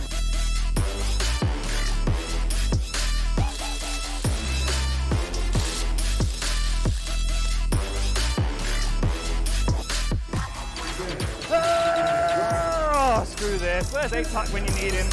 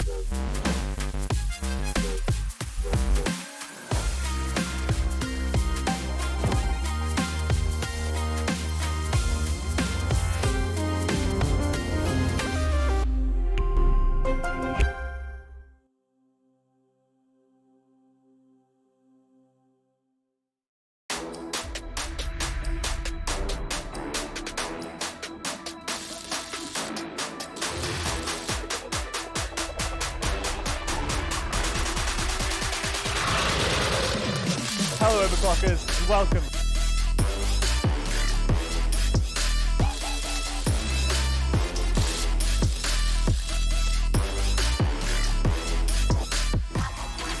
Oh, screw this. Where's APAC when you need him?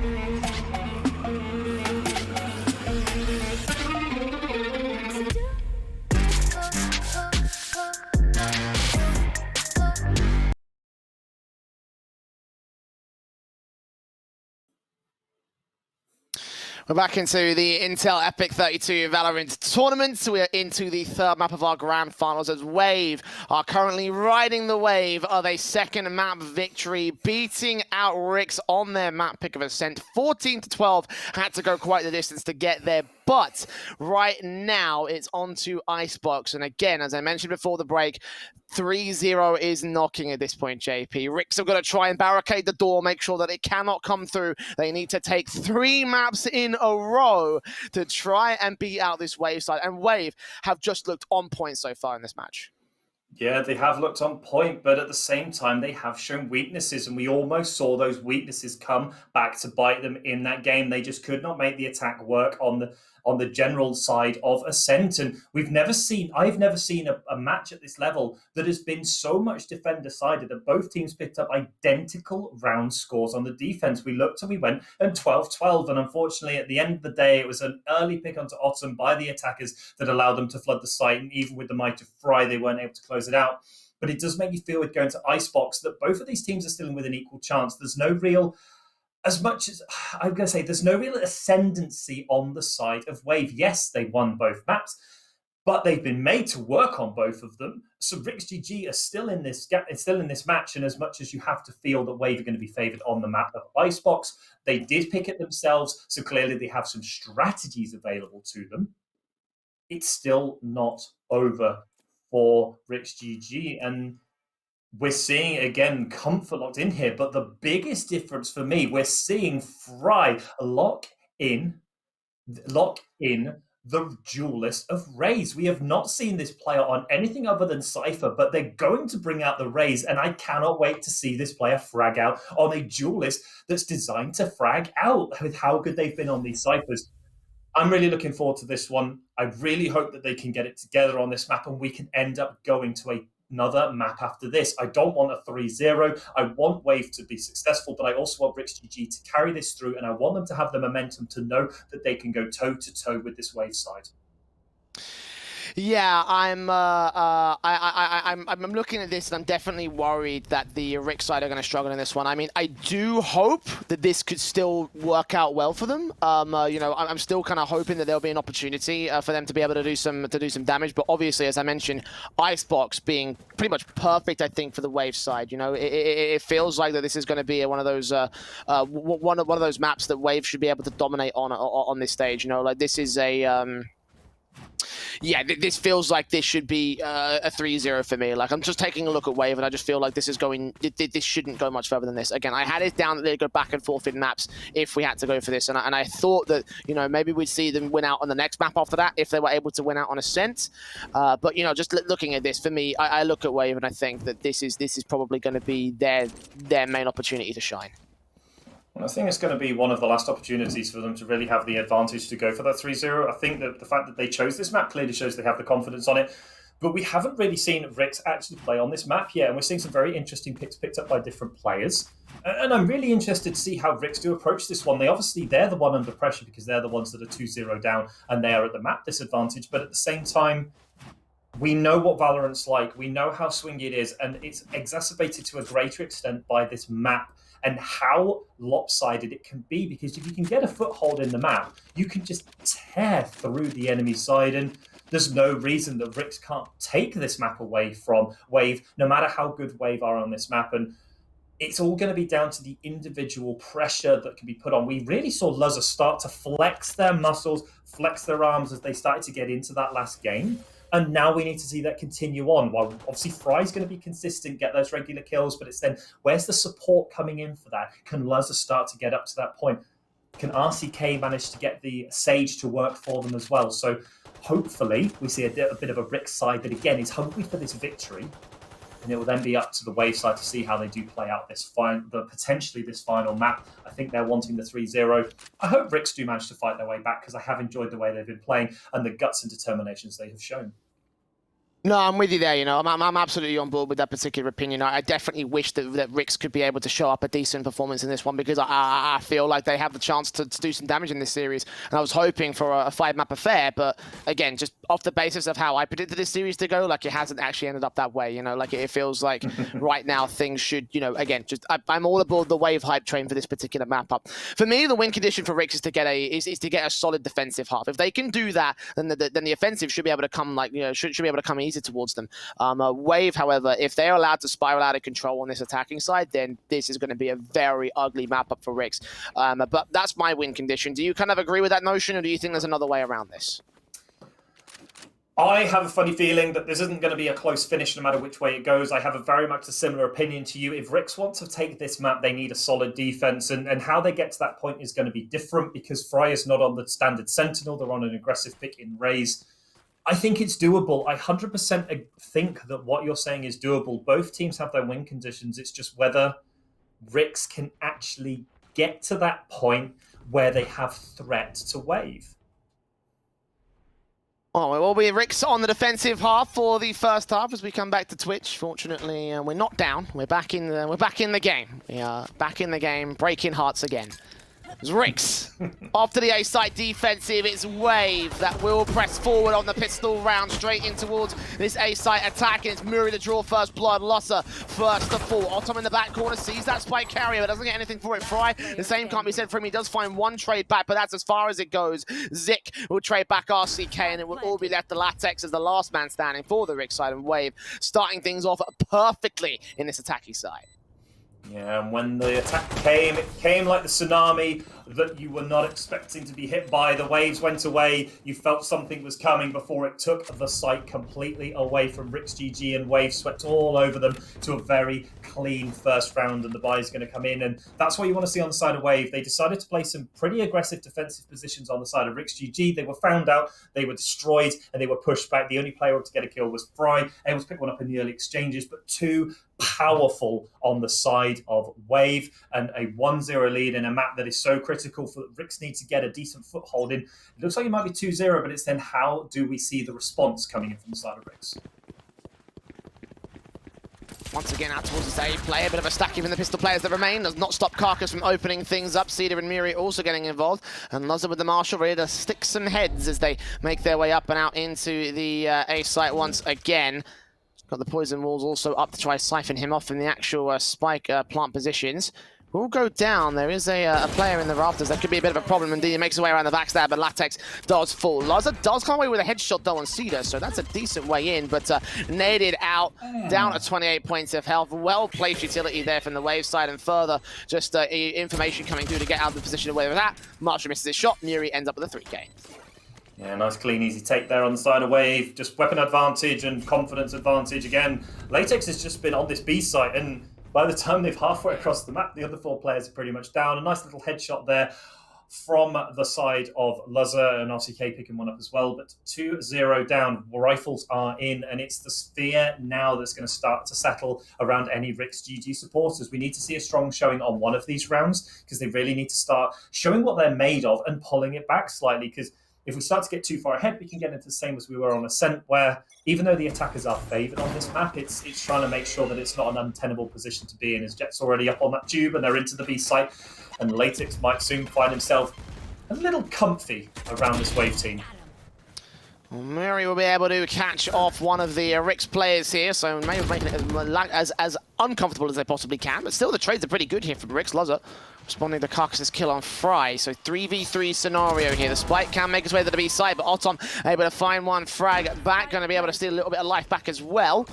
So RCK presses forward, Vandal in hand. Cedar pressing closer with the SMG. The Spectre takes out Otom. Can also be able to steal some life to return to the attacking forces. Moving closer, RCK deals with him, and it's all left to Nico. Not a lot available to him other than the rifle play, and in the end it will be RCK with a 2K and a first round of the board of Rix. A great start from the attackers, but now we're back in control for the defensive force. Yeah, but unfortunately, very expensive round for the side of Rix GG. They do lose 3 players on a full buy rifle round, which means they're going to be going back to the drawing board a little, potentially forcing out some Spectres with the money on the side of Wave. Only one player potentially able to buy. You might have to buy another player in. So money's still not ideal for either of these two teams, despite the fact that Wave took that 2-0 lead into the bonus round. They're still not able to buy out into this third round, and it's going to be the interesting decision of what they take and who they buy in at different points. but whoever takes this next round sets them up very well for the next round. So we're looking at a back-to-back round victory here for whoever's able to take this one, purely on the way the economy is being set up. Lee's out early to try to get the entries in towards this A side. Once again, Wave playing with a lot of heavy A aggression, and it's going to work out well. See that dealing with Autumn so quickly and effectively as Latex gets back towards that B side and tries to fall back as well. Dark Cover going to siphon off one of the entryways as Luzza, I believe he just took out one of the Trailblazers from the sky. Now Showstopper going to get broken out as well from the Rays over on the Wave side. Very closely and slowly peeking up here. They've only found that one frag. RCK pushed up towards the mid control. Does find a trade back, but Muri can respond to it very quickly here. Yeah, and it almost would have been a disaster there. They flicked us away towards the side of A. They then went back in time to pick up that first kill. But it's still a 4v3 advantage to the side of Rix, and they're the one with the ultimate advantage. Playstorm is going to be even worse. Cedar picks up another one. Check out weapon that is still there for the side. The ultimate Blaze from Carcass has been oh so impressive. All of these matches are made to work yet again. 3 players to 1 with a 2-1 lead. Looks like he might be going to 3-1 unless Latex can find the frags and find the closeout. But he's going to be scouted out by the Seekers. The information is given. They know where he is now. It's going to be much harder to attack this site. Taps through 10 points of health. Latex can't do much. Falling to Carcass there as he gets his double up.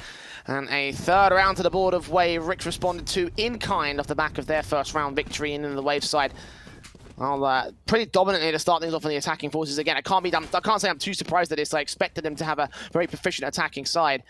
And Rix not being able to get off on the right-hand start here. They will be up to a bit of a bonus gun round, but just with the upgrade pistols. Marshall coming back from Loza in this one. We haven't seen too much of it used over the course of the tournament, but he did land a good kill when he had that broken out earlier on in this map. Need to put it to good effect, though, to try to do some damage at the very least towards that Wave side. Yeah, the buffs that it did receive, the slight decrease in cost and the buffs to the movement speed and inaccuracy and the scoping going up is never going to be a bad thing. But Muri is so good on this race pick and making it work against it. Often's going to find one. And it's a 4v4 situation. If you're on the side of Wave, it's still a good position to be in. A numbers advantage is always favourable for the attackers, and they do kill the boombot before it explodes. That's a critical position to be in. But up high, Muri has got a wonderful bird's eye view of everyone coming into the site. And Marshall not connecting his shots towards that player up high. Latex will do his best he can, but Carcass will shut him down. So, yeah, 4-1 on the board of Wave. Now a buyback can come through from Rix. Operator out very early here for Luzza. Again, big weapon to be bringing out here for the Rix camp, and he was ineffective with it on the defensive half of the first map for... sorry, the offensive half, I should say, for the first map of Rix. So now's the chance to try and put it back in on defense. And again, try to take out the Wave side, who are going to be operator-less in this one. Going out towards the A site once again. They've been pretty effective in trying to get the early and quick A site hits, so not surprising that they're going back towards this site here. No, most definitely. With Muri going back to this raise, you can see the power already up into double-digit kills. We saw them on the Sova in one of these maps, and they didn't look quite as good on that pick on Ascent, but on this pick, they are making this raise look easy, and they already have the advantage until kills up. The Showstopper's going to be coming in. It's going to connect. It's not going to find a kill, but neither did the Operator shot, and Cedar is already on site in support, and one down, and second one already down, and RCK falls to Muri, and the paint shells, and it's all looking downhill for Rix GG now. Well, Luzza does get one exit frag. Carcass ready for the rotators, but they're not going to be coming into his position. It's Muri into the back lines. Latex coming up from rafters. Luzza there to try and back him up. And Autumn pressing forward from the actual site entrance. Muri is going to fall. 3v3. Second player being seen. Carcass still wins out that fight. And Spike now not quite getting eyes on here for the likes of Rix. Luzza slowly facing around with that Operator. Latex going to try to buy some breathing room here for his side as Carcass falls back and trades positions with the retaking defenders here. Operator watching the back line, sprays through, trying to go for wall bangs, and it's all just the case of passive positions from the Wave side. Finally, Zik is isolated. Trade back to a 2v2, but they're dead out of time for this one, so Rix opted to go back, save their weapons, concede the 5th in a row back to the Wave side. Yeah, and it's all looking Wave-sided to me, and it's not that they're not playing well for the Rix GG side, but they cannot stem the bleeding of these attacks onto site. Wave just seem to have free access into all of these sites every single round, and Rix just cannot stop them. And that might just be a necessity of this map and the way that it's put together for a lot of these organizations and the way they do attack them. But it just feels that maybe going away from the Sentinel pick for the side of Fry may have been a mistake, and the second Sentinel may have been able to show up some of these advantages despite the attacker side bias of this map. And it's going to be interesting to see what they can do to try and pull themselves back in. Already 5-1 down, but with a decent chance to do the same on the attack. And we're already seeing attack going into Tube. First player in there, heading up into Kitchen, but Luz is going to remove Cedar straight away. Latex does see those players coming out of the Tube position, only gets that one frag on Carcass. Muri can trade it. RCK does bring his player back, and Autumn creeps around the back. Muri not expecting that, so 2 players standing, making it 1 now on the attacking side. Nico wondering what all went wrong for the Wave side as Rick's able to clean house. Luzza has seen that player, that flick on the operator, a bit too quick, a bit too overcooked, if you will. And this last player trying to find some sort of angle to work with in this one. I mean, he's going to get siphoned off regardless by the defensive forces. Small one-way there for the dark cover. RCK gets that frag together. And that will be a second to the board of Rex GG. Yeah, beautiful clap back from the side of Rix. They took the early initiative. They got rid of the first player, and despite the players pushing up into that mid-area, the paranoia did come out, slowed the attack down, meant that the boombot was more visible, but then the flank came in from Otom. They came up the bottom of Tube to pick up Muri as they pushed up with Carcass. The 2 players were taken down. Their 2 hard carries of this team were taken down, and it's then just left to the support cast behind them, and Cedar couldn't make it work enough. Zik got taken out, got isolated off, and then it was a 1v5 for Nico, and as Sky, it's incredibly hard to win those ones out against all the firepower being brought by Rix.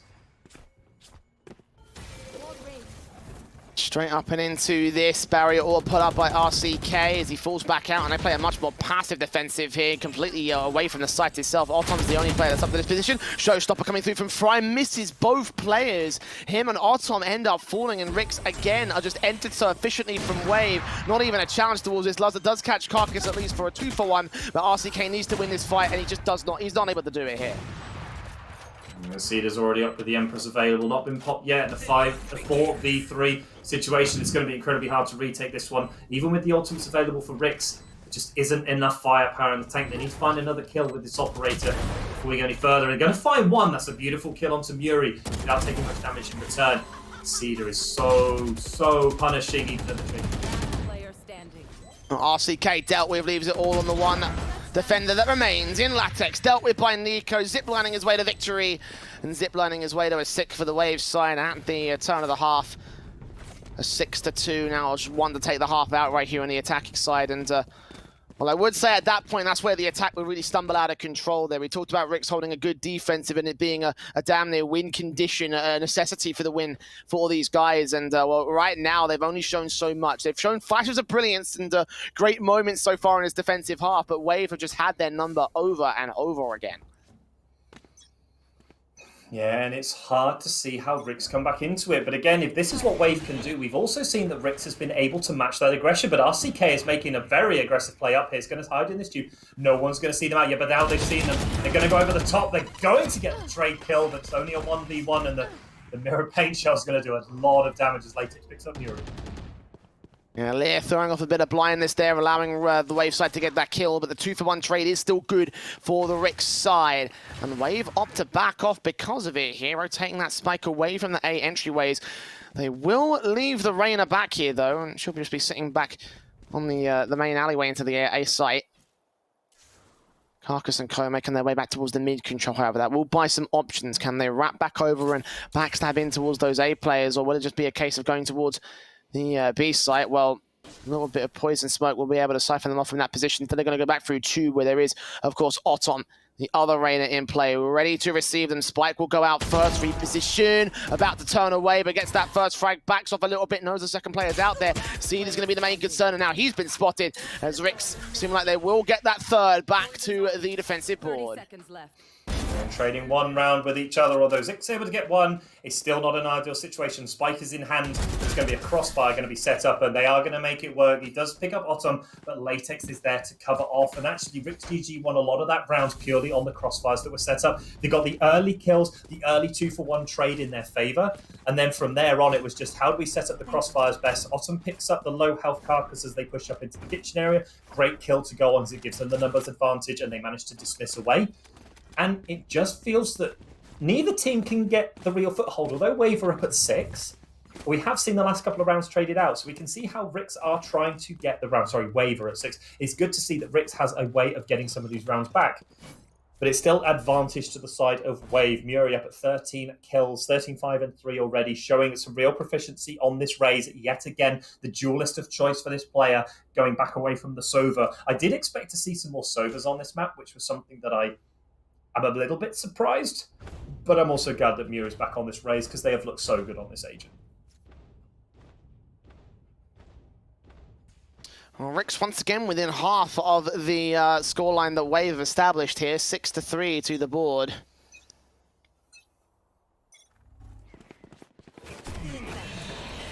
Very quickly into the gates here for Wave again, going to try for the faster A play, shut down by Dark Cover, and Otom also shuts down the opening kill. Showstopper in for Muri, taken out by Luzza. The operator continuing to frag as he peeks in for his secondary kill, and he gets Carcass and all Wave. Now with 2 players left standing in this one. And Rix have shut down that A site hit. So good there. They've started to find their rhythm.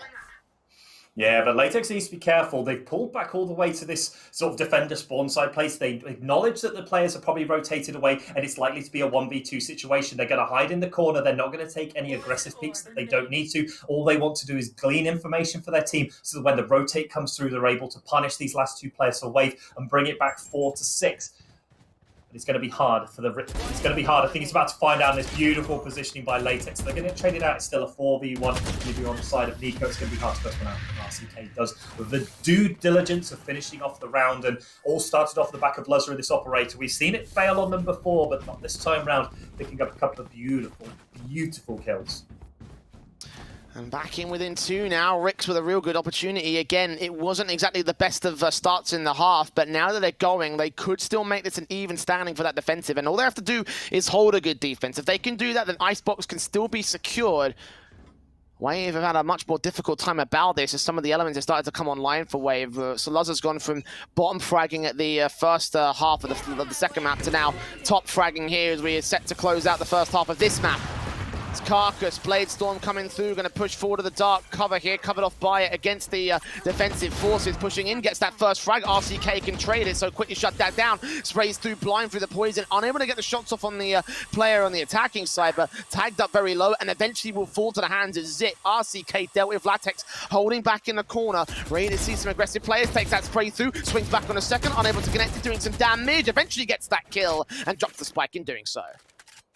And 2 incredibly low players, 4 health on the side of Neeko with no way to self-heal, although they can hopefully rely on the Reyna, but Reyna is still over at A site, nowhere near this spike, and it's going to be incredibly hard. They might have to end up winding their way back to the A site, but there is a player there already, and although Muri's not on their favoured Sentinel, they damn well know how to hold a site in a 1v2 situation against a player that's very low, and even a Reyna, as oppressive and powerful as they can be, without the Empress, it's going to be very hard to take the site alongside this Skye. 35 seconds, and Neeko will take the forward face. Spike in hand as well. Only 1 player to defend this site, so if they can isolate that kill, then they can turn it back to a 2 versus 2, of course. It is against the Rays, who's one of the high HP players from the Rix side. And Neeko checking the corners, checking the rafters, checking the back lines and front lines of the site. 13 seconds. Spike's got to go down towards this corner, though. It will be retake mode. Will this Raze press forward, or we'll put the nade down? But now we're just going to wait for the teammates to get here and go for the full-blown retake.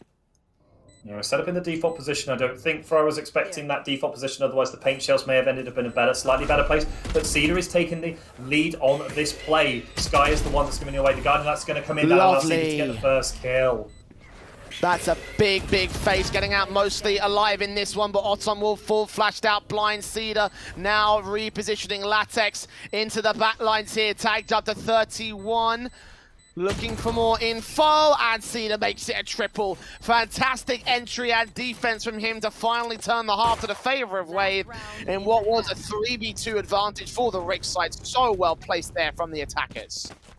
And it may have come off the back of a Cedar triple kill, but it was Neeko that made that work. The couple of guiding lights completely throwing a loop to the defenders as they tried to make their way onto site, and it allowed Cedar on this Reyna to first get the kill, dismiss away, but then the second one to trade the damage and heal it all back up. Neeko making this Skye pick work across multiple maps has been mighty impressive.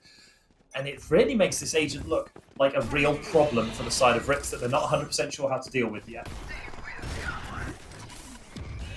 Poison Wall's going out early here to try block off players on the A site, siphon them off. Muri is going to put Boombots down, try allow the entry. Satchel's coming forward, a very fast hit coming through from the wave side. They catch off bottom as a result. See 3 players held back to the back lines as Viper's Pits also put out towards the A site play. RCK dealt with. Zik in the thick of it alongside his teammates. Latex comes up with 1, pushes forward, is going to get decayed, and Zik will take advantage to deal with him. All left to Lazar. 1v4 for an operator clutch. We have not seen one, at least as of late on stream.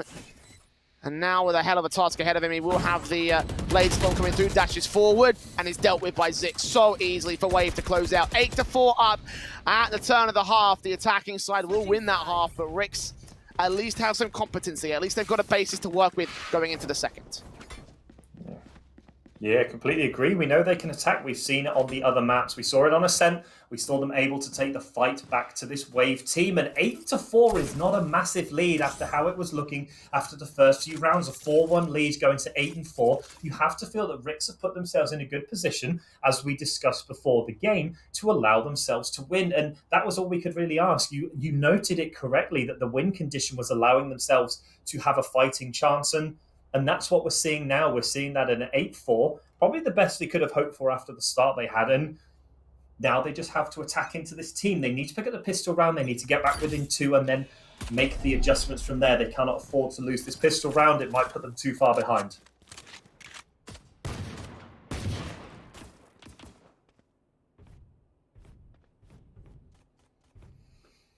Wave will start things off on the right foot. Muri taking that frag. Lazar, however, with the Sheriff, domes out. Cedar takes him down. Carcass will also fall to RCK, playing on the other entry side. Skimble Ghost Kill coming through to a 4 versus 3. Favor to the Rix side. Boombot going to hunt for info on the site itself. Muri has weapons that you can switch to. I think there's another Ghost out there, though. Checking positions, keeping his eyes on the back lines, and using that zipline to re-aggress back against the attacking forces who have rotated out of the A play entirely. Yeah, they've decided that A might well be open, but of course players are going to be rotating. We know that pistol round rotations generally come in a lot faster than the defensive ones, but they're not going to be caught out. Wave have 2 players ready to go, and Muri is on the hunt. They're trying to make a flank work. So Rix need to be very careful of this. As the smokes come out, they know the execute's about to hit, and it's how do they answer this with Sky and Viper. Mains coming forward, Latex watching the back line, Spike Plant will be secured. Zik pushes forward to the dark cover, eventually manages to find RCK with a headshot found. And doubling up for Muri as he gets out Latex. Next nades continue to come forward. Fry and Lazar can respond though, so all after Nico. Good flick on that first headshot and taps that Spike, trying to force the last player to peek. It's Lazar, held behind the container barrels. When does Nico strike? Can he find the headshot? It's all about the timing and the creep around. Dash away. Lazar tagged up, forced on the reload. The Ghost sees the shoulder bait and faces them forward for a 3K overall and securing a huge pistol for Wave. Oh my good lord, Muri, you are a hero of your team and making the flank work, although it looks like Nico's going to close it out with a 2, make it look all flashy and have the finishing animation, but it was Muri's flank that allowed them the space to get the numbers to even and then to advantage, and a beautiful set of kills. The Sheriff not working out for the Jet, and Lazar just couldn't connect the shots, and it's 3 for Nico, but a beautiful flank on the side of Muri. I must commend that play. They decided to take the aggressive stance, and Rix were not expecting it, getting a couple of early kills and then closed out by Nico. And 9-4 Wave lead, and not the position you want to be in if you're on the side of Rix, especially as you're likely to go down in this round to the advanced weaponry now available to the Wave side. We could be looking at 10-4 already. Double digits up for the defensive forces. Oh, Tom caught off there. Further guiding lights for Nico, desperate to hunt for this kill. Nice and easy, nice and efficient, adding more to the kill count of the previous round. Spike Plant can be secured here. Zix is going to try and force RCK away. Will decay a little bit thanks to that poison smoke. Muri pushing forward to the poison wall. Perhaps it will be RCK and Latex, the next couple of players to fall. Wave back on the retake. Naze will force them back for a position, but the pistols on most of the players here will not be able to do much. Lazar, Sheriff in a 1v5, can't get to the Spike Plant position. Might take some exits and even fails in doing that. Wave, 10-4. Now only 3 rounds away from taking this map and the entire Grand Finals. Rix going to put in the hard yards to bring this back, not just to take this map, but to take the next 2 after it. and able to achieve a flawless victory at the same time. Wave made it look easy. The weapon advantage is obviously a huge advantage, and on the side of Rich, you don't expect to achieve too much, but Wave making it look easy, keeping all 5 players alive, all 5 weapons in game, and even though they're on the buy here from Rich GG, it means that the bonus round is in full effect for this defensive Wave side, and 10-4, the confidence is flowing, and it's up to Rix to try and break the back of some of this mentality, the strength of mentality that's been built up by this Wave team. Oh, Otom forcing forward. Look how close he is to the back line already on this B side. And Zik has absolutely no idea. Back turned and all. Otom getting that pick. Muri trading it back. Lazar might get caught off guard by Nico, and indeed he does. Spike plant is secured by the Rick side, but a 4-on-3. Wave still have the player advantage despite the early kills being lost out on that B side control. Otom next casualty to be seen, guiding life chances off Latex as well. Caught by the boombot. Muri gets the kill, and Latex left alone to do it all. Damage was done to several, but Wave still so confident on these retakes, and Rix running out of ideas, running out of time as well. 11-4 for Wave. Yeah, and Wave just seem to not be capable of giving rounds away. They've ironed out the mistakes they've made in the previous maps. They've now got it all locked down, and they haven't even given Rix a sniff of an opportunity. Another buy round in here, but it's light armor across the board, and those purses are looking incredibly bare if you're on the side of Rix. 11-4 is such a fantastic place for Wave to be. They've opened up this map, and you can see why they chose it as their second map of choice. They have made it look so easy into this Rix side to get these early kills, and Carcass going to make an easy play onto Lazar. Yeah, trying to regress forward. Even Otom's to press back to this mid control. Zik will fall in trade. At least Latex will find something to return for Rix, but the damage is done to 2 players on their respective sides. Spray through for Muri, caught off guard. Is not tagged up heavily, but will still be playing out towards this A site and trying to draw their attention away. Otom rotates around with a spike in tow and give it back towards one of the teammates, and there is a player that is pressing close. Who's that in the tube? It's Cedar. Is someone going to check it? Yes, they are, but they've both been seen, and 2 players can face, allowing Rix a chance to get the player advantage with a res on Lazar. That'll be a 5v3 now for the attacking side. As they do pick up Nico, even though Carcass is able to get back, he's now a 1v4, and you don't see them losing this one. Carcass looks like he's going to collect the ult orb and then hightail it out of here. Rix are going to get the plant down, and they're going to get the first round back for themselves, all off the back of some beautiful gun work from Otom as they made the play in, and then they isolated Cedar in a beautiful place in that tube. It had all looked like it was going to go wrong as Lazar goes down to Carcass in the initial exchanges, but it just doesn't matter. Rix have enough confidence to play together. They still have the confidence in each other. They haven't been beaten yet, and I think that's the approach they're taking as they do get themselves to 5 on the board, although there is a lot of way still to go. Yeah, it's not their map, and obviously not their grand final at this stage. They've got nothing to lose. You've got to play like you've got nothing to lose if you want to bring this back at this stage. Hell of a task for Rix, but they are getting things together for a quick moment. 11-5 for this stage. The operator in for Carcass. The standard sort of rifles out for everybody else, and this operator was pretty prevalent on Lazar over the course of their half for the defensive half for Rix this time. Gonna try face forward for Cedar. He gets the rifle in to get the kill on RCK, and a big start coming through for the defensive line.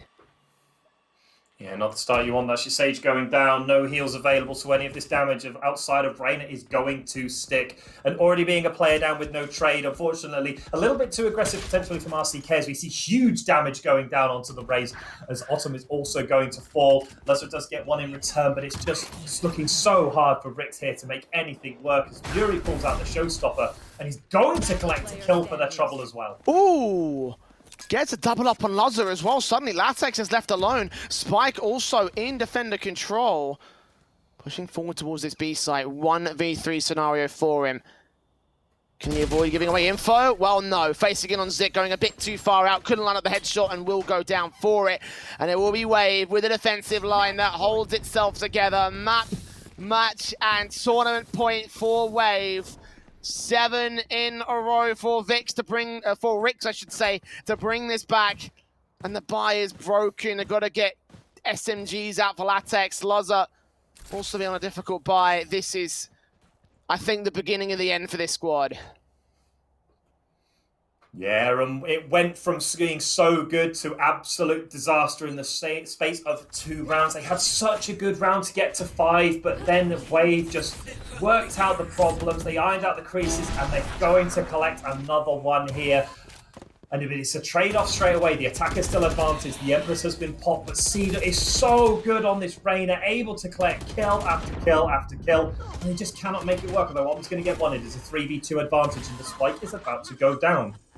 An all-important required round, one of these ones that you absolutely need to try and stay alive here for the Ricks side. We've also got Showstopper out for Fry. Autumn's going to go down. Player up in the rafters. The Showstopper connects, so it's all left to Zik. 1v2 clutch to try and get them back in. He catches Fry. 1 player left. Latex, better be careful about this as Viper's Pit's going to go out. And Zik on the defuse. TP into the midst of the smoke. Needs to catch this player. Needs to get a bit closer. Sees that man. And Latex will just, and I mean just, keep Ricks in the game.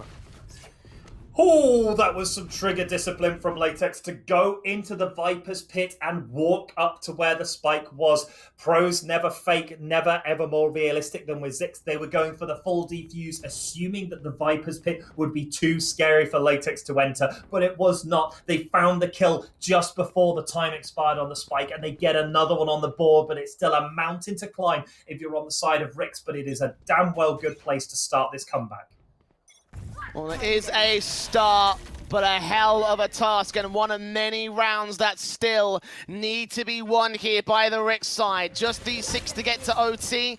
2 more after that to win the map, and then of course the 2 maps after that still to remind you that they are still on a serious back foot, even if they have momentum swing. It's Loza that starts things off on the operator, getting that first kill. Zix these 2 players, tags up 1, takes down another. The trade from Latex is still good as he finds the line in towards the B side. There's still another defending player out here. The dark cover will keep that one suppressed, and Ricks have a bit of an advantage. Where do they go from here?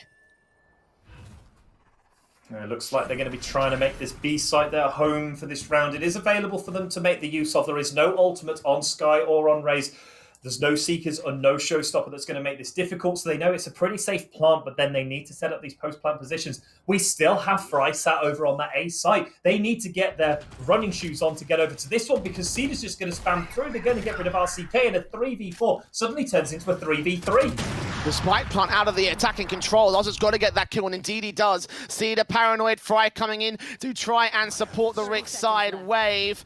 2 players to hold. Latex trying to put out some hard cover. Force that player to peek by faking the plant once. Oh, he goes for the wall bang and takes it down 2v2. And the time pressure is going to start to come back for them. Luz are going to get blinded off. Fry going to start peeking forward as the spike fakes it once. Forces a spray. 10 seconds remaining though. Going to force his player out. Oh no! The spike plant has dropped. And Luzza desperate to get this kill. Now known. Continuing. Short-sighted. 2 seconds. No chance to hell. Luzza's out of time! He can't get the kill at the very last second. It will be Wave to secure the 13th at 6 to Ricks and a 3-0 series. They are your Epic32 Intel Valorant champions. Oh my goodness me, what a match to finish this tournament on. I cannot begin to describe how well I think these teams have done to get here. And at the end of the day, it is Wave that comes out on top. They played that map beautifully. They gave so little to the side of Ricks, but it was just such a way to finish. They just couldn't find the last player. He couldn't change to the rifle in time, and Autumn couldn't make the flank work. They had the Emperors popped, but they could not make it work, and Wave do take it down. What a match. All down to that Raheem Lurk, which really gave him the advantage in that particular respect, and Wave will be your champions. Let's bring Sue back into the fold. I don't remember if she predicted 3-0. I don't believe that any of us did for that matter, actually. No. But yes, a very, very close end and a very tense end to what has been an epic grand final. Not quite the 4-map and 5-map series we expected out of it, though. I was muted. I'm back. Hello. Thanks, guys. You know, It could have very easily been a 3-1 or a 3-2, the way the maps were going, but it just goes to show, you know, the mental fortitude and all testament to Wave. Rick's really brought it quite close a couple times, but I think this is a difference at the moment between the top teams in EU and the ones that are just on the fringe, because being able to close out games, Jay, as you know, not just in Valorant, but all sorts of titles, is such an asset to have. Yeah, absolutely. And I mean, I'm very impressed with how well the Wave side were playing in that one. Like, didn't miss a beat at all. I mentioned a little bit in that last map, a little bit about how like it's all about tenacity and being able to maintain like a constant over the course of several maps. I did feel like towards the end of that series, Ricks were starting to slow down a little bit, but not the same case for Wave. Honestly, I am very impressed with how dominant they came out in this series as well. Well, JP, you know, on Rix's side, on paper, 3-0 kind of looks like a bit of a dominating performance and a thrashing, but that doesn't tell the whole story, does it? No, not by any stretch of the imagination. Ricks came out fighting, and despite the 3-0 scoreline, it never felt like Wave had it all their own way. Yes, they were the more dominant side. Yes, they were the ones that were destined to win. But if you're a Ricks GG fan, or if you're on the Ricks team, there's a lot of bright sparks to look forward to. And I think this roster can really push on and start to fight with the big boys at the top. A lot of things to work out, a lot of sort of issues to iron out, and a lot more time together. I think this could be a very good roster that has a chance of pushing it to maybe to the top end of Valorant in potentially the next year to 2 years to come. Well, JP, I'll stay with you for my follow-up question, because like you said, they do have things that they need to work on. What do you think in particular they need to focus on going forward if they want to come back maybe next time to this tournament and get that W? I think the key thing, and I'm sure Jay will agree with me on this one, they just got caught so many times in 1v3 situations, 1v2 situations, and they just weren't able to trade them out. They put themselves at a disadvantage. They didn't have many first bloods. It was generally first bloods being taken against them. When they did get the first bloods, it was generally a tick in the book, and around one they were able to hold out from there. But I think they need to start ironing out the communication. They need to rely on each other a little bit more. But I think it's that passive communication, the stuff we talk about where you don't need to be saying what you want someone to do because you're so well versed in it. And I think, to me, the communication and the not getting caught out are the big things they need to iron out on the immediate surface. Because at the end of the day, it's very hard to pick up in the individual gunplay. These players are in the top elements of Valorant as mechanical skills. It's then taking that from being just a solo queue player and taking it to that professional scene. Well, Jay, how about the Wave side? You know, we spoke before the game that, you know, they are one of the favorite teams. They are a scary side. They can switch it on. What did you like about their performance today? I think, again, it was mostly down to the fact that, you know, they just had the better skill, you know, and I loved the way that they were constantly getting opening frags and they were constantly able to read the opposition. Like, it definitely felt like they have such a great mind for the game, at least by comparison to what Vix was showing. Vix. I keep saying Vix for some reason. I don't know why. You know, they had such a great read on what Ricks were doing throughout the course of that grand final. Like, they just kept having like great positioning, great information, great, you know, just great, just great everything. You know, like they were winning out their fights. They were always, you know, able to counterplay what the Ricks side were doing. And or I thought that Ricks were going to have a chance to counterplay on the Wave side. Apparently not to be. That shows a lot of dedication into improving your craft and being able to sort of like replicate performances. Because as I mentioned before, Ricks had the perfect window into the Wave side, and they were still unable to get any sort of maps in this series. Well, you know, speaking of Wave and how great they have done today, I think we should just pick an MVP for the grand finals. JP, who would be your pick? Oh, what a question.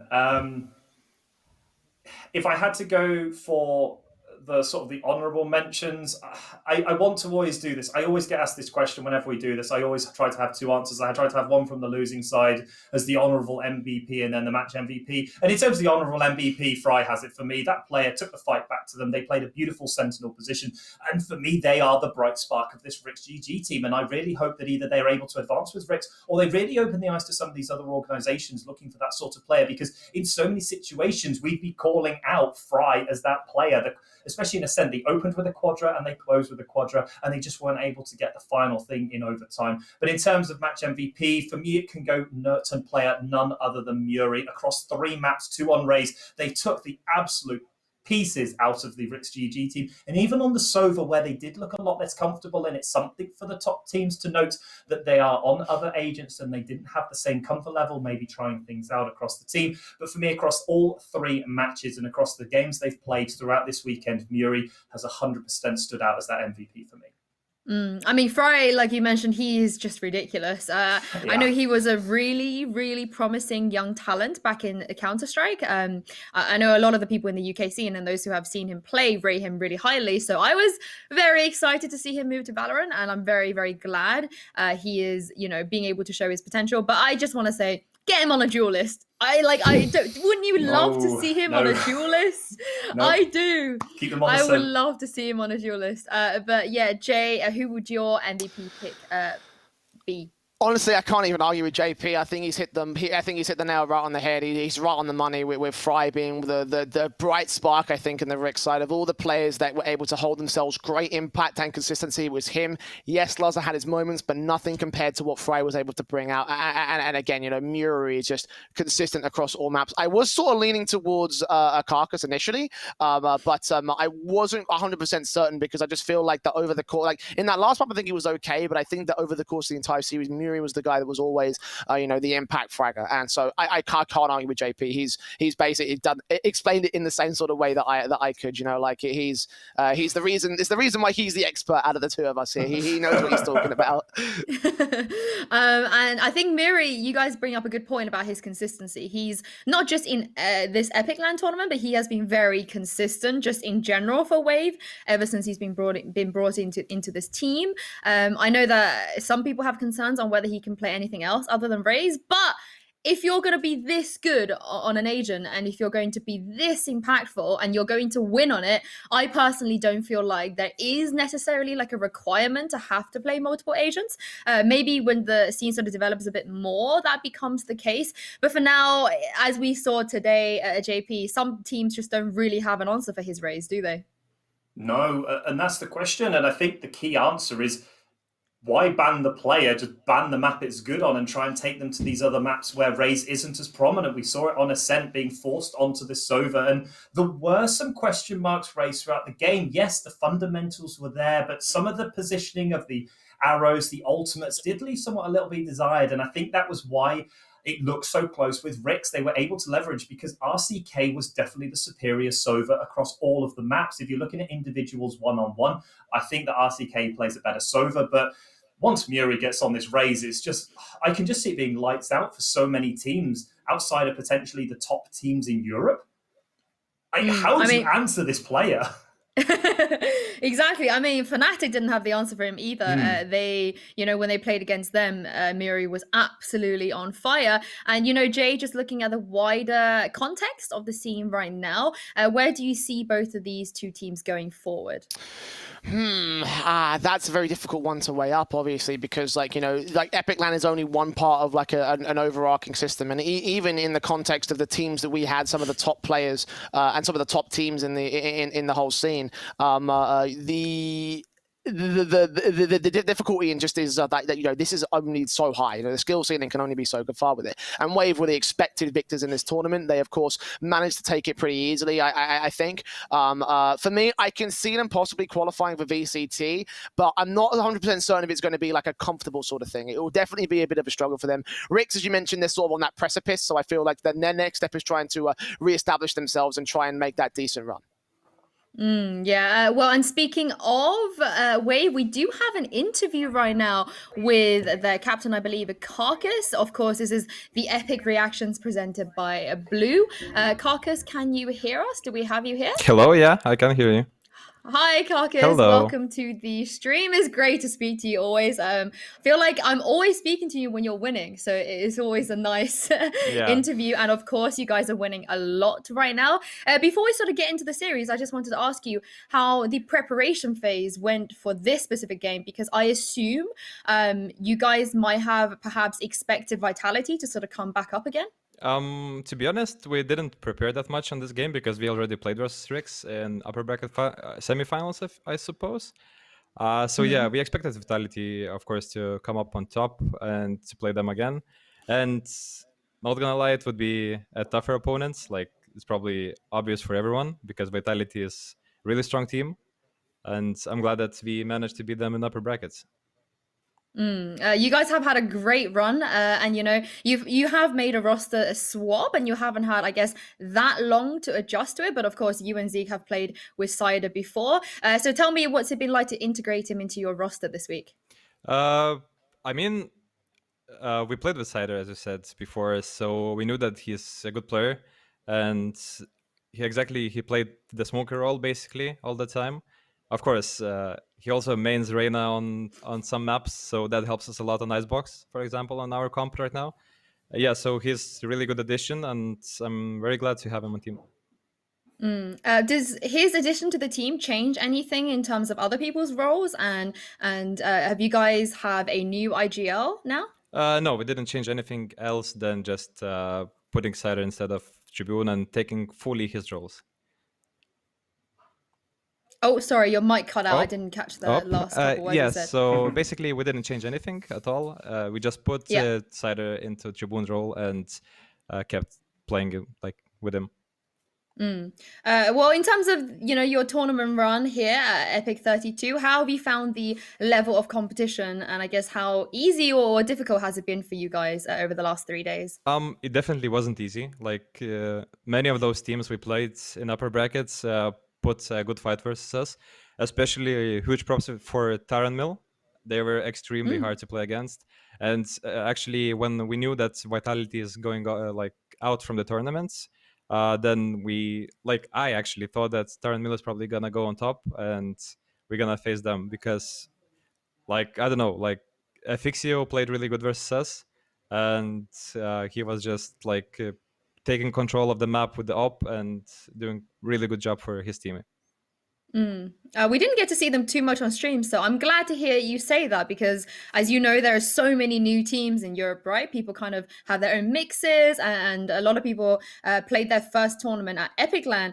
So, in your opinion, looking at the wider context of Europe, how small do you think the gap is between teams like yourself and Vitality and all of the tier 1 teams in comparison to some of the newer and tier 2, tier 3 teams?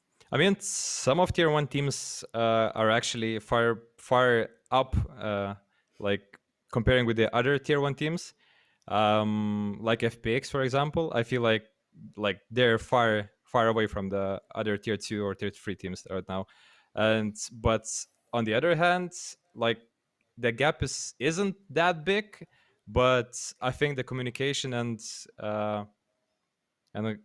experience maybe just puts a factor who's gonna win in the end, so Yeah. In terms of this win, I just want to see how much this means to you guys, because obviously you had that insane run at VCT. You kind of dipped a little bit last weekend, but you have another chance, of course, this weekend. So how helpful do you think, and how much more confident are you going to be knowing that you've basically won a very, very important tournament going into the last stage of the qualifiers? I mean, this tournament was actually just a preparation for VCT for us with a new member. We need to find out how we're gonna perform in the tournaments like this, for example, because that's not a secret that VCT is much more important for us right now. And our minimum goal was top 3, and we didn't have that much pressure on the finals because we knew that we're already top 2 and we reached it. And yeah, it was just preparation for VCT basically, and we did quite good, and that's gonna help. I think that's gonna help a bit because now we have a confidence that swapping a player didn't made us worse. At least we're either on the same level as we were before, or we are even better. I think you did more than just quite good. I think you've definitely impressed everybody here. But thank you so much for joining us, Carcass, and best of luck with VCT. And we do hope to see you guys back here again, and I guess to defend your title next time. Yeah, thank you very much. Thanks for having me. Car Club. Oh, thank you, Carcass. It's always great to speak to Carcass, you guys. Such a nice guy. Very, very, like you guys said, very honest about the process that they're doing and very realistic about what the kind of goals they need to achieve. So, Jay, I guess if you are one of these teams that he spoke of, like one of the tier 2 teams, the ones that he even found difficult playing against, what do you think they really need to take away from a team like Wave right now? Oh, it's a very difficult one to say because I think a lot of their prowess in this tournament has lied in the firepower, but definitely in terms of consistency, being able to sort of like replicate some of the guys like Muri and what they've been able to do, and trying to practice to sort of like maintain that position and try and maintain that level of performance across several, across not just one tournament but across many overall. If you are finding yourself to be one of those teams that are of a difficulty to a team like the likes of Wave, then you've got the talent necessary. You have those abilities, you have those components. Maybe not necessarily in the right combination, and for certain mixes they can obviously break apart and reform and try again. But like if you can do that, then that you have a capable team that could do some damage. Well, JP, we heard him say that their goal was for top 3. They weren't really too bothered about winning it or not winning it as long as they could reach that goal and trial with this new roster, they would be happy. But do you think they, I guess, fulfilled their potential, or do you think maybe they kind of overshot their expectations? I can't speak. I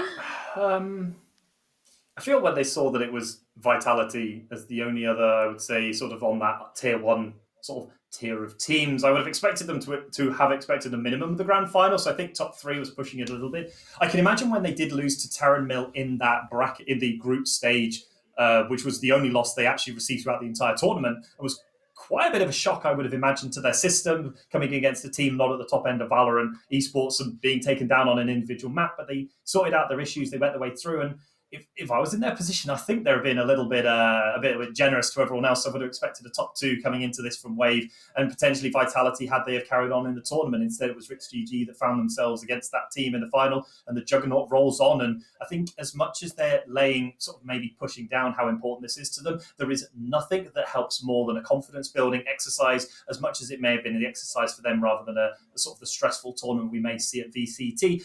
The time doesn't hurt, especially putting Cedar into this new look roster, trying to settle them in at a tournament where it's a lot more flexible, a lot more fun. There is much less pressure on this team at a tournament like Epic32 than in comparison to VCT that they're going back to. So you can only hope that it gives them the confidence. But when it hit VCT, we're looking at a team which is even more improved than they were coming into this weekend. I mean, we've had such good records. Summon FC, who won Epic 31, now are signed to Fnatic. They're a tier 1 team. Wave, again, who've just won Epic 32. They're probably going to qualify this week. They'll definitely be one of the favorites too. So it really goes to show the depth of competition in Europe right now. Before we wrap up, Jay and JP, I just wanted to get your last thoughts and your biggest takeaways from the last 3 days. Jay, you go first. Valorant's getting exciting, actually. I haven't had much of a chance to really work inside the game as of late, but all these times, to take a break from my regular sort of doings and other sort of titles has definitely aided in terms of breaking up the monotony. And again, this game is starting to get better and better every time I tend to work in it. So an exciting victory for Wave, definitely a momentum booster going into the VCT. For Rix, it's better luck next time. And yeah, I mean, it's great to be back. I wish it could have lasted forever, but all things must come to an end. JP, what about you? What are your last thoughts? Well, aside from mirroring Jay's comments, it's very much to me about the rising stars that you're going to see coming out of this tournament. There are going to be names that the Carcasses, the Vax, but there's going to be new household names, I feel, in 6 to 12 months' time. The likes of Valorant coming out of the Volvo Peak team, but also Fry coming out of this Rix GG team. I can't wax lyrical over these 2 players enough. They stood out from even their own teams and against some of the top teams. Valorant was fragging out against Vitality of all teams. These are the players of the future, and although Valorant is young, born into the pandemic that is COVID-19 and the sort of these online events, when we get to LAN, I can only see these teams getting better, these players showing up, and I really hope that in the future, in the next 6 to 12 months, we aren't seeing these sort of ex-CSGO pros taking over the scene, but we're seeing these new Valorant professionals coming through the game just as itself. And for me, Fry and Alorante are the 2 players I want to keep an eye out for going forward. Those are my favorite 5 words, by the way, when we get to LAN. That's all I think about. That's literally all I think about.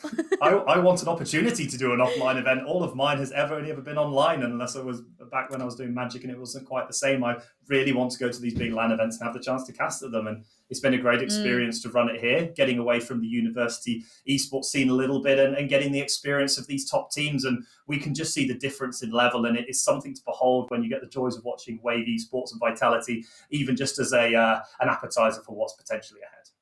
Oh yeah, doesn't get better than that. That for me was a top tier 1 performance and game.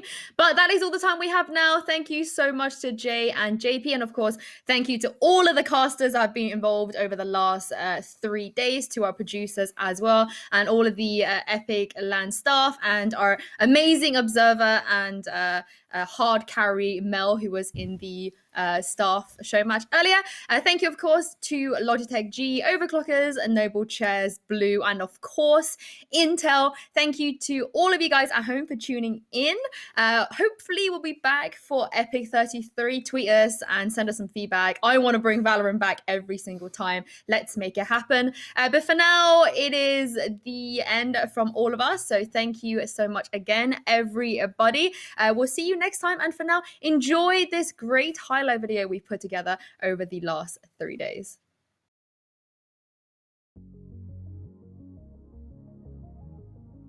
We'll have to do work as some nades are missed, but all to do. Extinct sees the first man, unable to get it at first, but pulls out the deagle for the second. Jamie is trying to pull out some movement. Oh, he's got all to do with 10 seconds left. Oh my god, is he going to do it? Well, at this point, they'll be thinking they've got a draw. They can't afford to lose as they push on forward. Jack to find one. Synergy, the man to get dropped. Vision will find one. A second. Oh, Vision. Oh my god, Vision. Have you ever seen a play like that to destroy Wellard? Playing here, you need to see the kind of form effect. Yeah. Now, we're seeing esports well. They're going to push into 2 defenders and that mirror as well. The C4 goes out and gets a double kill onto Matt and Divine. To the head around that bakery kind of a spots the player inside of prep. Here's an oh my! He fires Nicola now in a 1v1. Can Shocks gain and see the advantage against Foster head just outside that breach. But he has the advantage now. That clock hits red. Does he spot the player? Yes, he does! He wins the clutch and no name. Much more Ravagers for Revolution side compared to just Roaches. So here comes the attack. Massive concave from the Roaches from behind. I think Revolution's in a lot of trouble here. A lot of Roaches in the concave. Look at this massive concave for Mixu. Revolution stuck right in the middle, dancing his units in the middle of a whole Roach party. GG is called. Beautiful Storm on the ramp. The Prolapse army just annihilating here. Getting so many choose targets right with those storms. Side of it, he will now, thanks to the Seekers coming through, and be able to respond. Monstrum with the response, Monstrum with another kill to bring this back in the favor of Patrick. The time is so low, and I think that Aftershock might have just won it. It has. Oh, that Aftershock was crucial! And no name! There's no player surviving! Hypers with the lockdown still up. He's going to get closed in on by 4 players. Oh my 4 word, players no! pushing in towards the defender's spawn. Are they going to go into the deep trying to like they are? They're falling. Hypers fight free. He doesn't even need the lockdown ultimate. He just needs the battle in hand, and he takes down players. Cox goes down as well.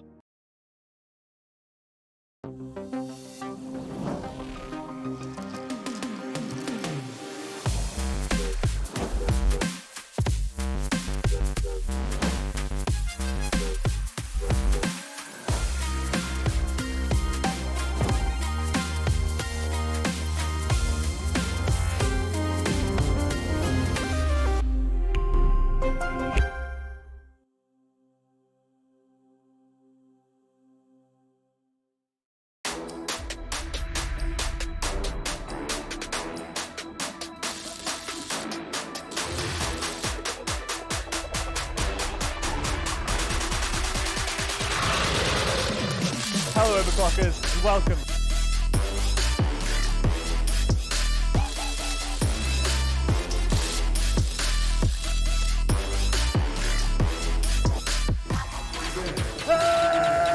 Oh, screw this. Where's A-Tuck when you need him?